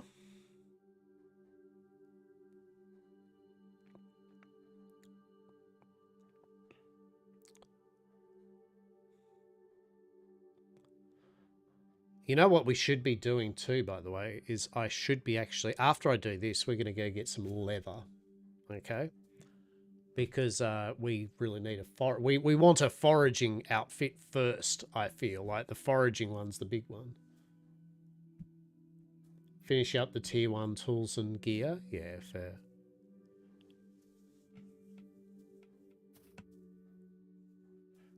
Fair. I'm going to fill this card up.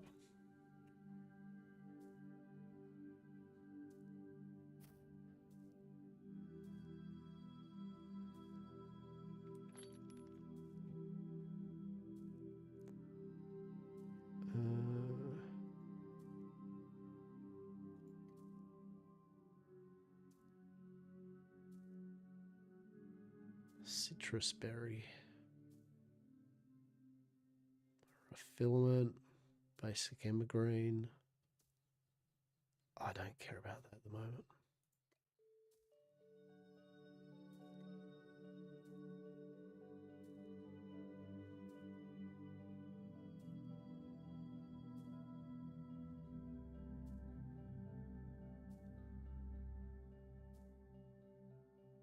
It's a basic sand. We're going to drop that. Bark. Poo. Right, I think we're good now. Okay.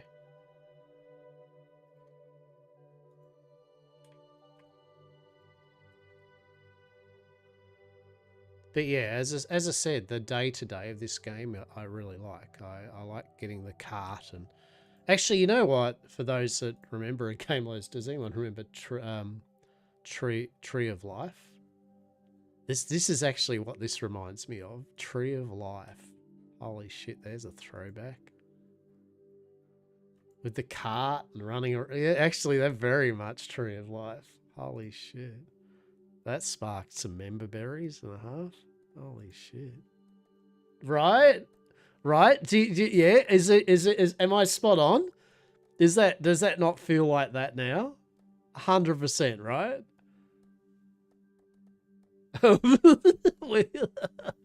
Yeah. Yeah, when's that coming out, right? When's that coming out? Oh my god.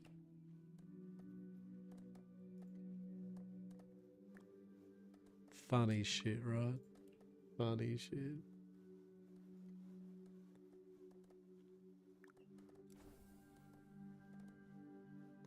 Rough parchments. Study journals. What the shit's that? Beginner's study journal. Interesting. What's that?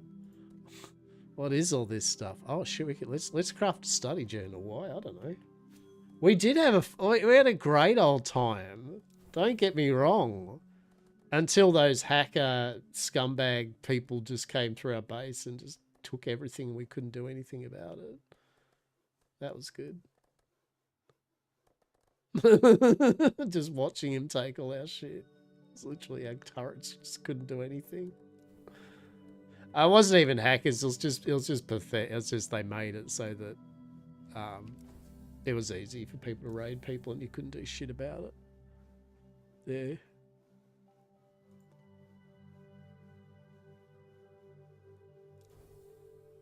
Oh shit! Look at all this. Citrus, rough pebbles. No, we're moving away from this. That's a rabbit hole. We don't want to go down that rabbit hole. Whatever that is, I don't want a part of it. Built him my shit and we locked him out of our walls. Right. I remember me and Rygar fucking went up to another guy's that... I think it was one of the guys that attacked us and we sat there for hours just bit by bit chipping away at their walls and broke in. And then just breaking more shit of theirs. Scholar stuff seems daunting. Right. There we go. That's what we want.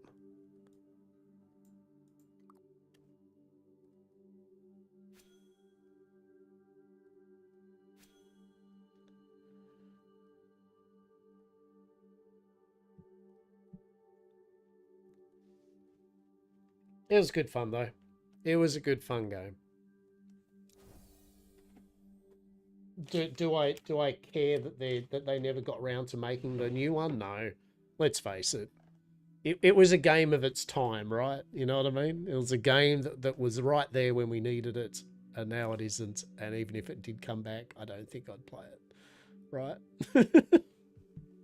Because there's too many games like that out now. Like, you know what I mean? Back then, that was still a bit of a rarity, but now, survival, open buildy, isometric-y games are a dime a dozen now, right? They're everywhere. The Steam is lousy with them. What did I pick up the other day? So I've picked up...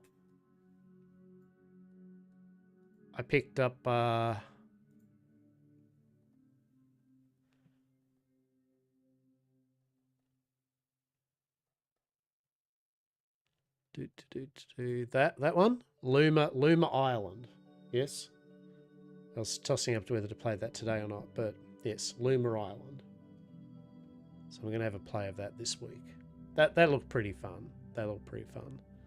But yeah, 7 Days to Die on the 30th. It goes out of experimental. Icarus, its updates are getting more. Blah blah blah. So yeah, Traveller's Tale. It's all go.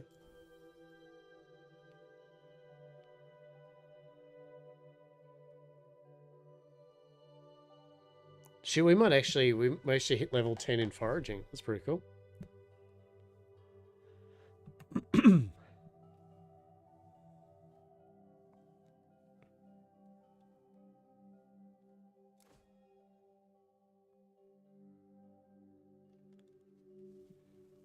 Hell yeah. Oh. I can feel this game you would have a spreadsheet out, yes?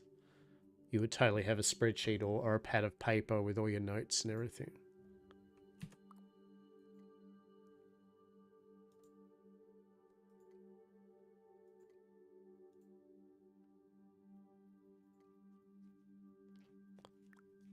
There we go.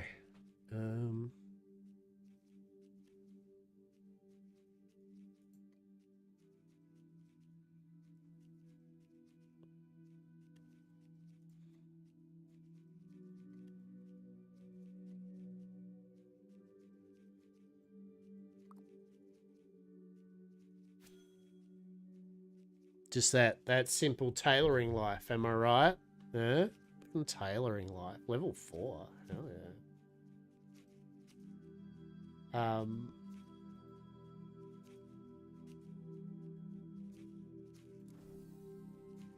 But yeah, I'm kind of enamored with this. As I said, when it's not lagging, this is fine. Like, I'm enjoying the day-to-day. I'm enjoying the... Now, realistically, what I personally will probably do, off stream, is try to be a bit efficient. First thing I would do probably is when it gets the get the armoring up, I would actually go out and see what I need for leather armor first, right? The reason why is you're going to be going out gathering a lot more than probably you are just crafting to start with. So I'd make my leather set first, go out and craft a shitload, get that bonus out of that. Then when you come back, then start to make up your tailor. I'd make my cloth set second, so then I can swap to my cloth armor set while I'm in town, and then do all my crafting, yeah? And then third, I would then, after I built the stuff like that faster and more efficiently, I would then make the ore armor and stuff like that. The metal armor takes all three. Yeah, exactly right. So, I mean, I'm just thinking of it more as I'm probably going to go out and gather first more. So I would make the leather armor set as soon as possible. Then I'd make the cloth set to then make the third set. That's the way I would do it anyway, and what I probably will do.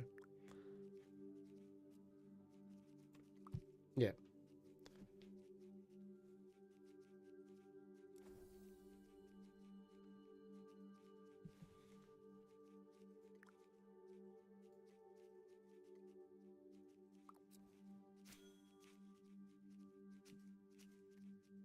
But yeah, it's definitely a vibe, right? Like it's a cool vibe. We do need to work out where we want to go to.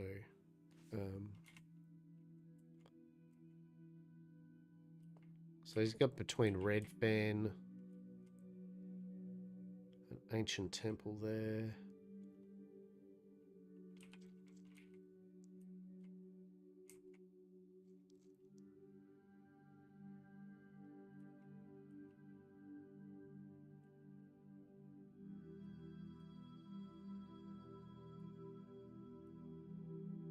Yeah, I don't know. Maybe somewhere up here. That'd be pretty cool.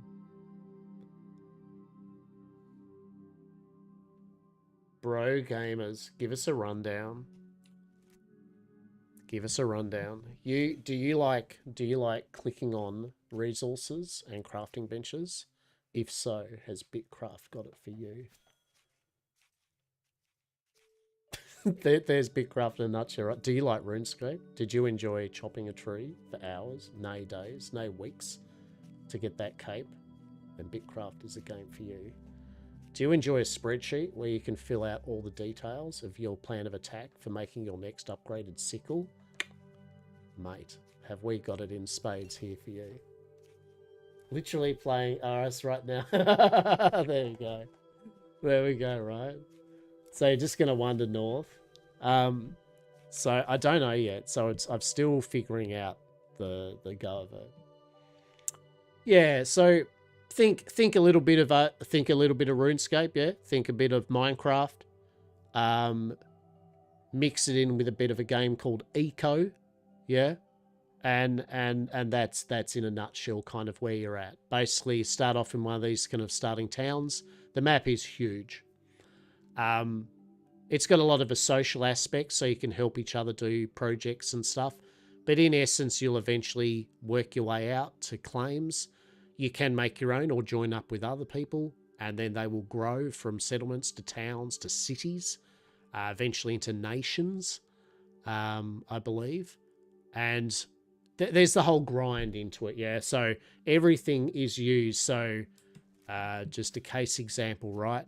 To make some armor, right? Is it here? Yeah. So to make rough woven gloves, right? I need some rough cloth. One.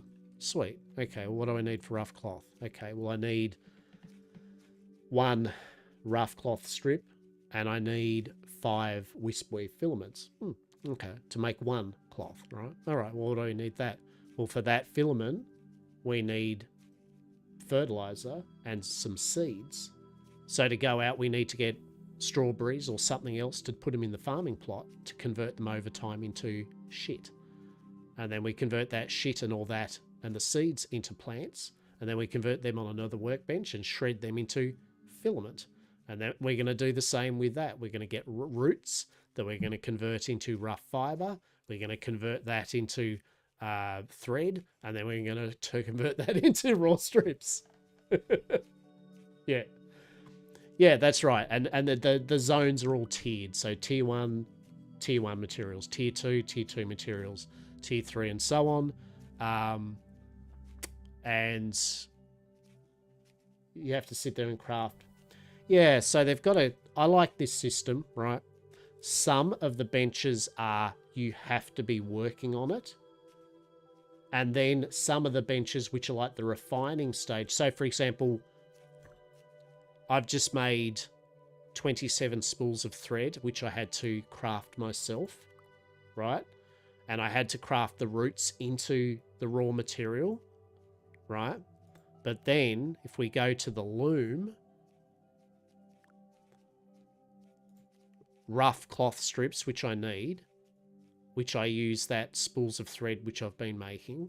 If I now go, I can do 10 at a time, craft, that is a walk away craft. Yep. So the initial producing, breaking down the raw is you have to do it, but then the final kind of thing is a walk away. Some of the benches only you can queue up a certain amount of things. Like, so it's 5 minutes it'll take to make those 10 items. It's 5 minutes per item, and I can queue 10 up at a time. And so some of the better benches will have a more amount of projects you can have on a go at any one time. Also, it's 10 per person, for example.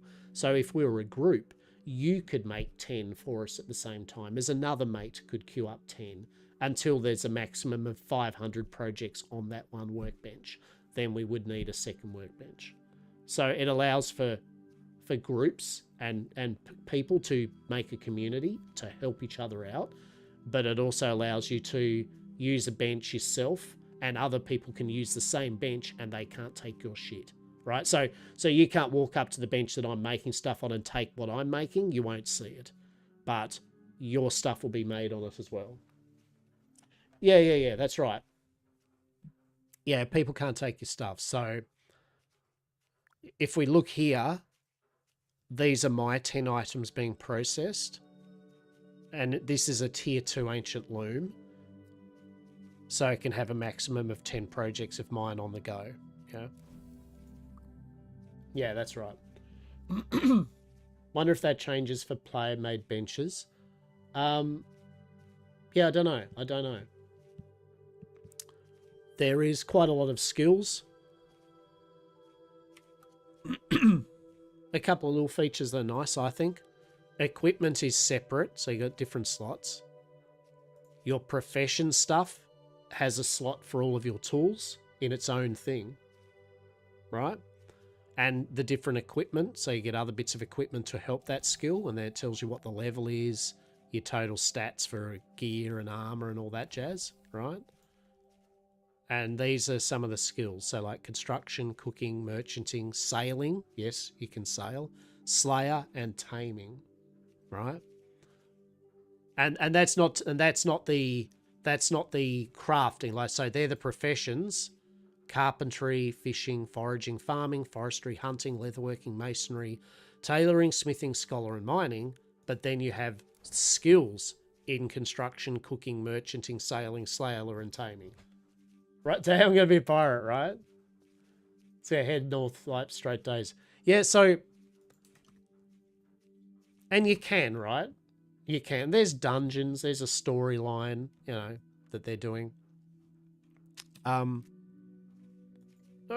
don't go away.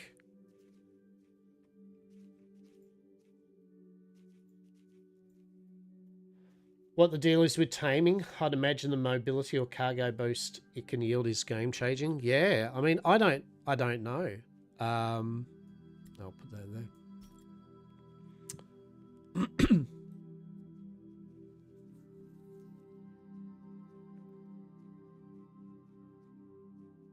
I think we'll have a look at it, I think, as we go along, you know what I mean? But I expect that's the case. You can tame animals, like the birds and that, for produce and all that. The stamina system's plain and simple. Different food gives you satiation. Once you're at max, you get like a 15-minute, in this case, regen on stamina and health. Stamina's used when you're crafting and gathering. Yeah. and fighting. You just eat food and it builds it up. Once it's the max, you get the buff. So if we eat food now we've got the 15-minute regen buff. So that's nice. Yeah, it's a very busy work game, right? So you know what I mean? Like it is a very busy work game. You just, a bit like RuneScape. I mean, you can't get away from it, say, with RuneScape, right? It's a bit like RuneScape where you just choose each play session what you're going to do, right? Like today I'm going to farm up some wood. Today I'm going to cook a bit. Today I'm going to do some Slayer, right? Same thing with this. I think you go, today I'm going to work on upgrading a bench, or I'm going to get a few bits of gear or something. What do I need to do that? Right. Okay, I'll first go out and farm some of that up, start at processing. Now go out and do a bit of that. You know what I mean? I think if you don't do that, you could get overwhelmed. And I think a lot of people would.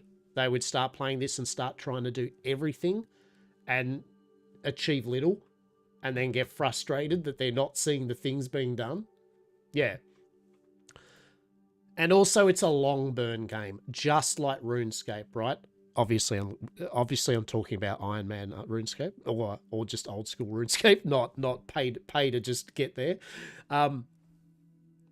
It's a slow burn game. This isn't meant to be done in one day. You're not in your first play session. You are not probably going to have your settlement up and running, tier 3, 4 items being made, and be like, nothing to do, guys. In your first session, you'll be happy that you probably made some gloves and a pair of cloth boots and you have your wagon, right? And you'll work on things over the weeks and work with other people too. Yeah, mines, right? You work with other people, right? See what, and also you don't have to run your own thing too, right? You can actually join up with other people. That's the whole point. Someone's doing a settlement, you know, see what they're like, help them out. Yeah, man, I'll help you out. You help me out? Cool, let's do it. I can grow that settlement. Maybe it's near an area that you like farming, so you'd like them to have workbenches and a bank and storage up that way, right? Help them out, right? It's in everyone's best interest to make the game world bit by bit become something that you can travel around and engage with, and I think that's pretty neat. Now, I don't know about PvP or anything like that at the moment, right? I don't know off the top of my head if there is. I don't think so. Maybe that's what the nation thing will be later on. I don't know. That's out of my wheelhouse at the moment, or concern. Is right? Okay, yeah. So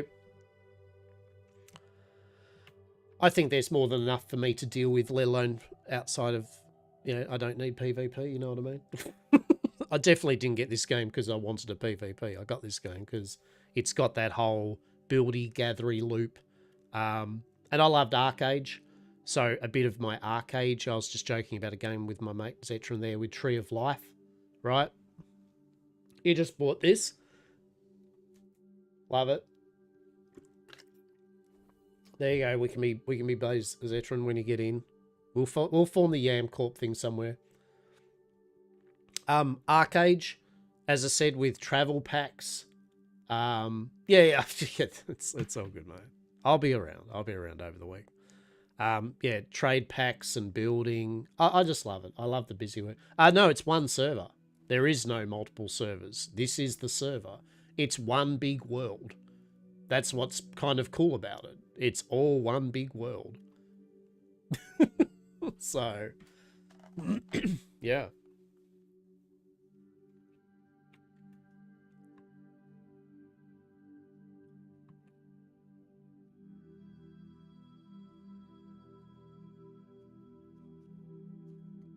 So, for example, I was working on, so there we go. So we've done all that.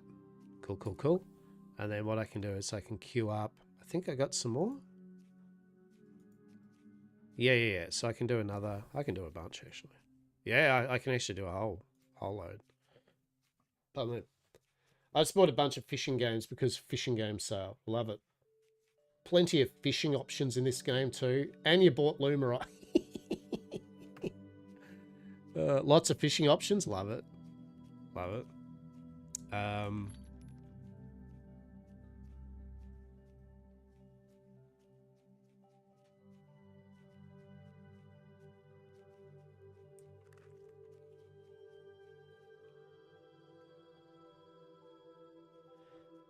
Is $70 dues on games? Well, you know, it could be worse. Now I will say this at the moment, because it's a server and that the main hub where everyone is at the moment until they spread out it gets laggy, it will get sluggish, and if it gets to the point where you feel it's completely sluggish and bullshit, just log out of the game, log back in. It's rather than get annoyed with it, it works, right? And you'll get another half an hour of game out of it. They are fixing it. They're getting things on board to stop it, but just so we know, it is a lag fest after a while in the main hubs completely. It becomes a one frame a second slideshow. So you just quit out of the game, load back in, takes all of 8 seconds. It loads in very quickly. Don't hold me to 8 seconds, by the way. Okay, please don't. It probably is more than 8 seconds, but it wasn't long.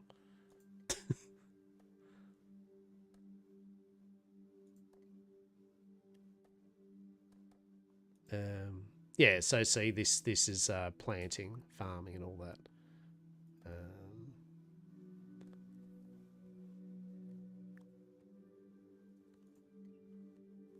Yeah, so now I've got 6 plants, so I can do the Ancient Farming Station's basic Wispweave products craft, and that's going to turn one of those plants, which are made out of fertilizer and seeds, and give me 1 to 3 seeds back to make more plants, and it will give me between 2 to 5 filament.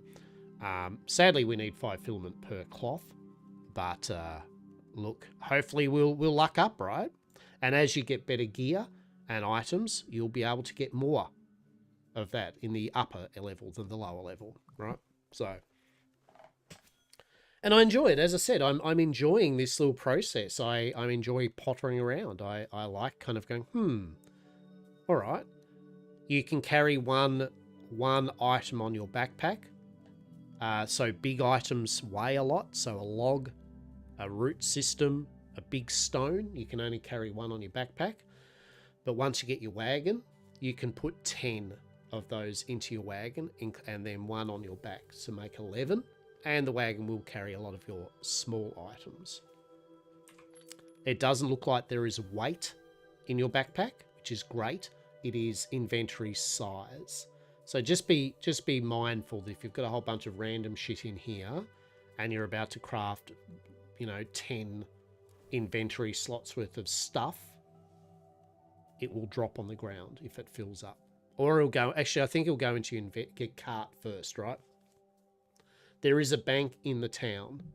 Drop stuff off you're not using in the bank, I guess, right? At the end of the day, if there's stuff you're generally not using yet, no real reason to have it in your inventory until you need it, right? Realistically, you're going to spend a lot of the time in your first play session around the first towns, right? They've got all the benches. You're going to be trading and crafting around there until you eventually get enough oomph to get out and start putting your land claim down and start building your own base up. But you're still going to be using the town for a while, right? So you may as well make use of the bank.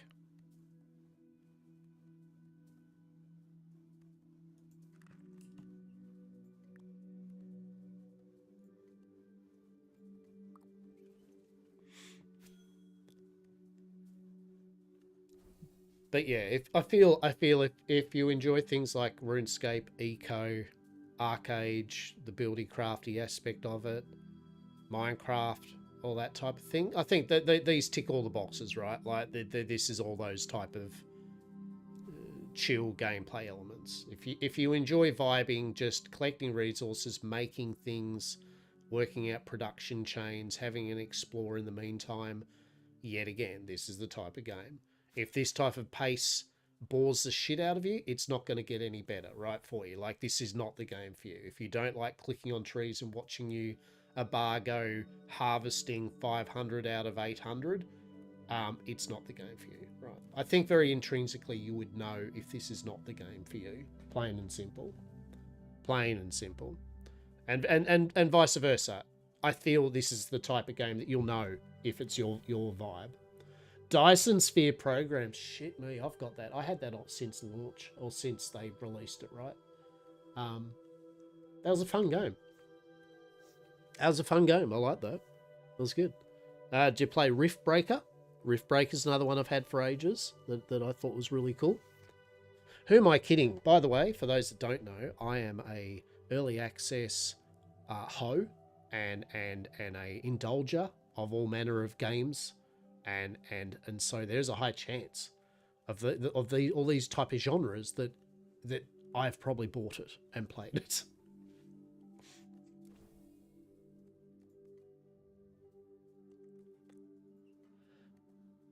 Really enjoyed Riftbreaker. Hell yeah. It was good, right? It was good. Oh shit, we can do this. Should we do this? Yeah. So here's another nifty thing for those who don't know. When you research, if an item has a question mark, that means there are recipes that it will unlock for the first time you do it. So when in doubt, so we're going to do this. We have one star bulb that we grew. It's going to give us some star bulb seeds, star bulbs, and basic crop oil. So let's see what that does. They did a lot in development in it. Yeah, right. Exactly. 100%. It was really good. It's really good. Yeah, I said I enjoy these type of games in general. And even games like Riftbreaker, even though that's more tower defense, even then I still like that. And don't get me wrong, well, I mean, I'm not just a pure this type of game. I have my enjoyment of COD Zombies. You know, I enjoy a good Risk of Rain 2 or something like that, right? Sometimes I like a bit of action-y type stuff, but in general, I ain't no Fortnite. You know what the worst thing is? When you say you ain't no Fortnite player, the reality is I think Fortnite's a pretty damn cool game, right? I'll go on the record for that. I bought Survive the Night when Epic first released it, right? And I love the idea of the PvE aspect. I went, hell yeah, you can build your base. You got these creatures attacking you. You get all these crazy guns and upgrades. You build. I thought it was great. I thought Survive the Night was fantastic. I was all in on that shit. I loved it. I like the art style of it too. I thought the music was quirky. 10 out of 10. I really enjoyed it. The Battle Royale is just... Yeah, so the blunt reality is I like and appreciate Fortnite for what it is. I think it is a crazy, twitchy shooter game, and that's not a bad thing. I think it's a very good, crazy, twitchy shooter game. The building in between it and the skill to zip it up is quite impressive. I'm old, and I have shit reflexes, and it's literally not a game that I can play, right? Like, there's no point me playing it. I'm not going to get value out of it unless I want to be fodder for someone that is far better than I, right? But I appreciate it. I think the collaborations they have, like the music artists and that have been in it, whatever you think of those artists, I think that what they're trying to do by putting it in the game and doing a whole big spectacle, that's insane. Like, right? You know, I mean, I'll appreciate it. I'll give credit where credit's due. I think it's pretty damn cool, but it's not for me. Right? Like, I love the skins. I think it's funny as shit watching Batman run around with Darth Vader and a banana dude, Mr. Peely or whatever, right? I think that's great. I'm here for it. I love it. But it's yet again not for me. But that doesn't mean that it's not for other people. So I try to be pretty cash with the concept of games, you know what I mean? Like, just because I don't play sports games much, right? Like, but I used to play NHL hockey back in the day. I used to play sensible soccer. My tastes have changed now. I don't want to play any sports games really anymore. Doesn't mean I don't respect a good sports game. I also doesn't mean I don't... I appreciate, like, the monetization of these games either, which is horrible. All the card packs and bullshit. Like, oh. But, oh, there we go. So we can do this or no? Oh, we should have done that first, actually.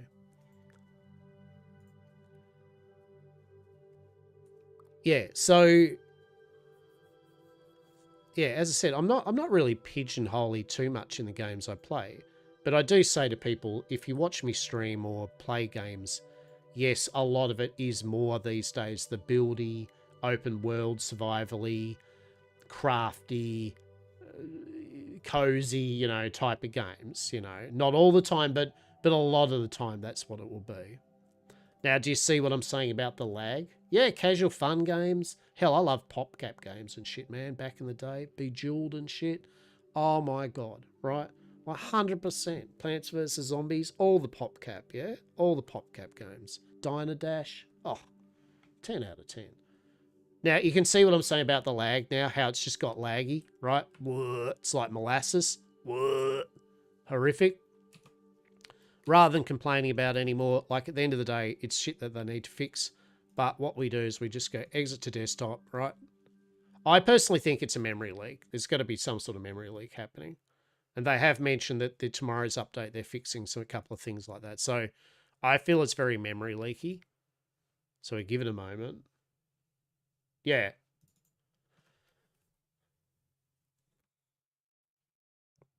So yeah, but rather than get all worked up over it, you know, just log out. Love the desktop. Yes. So I'm a person of culture. That is from Azure Lane, a very 100% safe and legal TM mobile game based on ship waifus. They are all World War II accurate warships, as you can see. Yes. Of course they are.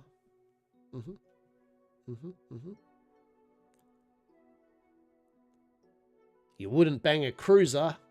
Well, I mean, the old Piracy Act, you wouldn't download a car. It's like, well, actually, you can now download an STL for a car and 3D print it. So, actually, you know what? Advertisement? I would download a car. I would download a car. I have downloaded a car. Haha. You wouldn't download a ship waifu.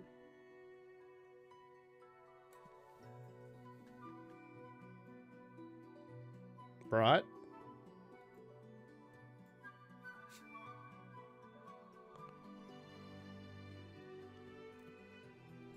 I've been known to play the odd mobile game. I've always went on the record with this statement about mobile games. If a mobile game is still a fun game, and what they're asking as a free game, if they ask for a few nickel and dimes, if you've played it enough, is respecting of my time and enjoyment of the game, I have no problems throwing a few dollary doos at a mobile game for its worth that it was to me, right? I do not, though, on the other hand, appreciate the non-ones that respect you and just nickel and dime people and then expect you to pay thousands of dollars for this silly-ass little idle game, right? There's a big difference. And it goes with any game. Like, I'm fully on the record of saying I've bought many a microtransaction or outfit. Black Desert, I've bought a few panties for my characters. I have no problem with that because I got the time I got out of the game as a free game. I don't mind dropping in $50 a year or something, right? If I've played the game for thousands of hours, I don't think I can sit there and straight face go, oh, but I'm not going to spend $20 on the game ever. You know, like yeah. In my personal opinion, I think, you know, like if I enjoyed the game enough, throwing a company some money, if they respect me as a customer and give me some benefit out of it, I have no problem with that. I have to keep my nose clean on. I went a bit overboard. Yeah, no. And that's what I'm saying. Don't get me wrong. I do not advocate the ones that make it as a full gambling racket, right? I do not advocate the ones that are obviously out there to fish people. That's why I always say Genshin Impact and stuff, right? I enjoy the idea of Genshin Impact. The game's all right. It's fun. But Hoyoverse, they nickel and dime people there's no respect for their customers, you know.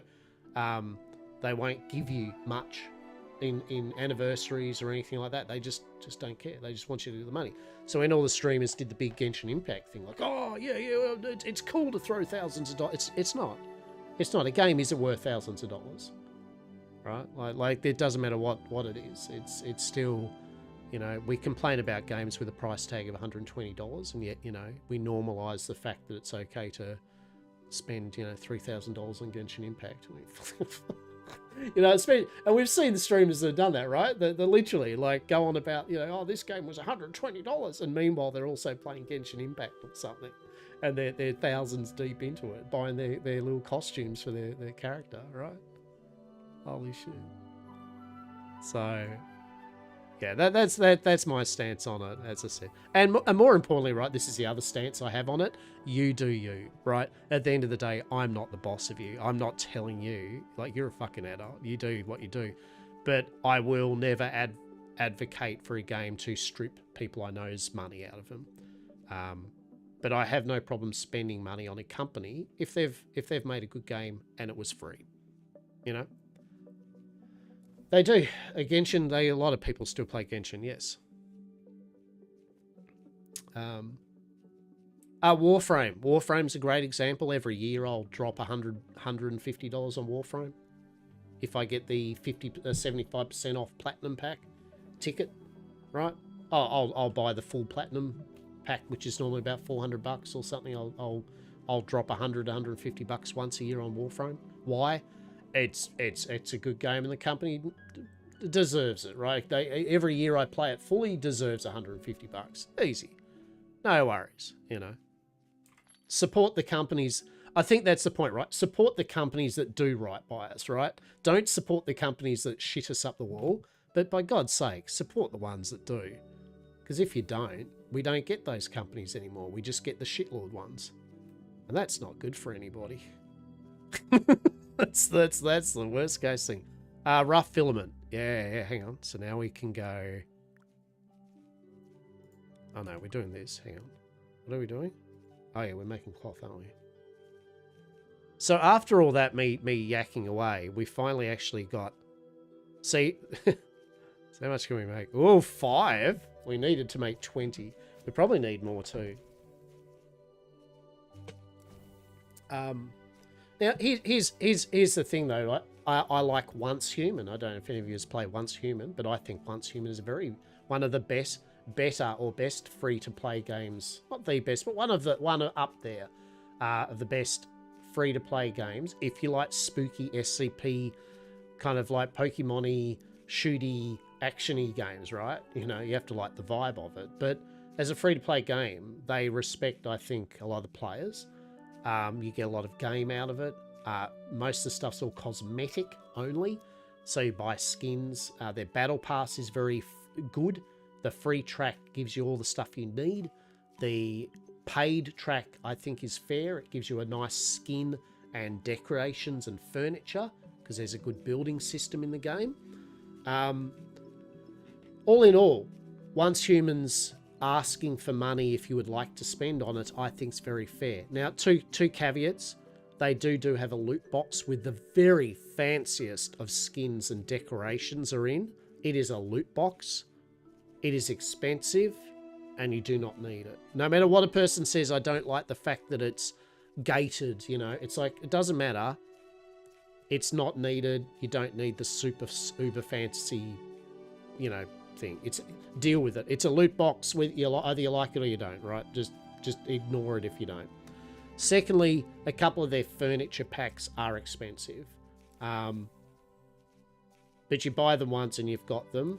And yet again, it's a way to support the game. If you like building, you want stuff for the game, dropping $60 on a glass building pack where you've got all these glass options, to some might seem ridiculous, but to you, it was worth you spending $60 to say, hey, this game was cool. It's worth $60. I'll buy that building pack for myself, right? I don't think there's any issue by default spending money on a free-to-play game if it sparks joy within you and it's not ruining the bank on you. And the game isn't making you feel like you have to spend money on it as a slot machine for you to get anywhere in it. And most of the games, like, especially the mobile games like Genshin, Honkai Star Rail, you don't need to spend a cent to see the content. Whatever. You might not be able to do the final ultimate tower, raid, floor, whatever. Doesn't matter. Doesn't make a shit of a difference. If you enjoy the game, which I do usually, I enjoy the story and the characters, right? And the gameplay parts. If you just want to see that, you can play Honkai and Genshin without spending a freaking cent, right? All the characters can be built up and played and get you through the entire main content. Might not be as quick as the person that spent hundreds and thousands of dollars, and that power to them, right? It's usually more appropriate for PvP, and I would never PvP in a mobile game. I am not a whale. Now, what do we got here? So we've made 6. We've made 6 bits of cloth. Now, what do I want to do now? What do I want to do? So I actually want to do one thing first. I want to go get some leather now because I want to see what the leather armor set is going to need, because I feel it's going to need some cloth. And I don't want to use up all of our cloth and then it's like goes, hey, you needed cloth. It's like, oh, god damn it. Right.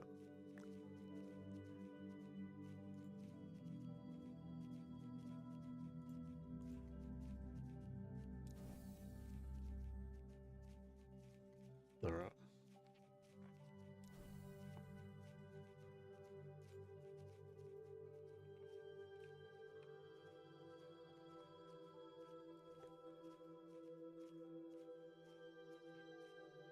Now, I think what we'll do first, we're going to go, well, first, 3, was it 3:15? I do need to feed the cats soon.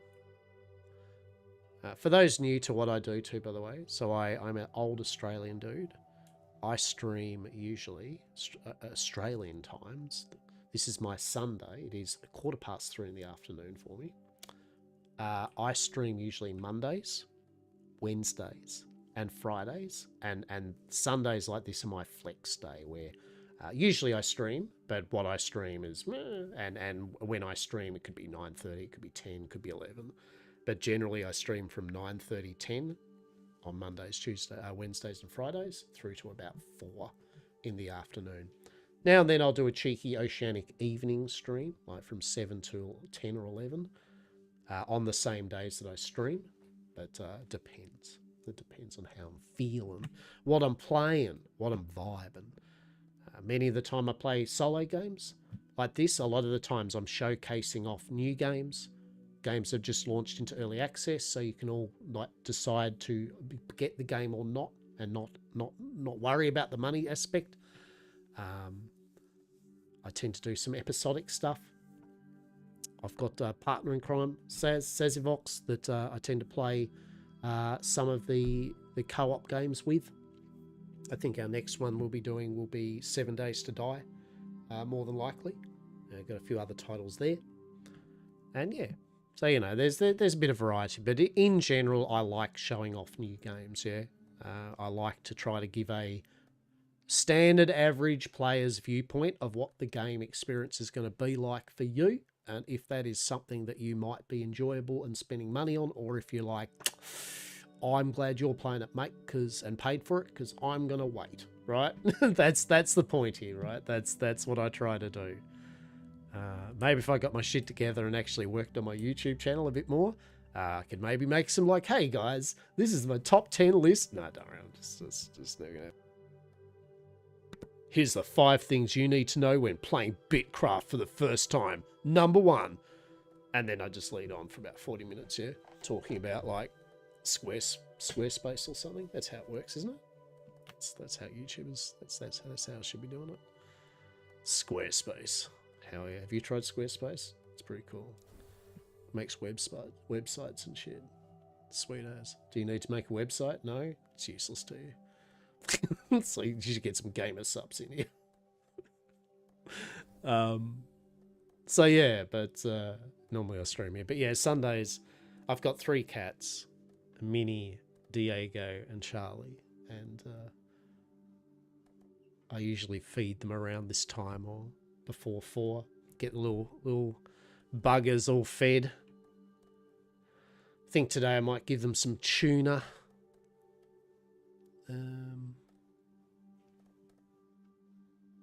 Bank. Right.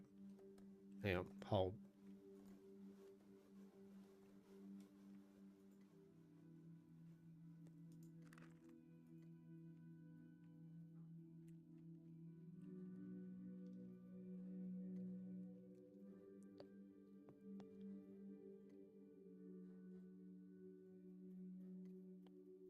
Yeah, talking.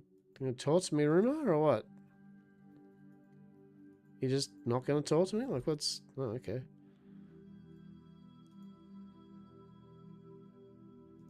Right. So let's have a look here. So... This needs hex coins.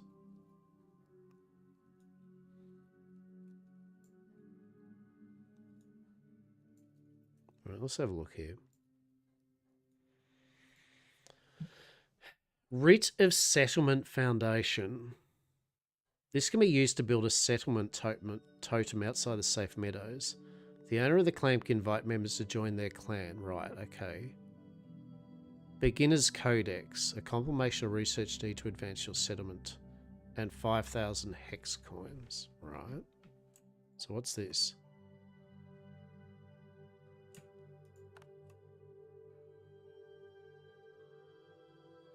Who knows? Because we haven't found it yet. Shit. Alright.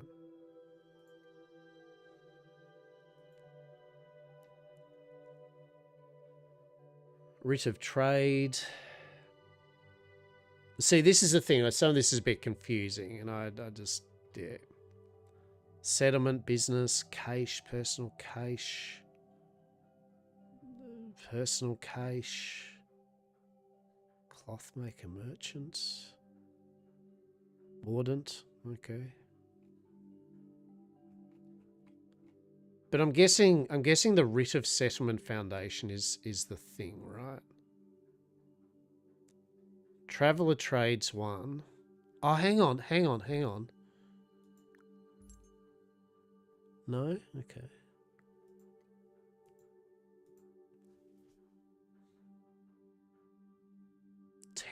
God, 10 cloth to get 250 crores. So we need some money, but god damn. All right, rough planks, 100. We get 1,000 XP in merchanting. Oh my goodness. Interesting.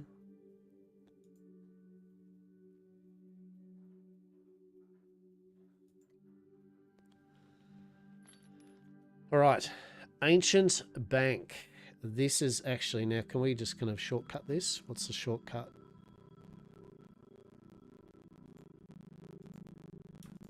Shift? It is shift. Oh, the music's gone all wanky again. Oh, that's the cart. Oh, that just put it in the cart. Okay.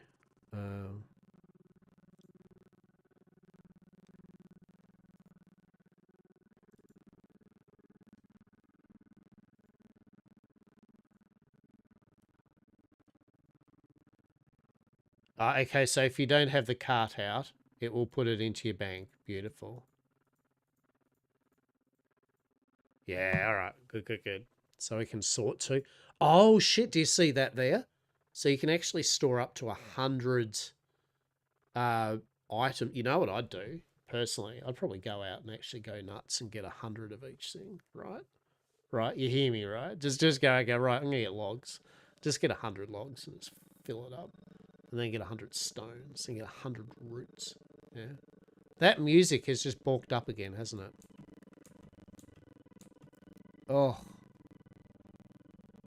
Yeah, so that's an audio bug they need to fix.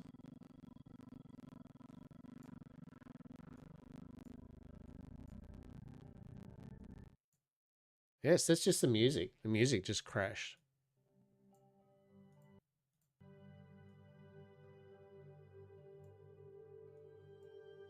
Okay, just quit out of it and play it again. Cool. Okay. Let's go. We want some, so we still want food, right? And we want to make, oh, actually we'll cook some food up. That's a no-brainer.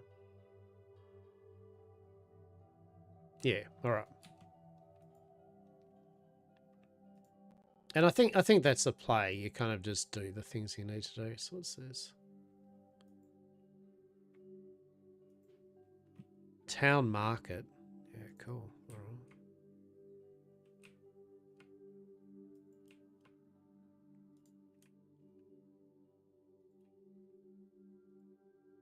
Hell yeah.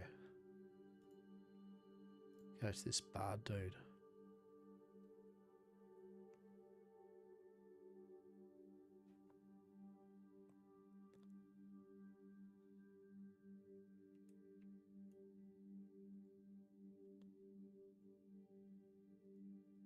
One thing is you can't talk while you have the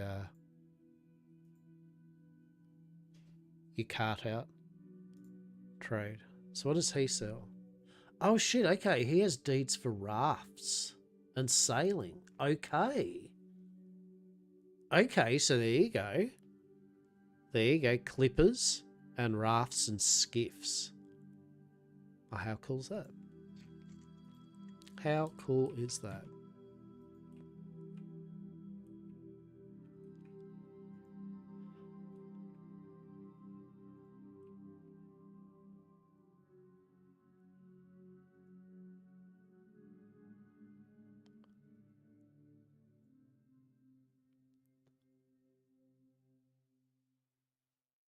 All right. Off.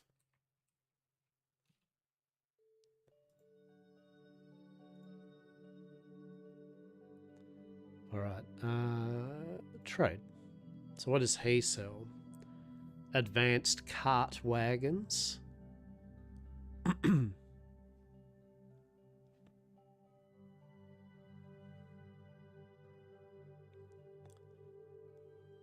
So deed cart and then sturdy limber. So we can make a better... Oh, wagons? Oh, yeah, wagons. Nice, nice, nice. Wagon logistics. Oh, how cool's that? So you can get briscoe. So you can actually get items for a fair chunk of money to get the actual NPC to be at your settlement. Right? So that's how you make the... That's how eventually you get it away so you don't need to make use of the ruined towns, right? Which, let's face it, we have no problem with the concept of bit by bit getting the shit away from this interesting situation we find ourselves in. Yes. All right. So what do you trade with then? What are we looking at? Just literally to get the chef at your trader at the moment. So what are your tasks for money? $50 for 10 plain berries and $50 for 1,000. Okay. Okay. All right. Okay.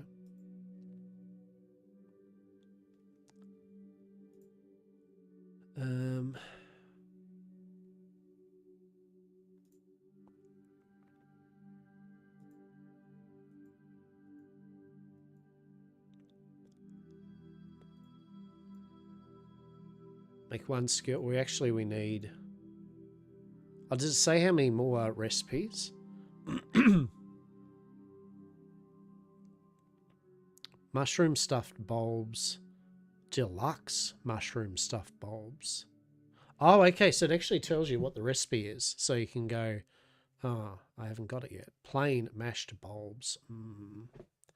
Who doesn't like a good bit of plain mashed bulbs, right?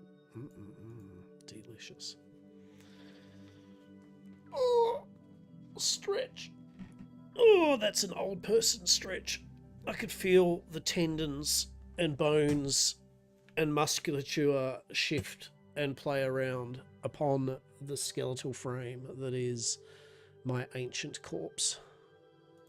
Delightful. Felt good though. 10 out of 10.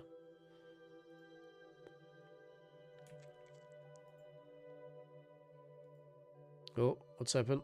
Oh, shit. Oh, we're crashing. We're crashing. Warning. Danger. Danger, Will Robinson.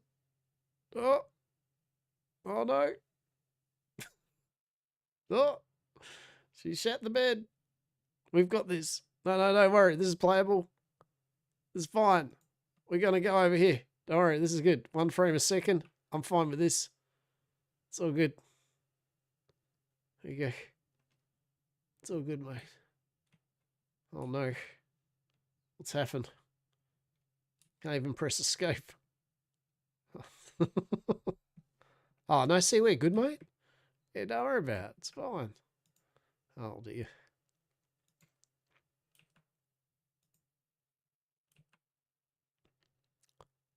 Hang on, where are the twins? Twins are over here, aren't they? All right.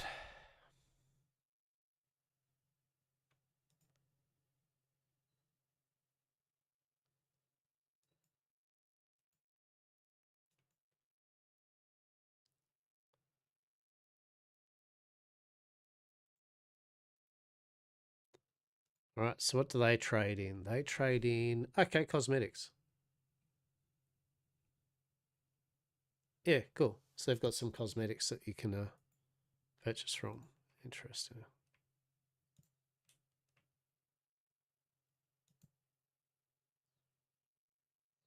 So do you reckon the deed thing that this dude needs is alchemy? I feel that's kind of what it is, to be honest. Or whatever, right? Like,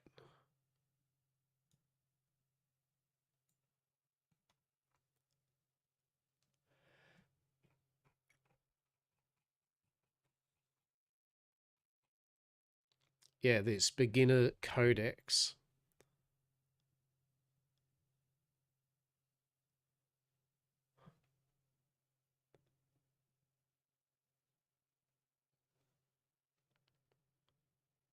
Writ of Settlement Foundation.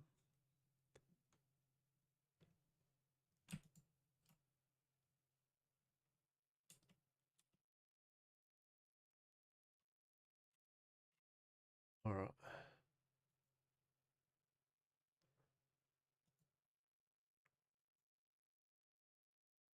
That's just crude tools.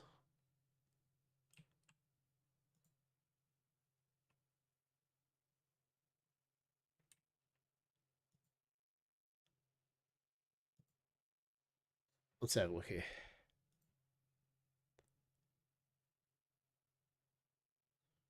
All right. I'll be back in 1 sec.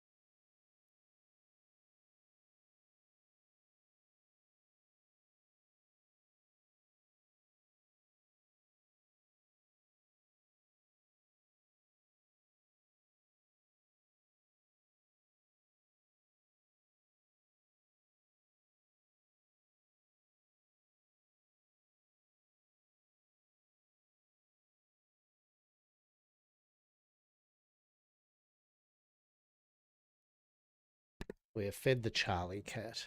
The Diego cat is fuck knows where.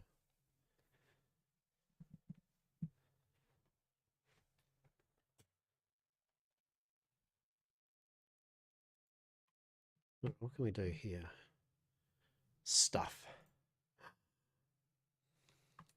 My goodness, there's so many things. To be honest, the other thing I'd probably do is I would get all the stuff and just make all the stuff, right? Like as in just make one thing of all the things that have a question mark, just to kind of unlock recipes, right?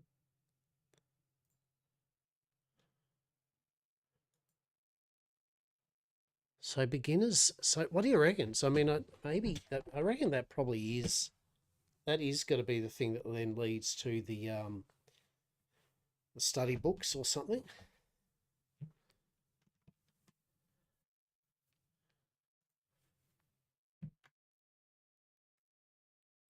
Bark makes a rough parchment, and then a beginner's study book is 2 rough parchment, so you need the log for the bark, basic ink, and a beginner's stone carvings.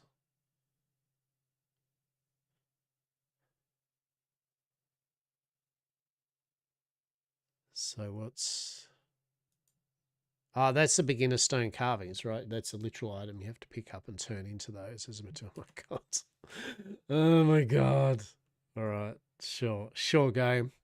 Sure, I'm on it.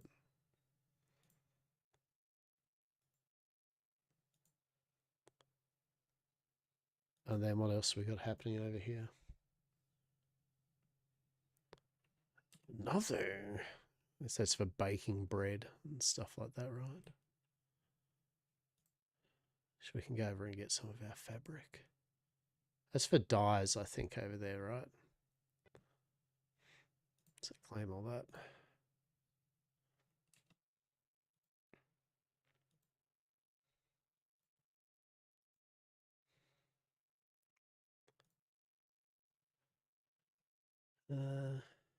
Refined cloth? No.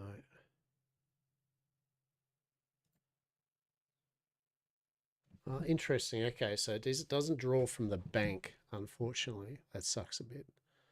It'd be good if the items did from the bank. Yeah, so what do we got here? This is the hunting kind of... Yeah, so leatherworking, basic tannin is, so you're going to need bark, we're going to need water, which means we're going to need to make buckets. And then the tanning tub, to be revealed. And hunting station, yeah.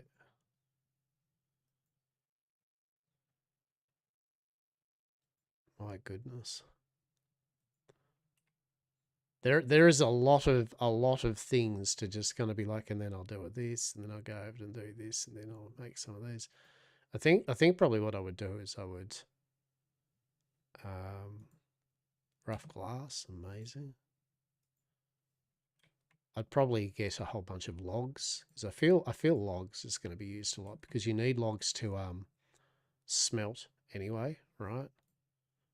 Yeah, so you need ferrolithal concentrate and rough wood logs to make the molten ferrolith, which will then unlock a recipe to turn that molten ferrolith into ingots. And so that's where I love all the interdependencies of it. It's crazy. It's great. It's the mining, yes, the mining's there. Truly, truly good shit. That's the mercenary one, right? How what happened to the music? Did the music just decide get wrecked? Like what's... we just not have music now?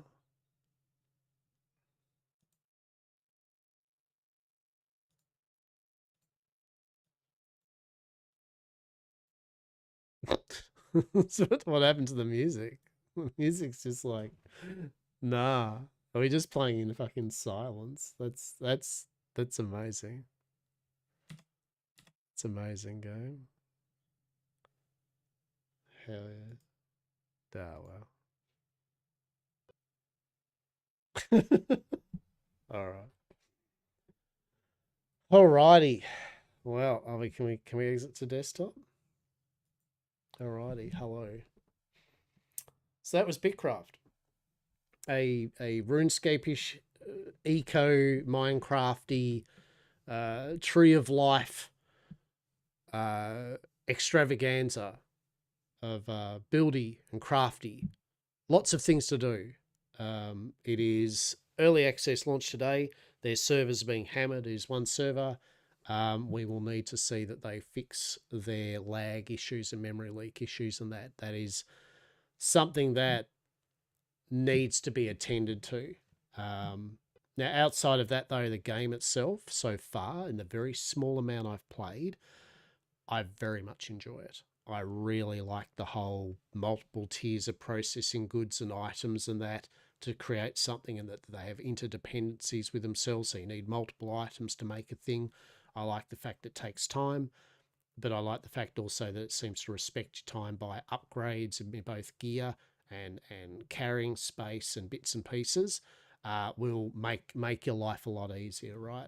And there is, do you know, this has just crashed on me too, but you can't see this, but just literally just crashed. It's like the game's just went, I don't even want to close properly, right? Amazing. But yeah, like if you take the server woes out of the equation, why'd it go blurry on me? I don't know. Shit, camera, get it shit together. I think if you like this type of game, it's going to be good fun. But they just need to get the server issues sorted. They need to get that lag down. They need to get that memory leak buggered off. They need to fix the audio bug where the audio goes all staticky and that, and you have to turn that off. Yeah, there's some bits there. So, I mean, for its price that they're asking for it, I think the price is okay. And bear in mind, of course, it will go free to play after the early access. How long's early access? Yes, I don't know. Could be tomorrow. Probably not. Could be 6 months. Could be a year. Could be 2 years. I do not have a clue. But you can choose not to pay for it now and wait, and then you will be able to play it. Obviously, if you're jonesing for it though and you want to play, there probably will be a wipe as well when it goes transitions from early access to full. Your mileage may vary with that. But I think outside of that, if they fix the bits and pieces that's happening with at the moment, the intrinsic gameplay is really fun. Like, I'm actually looking forward to pottering around and engaging and getting some more people involved and seeing how that goes. Yeah. So look, I'm not going to refund it or anything. As I said, it's good enough. It just needs the server thing really big time in the memory leak. That is the two big things, and the audio bug too, though, because that is annoying as shit. Outside of that, quality of life stuff, I'm here for it. So yeah, that was Bitcraft Online. Look, I'll probably stream it again at some point this week. We'll see when. I don't know. Our next game we will probably stream though will be Luma Island, which is a it's another bloody survivally buildy. So what's this? There you go, Luma Island.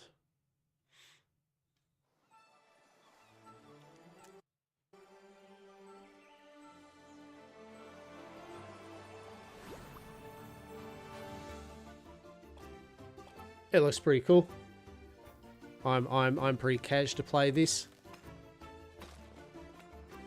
I like the visuals of it. A couple of different game modes. So yeah, that's what we're gonna have a bash at some point this week too. But yeah, cool. Thank you very much for lurking away. Thank you very much for hanging out, conversing and all that. If you like what I do, as I said, you can chuck a follow. You can check out my Twitch, all that shit. I've even got, wait for it, hang on. It's like slow old man, this shit. There we go. There's some socials. Twitter, Blue Sky, YouTube, Discord, all that stuff. And yeah, no game, don't do that. And I will be back on tomorrow. years. So, hope you'll have a good rest of your morning, afternoon, or evening. It has truly been a pleasure. Hope you enjoyed that little look at Bitcraft, and I will see you tomorrow.